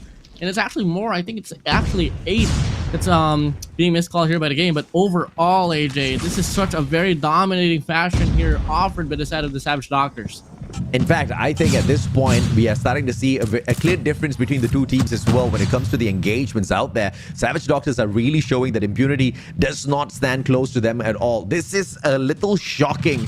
Impunity, a brand that picked up the squad in the recent times. Savage Doctor, on the other hand, just making quick work of them. They really are not putting up a lot of fights to hold the Doctors back. This P1 was a little back and forth earlier on. Let's see if Impunity comes back. You know, I don't really know what's the work ethic between Impunity, but I know for a fact Savage Doctors, they do put in the work to try to fix things up. And they did come again and play a hard point last night during one of their scrimmages, and they faltered really badly. This time around, if I was to compare the Savage Doctor I saw last night to what I'm seeing today, it's such a different form, AJ, and it goes to show that they are really working on improving themselves.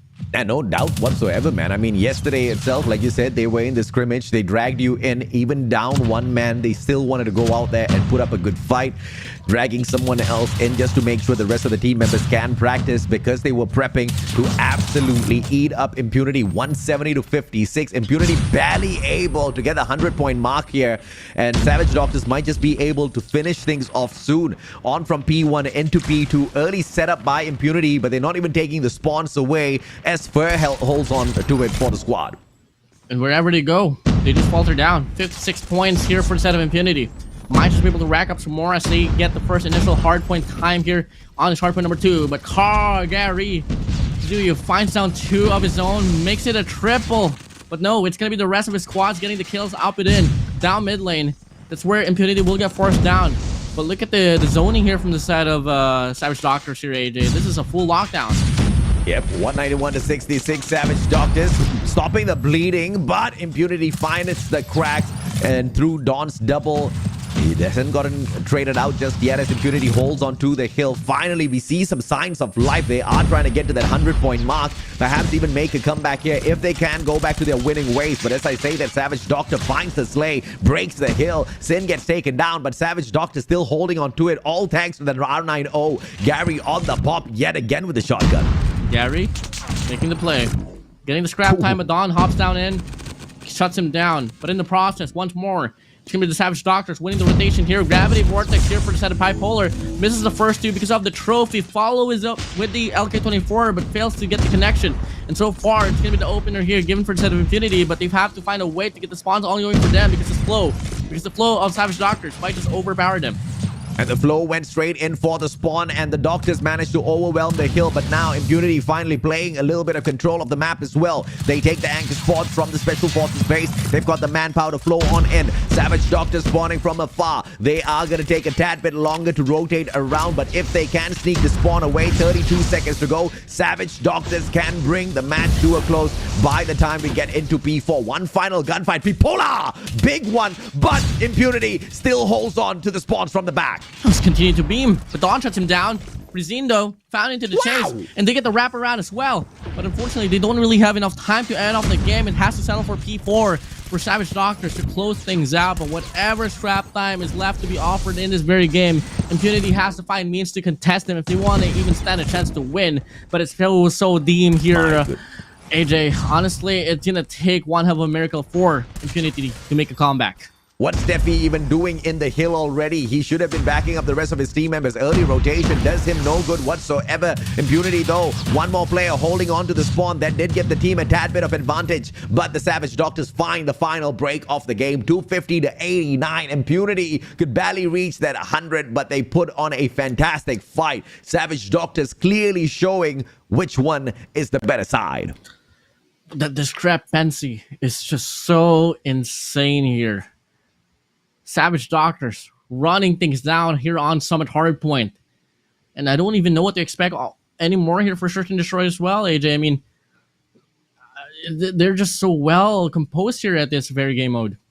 I mean, we should have expected this, right? Because at the end of the day, you're looking at a team of Savage Doctors. Yes, the brand has been around for a while, but the individual players have been around for their own fair share of moments within past tournaments as well. Impunity, on the other hand, they are a little bit newer to this level of experience. That was, of course, going to play against them. Savage Doctors, they step in from a team member like EZR, who has seen Sem9, who has seen Huntsman. They also have Sin from Kazoku Legacy. They've got Pipola as well as Rizine, who are a little bit new, but not new to finding the slays out there on the battlefield, right? Yes, they're fragging low here at the very bottom of the overall leaderboard on the side of Savage Doctors, but you can see they've been chugging out those numbers for the squad.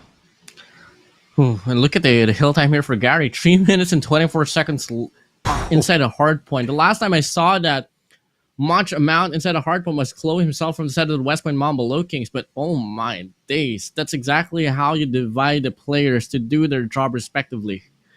I mean, you know, the guy was just doing so much out there, right? And we saw every single time he was holding on to that P2 with that R9O in hand, nobody could stand a matchup against him. And then later on in the final time we went into P3, that was a fantastic hold once again from Gary, Racine. All of those players, they find that one break, they don't take the spawns away from the P3, but they were still able to hold onto the hill just with their gunfights. I think that was the moment where the team of Impunity realized, okay, that's about it. There's just no fighting this team. They're just way too good when it comes to such a fast-paced gunfight. But as we slow things down, can the snipers from the side of Impunity change their fate in this series against Savage Doctors? Well, this is a map chosen by the Savage Doctors. Oddly enough, Impunity did win their first Search and Destroy at this very map as well. And, you know, I'm pretty mixed up here.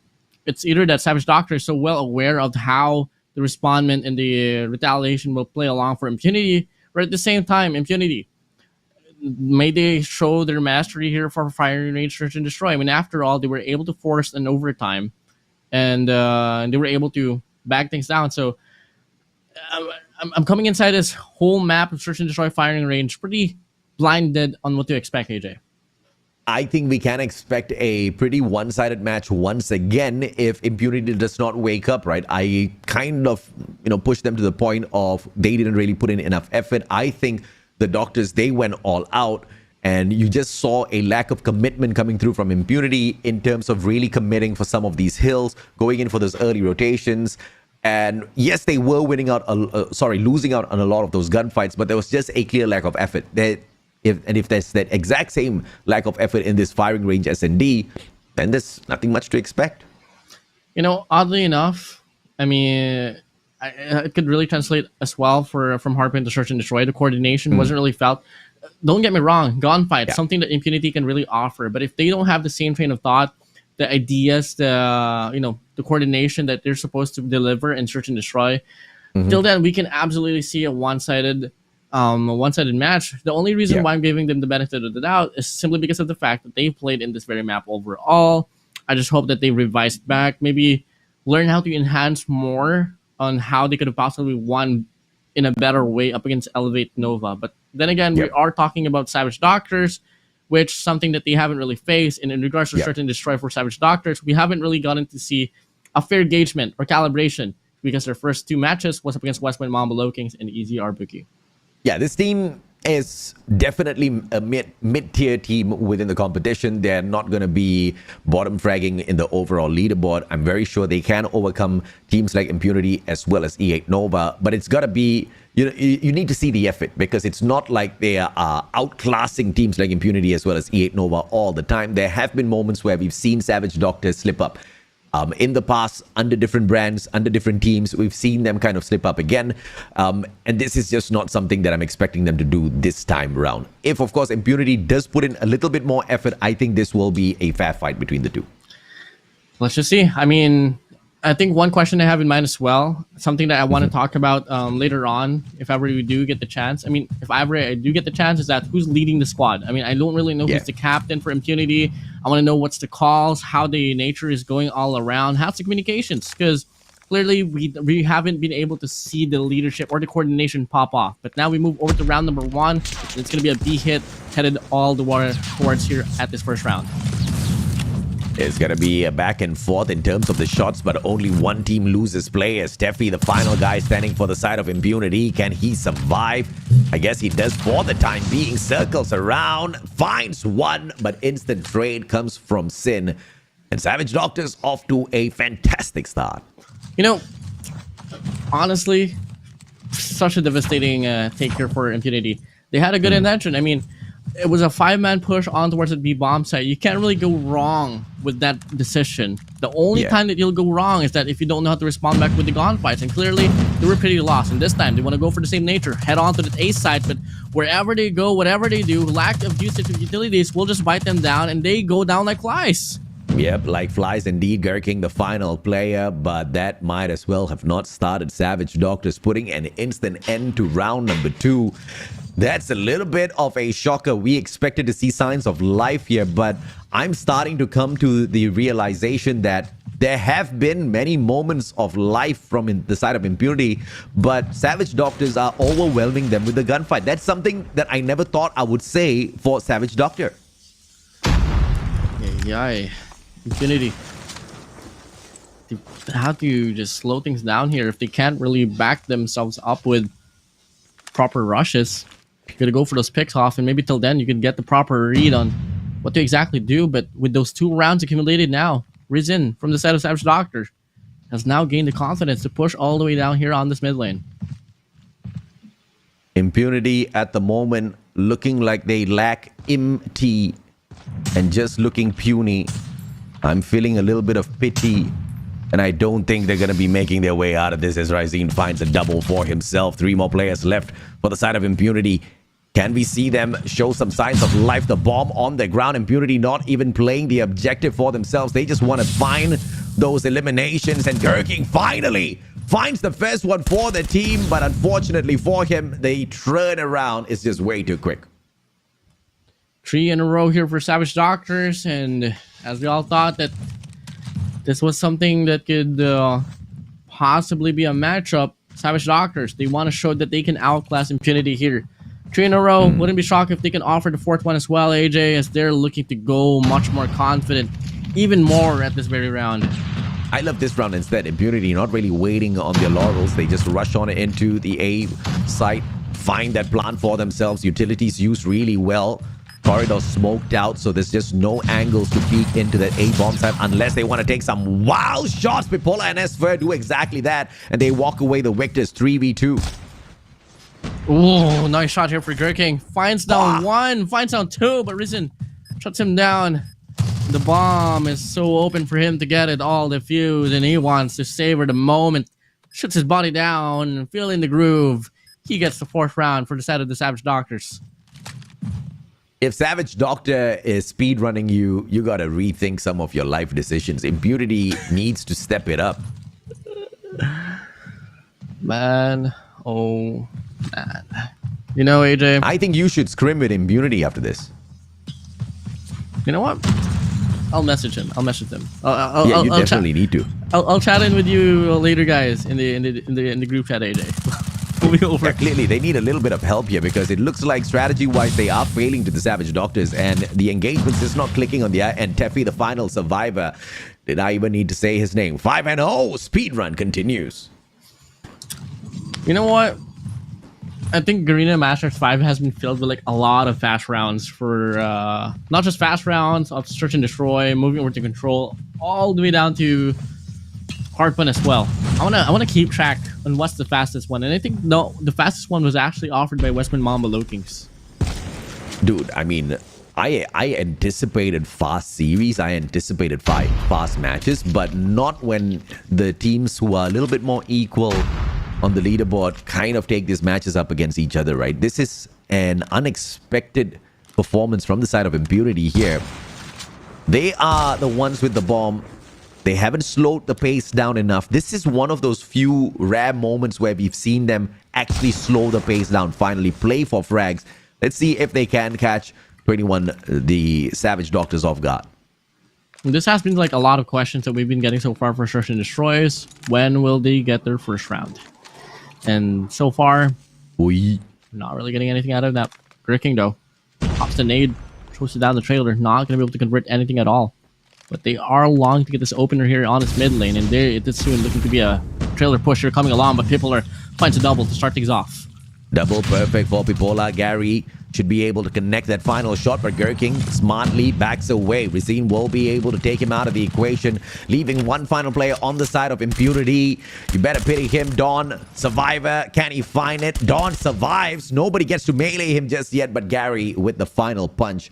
And that is the match point for Savage Doctor. That was fast. It's too fast, bro. I was not I expected a fair fight. I expected to hype this up just like how I hyped up that E8 versus Impunity. I'm a tad bit disappointed. I can absolutely agree with you, and completely on the same page here, AJ. But there's really no buts here, man. I mean, when you start off the round with Risen getting the kill on the Deafy, no way missing all his shots from the back lines, converts with Gary overall, but could have been a double already. Esper gets the call, gets the refrag overall. R7K left alone for the set of Impunity, has the Hall 26 to play with, but up against 3 players, what can he do, man? Yeah, the guy's on defense. He needs to find those 3 players, plus get the diffusal as well with the Holger. ADS time is 3,000 seconds, and there's just no way he's going to be able to get a quick one over Pipola as well as Esfer. Sin rocking the Fennec as well, a little bit faster with the gun. And they're barely engaging. 17 seconds to go. Impunity barely showed up. Only the puny part showed up. MP stayed back. Bang. Wow. Well, that's a karambit to the face. R7K out from the chase. And we get to see a very fast round here for Search and Destroy. All the way down to hardpoint as well. Very dominant here, AJ. And it's safe to say, we'll love to say it, if ever they do win Search and Destroy and hardpoint like this, most likely it's just going to translate the control as well.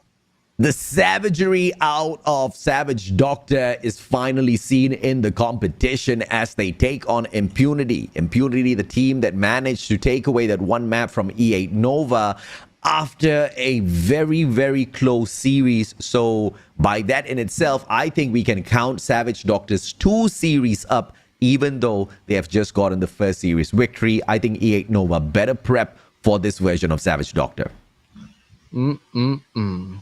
Well, they are bound to face each other soon enough. But before anything else, AJ, looking at the kills distribution here, you can't even count Gary off. I mean, if you're going to win 7-0, 3 kills doesn't even matter. It's just so well done here overall as a team. We're able to respond back with something better that Impunity was longing to do. And we see the eliminations from the side of Sin, Pipola, Esfer, Rysene. Only Gary is struggling a tad bit this time around, of course, because that R90 wasn't going to be super useful on a big map like Firing Range. But the guy would have pulled it off if they had a little bit of extra time to troll around Impunity. But they were not looking for troll round. Savage Doctors were looking to bring that savagery out. And that's exactly the version that we saw out there. But as we head on into Crossroads Control, let's see if Impunity can turn things around just like they did against E8 Nova. I don't know, man. I mean, I know for a fact I'm known as this guy to be really hopeful now. But, you know, sometimes you got to face the reality. And sometimes the factors that you get from hardpoint to Search and Destroy is most likely going to click in as well here for Control. Impunity, I really want them to prove me wrong. But this thing here, it's just bound to go for a 3-0 run. I mean, coming in from what I've seen as well from their previous results here for Savage Doctors, hardpoint was a 50-50, S&D was a question mark, but Control, that's truly their game. And they know exactly how to take control in the game mode of Control. There's some pretty mean comments in the comment section. I'm not going to read them, but they're pretty funny as well if you read them. Our audience, the chat is always alive, man. Submit firing range to the side of Savage Doctor as we head on into Crossroads. Control, Impunity look like they have an opportunity to maybe work some magic through the map control here. But I think the engagements have been very telling as to how this final match is about to go. AJ, it's going to be a boundary, you know, safe to say. I know you can completely agree. I know everyone can completely agree. But at the same time... Do your eyebrows agree? What eyebrows? I don't have any eyebrows. You don't have any? Wow. Not only do you lie about taking them off, you lie about having them? You'll never know. That's why you got to go to the Philippines. You got to wipe it up with some wipes. Check it out if it's real or not. Savage Doctors might be going for yet another savage beatdown here over Impunity, but I'm looking for some signs of life. They did take the victory over E8 Nova. I'm just going by that, man. I'm having my fingers crossed here AJ, for Impunity. Are you a savage?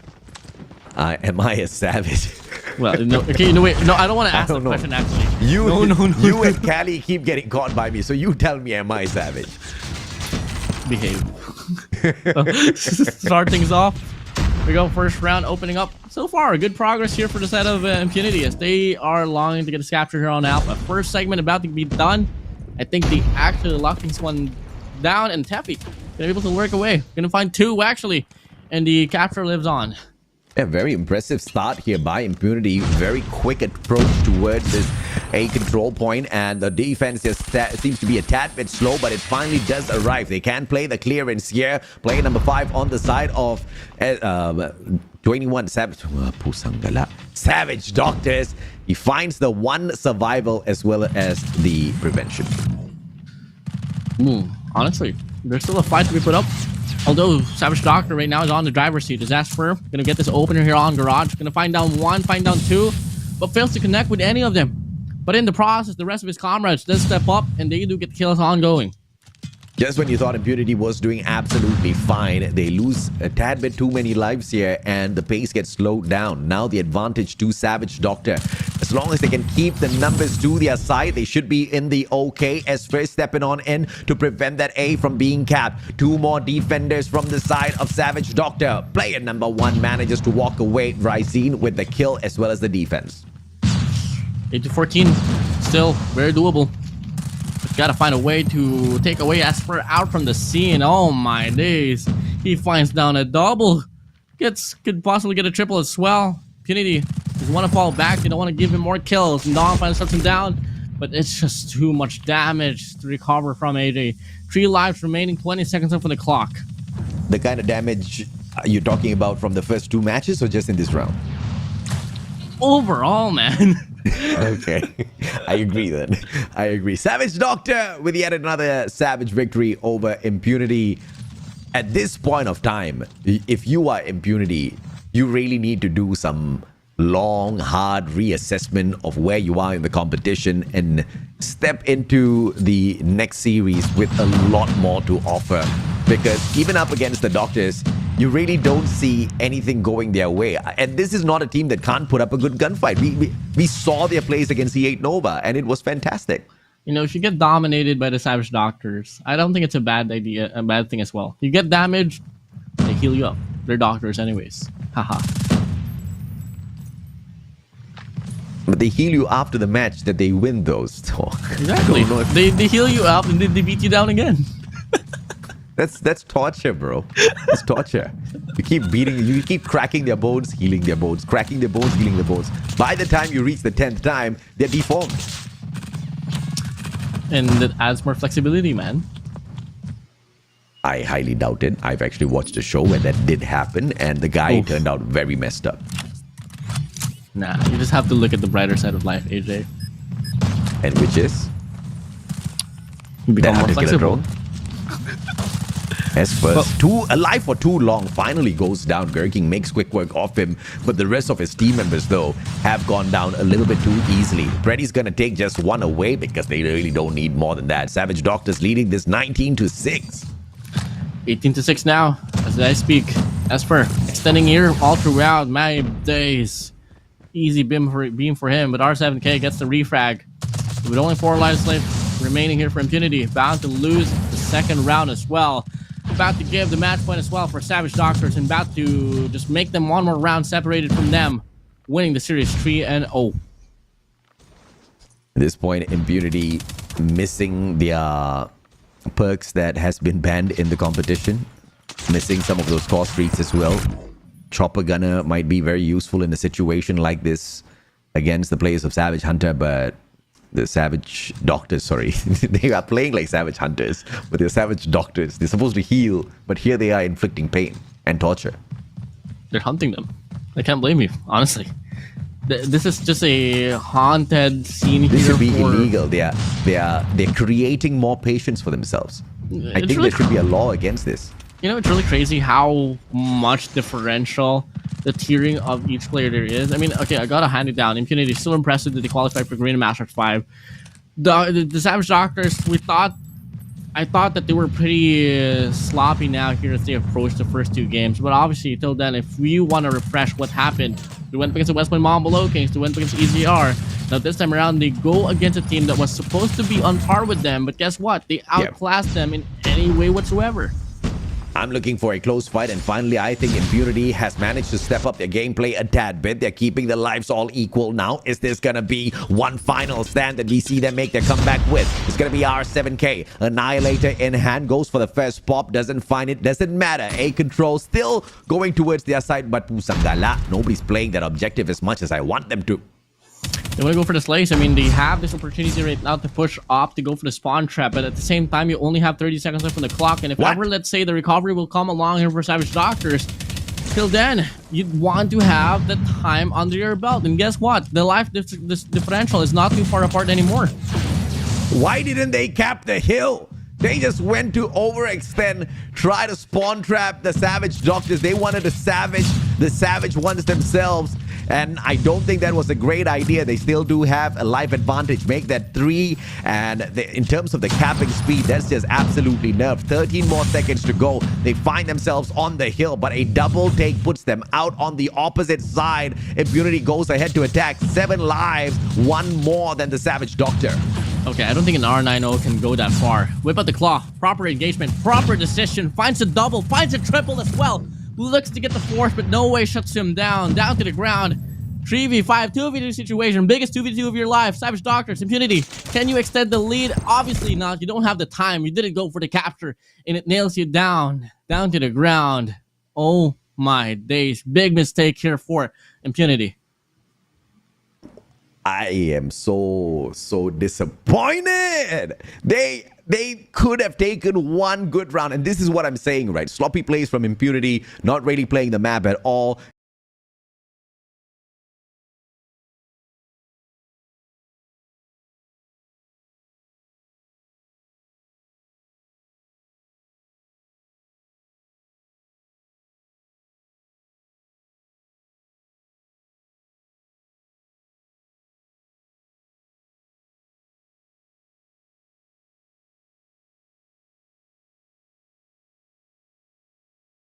So unfortunate, but it's just Savage Doctors outclassing them in any way whatsoever. From Gone Fights recording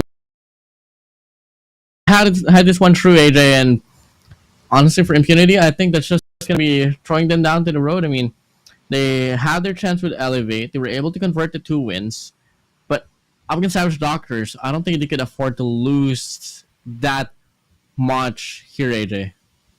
Dude, up against Savage Doctors, I don't think they should have gone for a spawn trap. I think they should have just stuck to their guns, played the objective.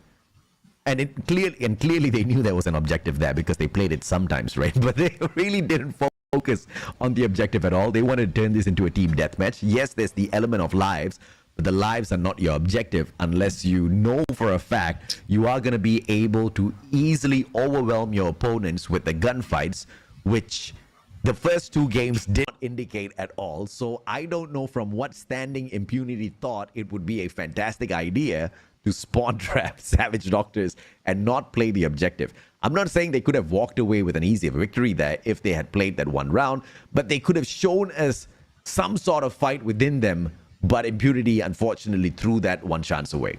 You know, it was a 2v2 situation right there. And if only they got the capture, AJ, they could have had more playing time, and that could have been something that they could have clutched up and could have been the start as well. But it didn't happen at all. So that's just really about it. And we're going to be looking at the overall narrative that we got to see here. Summit Hardpoint, 250 to 89. Firing range, not even a match at all. 7-0 in Crossroads. Same goes for S&D.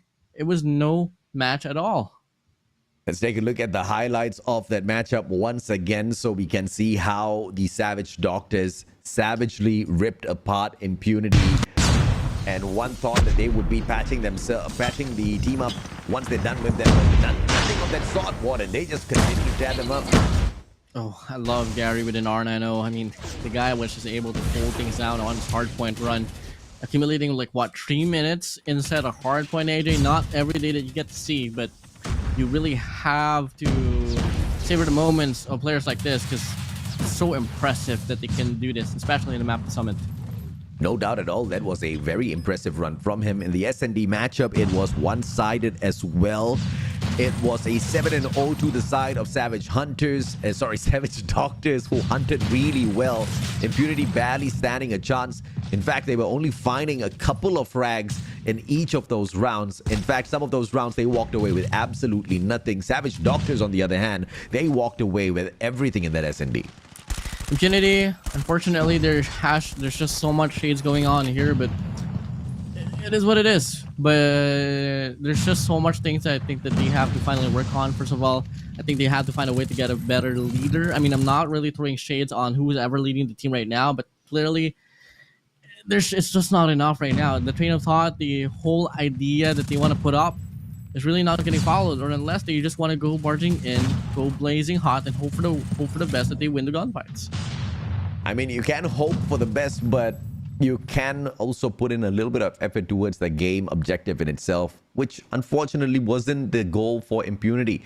And Sin will thank them for that opportunity, because through all of those mistakes, the Savage Doctor squad and Sin, they take the victory, and Sin earns that MVP title for himself. A 2.16 KD average. The guy was really popping off.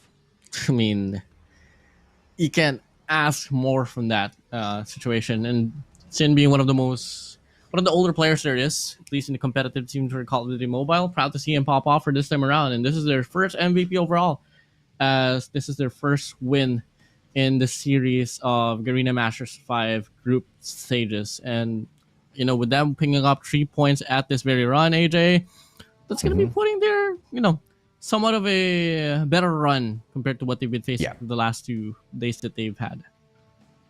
Looking forward to seeing if or not the Savage Doctor has got a little bit more in store for us. And I'm very happy to tell all of you guys, we've got Esfer on standby waiting to speak to us. Welcome, Esfer. Congratulations on your victory. Hello, thank you guys. Hello. What's the secret of your success, my friend? I mean, of course, you guys started off on a bad foot against West Point Mamba Lowkings and EZR Booky. Those were 2 crazy matches. But what was the mindset like for the team heading into this fight against Impunity? Our strategy is like we just keep on thinking positive, and we do the mappings, all that stuff, scrims.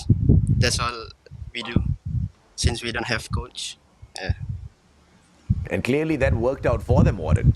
Yeah, definitely. Now, as for, I don't really ask this a lot. I mean, I've never really asked this with any players that has been in the interview segment, but I'm going to be shooting my shot for this one. I love the gameplay that Savage Doctor was able to put up against Impunity.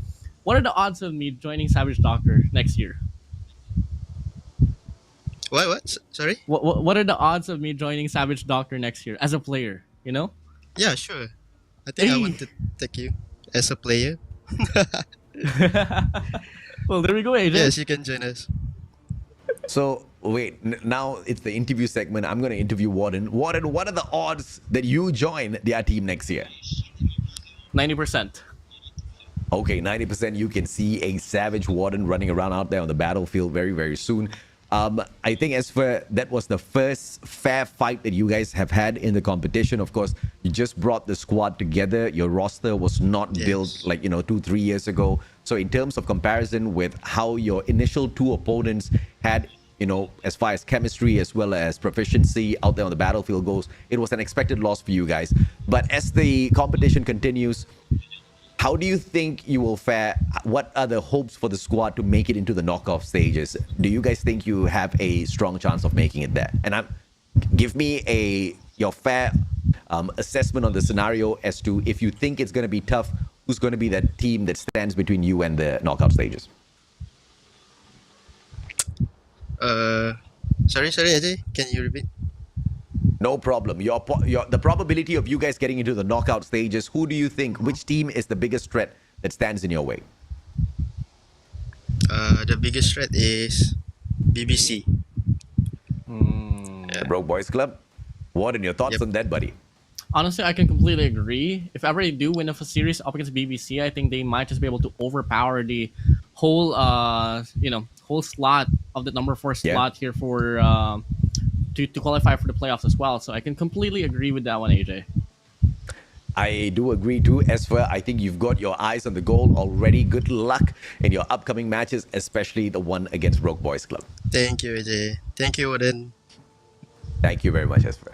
There you go, ladies and gentlemen, boys and girls. This is a team that knows their priorities. They've set their eyes on the team, not specifically to take down the Broke Boys Club in any way whatsoever. It's just how the bracket is set for Group B. You've got way too many Titans, so you want to aim for the team that has got not many accolades to back them up. You know that's going to be slightly a fair fight, but based on how they themselves have been playing, it's not going to be an easy one at all, Warden. Oh yeah, I can completely agree right there. I mean, overall, it was a very sloppy run for them up against EZR and the Westman Mamba LOWKINGS. And just by looking at the performance that the Broke Boys Club was able to perform against the Westman Mamba LOWKINGS earlier, they have to double it down, if not triple or quadruple it down, AJ, because Broke Boys Clubs is just, safe to say, the 4th Titan in this group of death. And that brings us to a all-out day of donuts, 3-0s all throughout the day. West Point Mamba LOWKINGS serving the first one up to Broke Boys Club. EZR Booky doing the same to DVK. Smart OMEGA then showed up in a dominating run against E8 Nova. And Savage Doctors surprising the whole world of Call of Duty Mobile with the imperfections of impunity, smashing them 3-0 as well, Warden. What a day that we've had here, AJ. And it's crazy to say that no match whatsoever go like 2-1 at all. Really insane. But overall, let's take a look at the overall standings now here, AJ. EZR Booky and the West Point Mamba LOWKINGS, they remain on top, coming in flawless. 9 game wins overall. Smart OMEGA is going to be trailing up against the West Point Mamba LOWKINGS by 2. The Broke Boys Club will be at the 4th place now, having 2 more points than Smart OMEGA. And of course, you guys can look forward to the matches of day 7 and 8. I think for all of you waiting for the blockbuster matches, you can definitely indulge in day 8's fights where West Point Mamba LOWKINGS will take on Smart OMEGA. EZR Booky meets the Broke Boys Club. For tomorrow, you've got some spectacular fights as well. And you all know, as Jig-Jag takes on 4Suits Esports, it's going to be the opportunity for 4Suits to really jump up the total bracket overall. Everything's going to get wilder and wilder, AJ, as the Garena Masters 5 Ever Triumph continues to live on. And you did say at the start of the broadcast, we're not even halfway done in this event overall. Plenty of more to go. Plenty of more to go indeed, but in terms of the fights for the day, we are all done and dusted. The day 3 of play for Group B has come to an end, and that also brings us to the overall end of the 6th day of the group stage here in Garena Masters Season 5. My name's AJ, I'm the Mustachio, down here with the one and only Warden, and it has been an absolute delight bringing the broadcast for all of you, hasn't it, Warden? Yeah, definitely. I was really hyped up. I mean, the first 2 matches right there, I was screaming at the top of my lungs. Things just happened so nicely. It was intense. I can't wait to see more, AJ. Well, that's about it from us. Thank you so much for joining us in the broadcast. Drop that like, hit that share as well if you haven't done so just yet. I'll catch you in a couple of days. I'll be back, I think, 3 days from now on the 26th. In the meantime, the rest of the casters will entertain you guys over the next couple of days. Y'all take care. Good night and goodbye.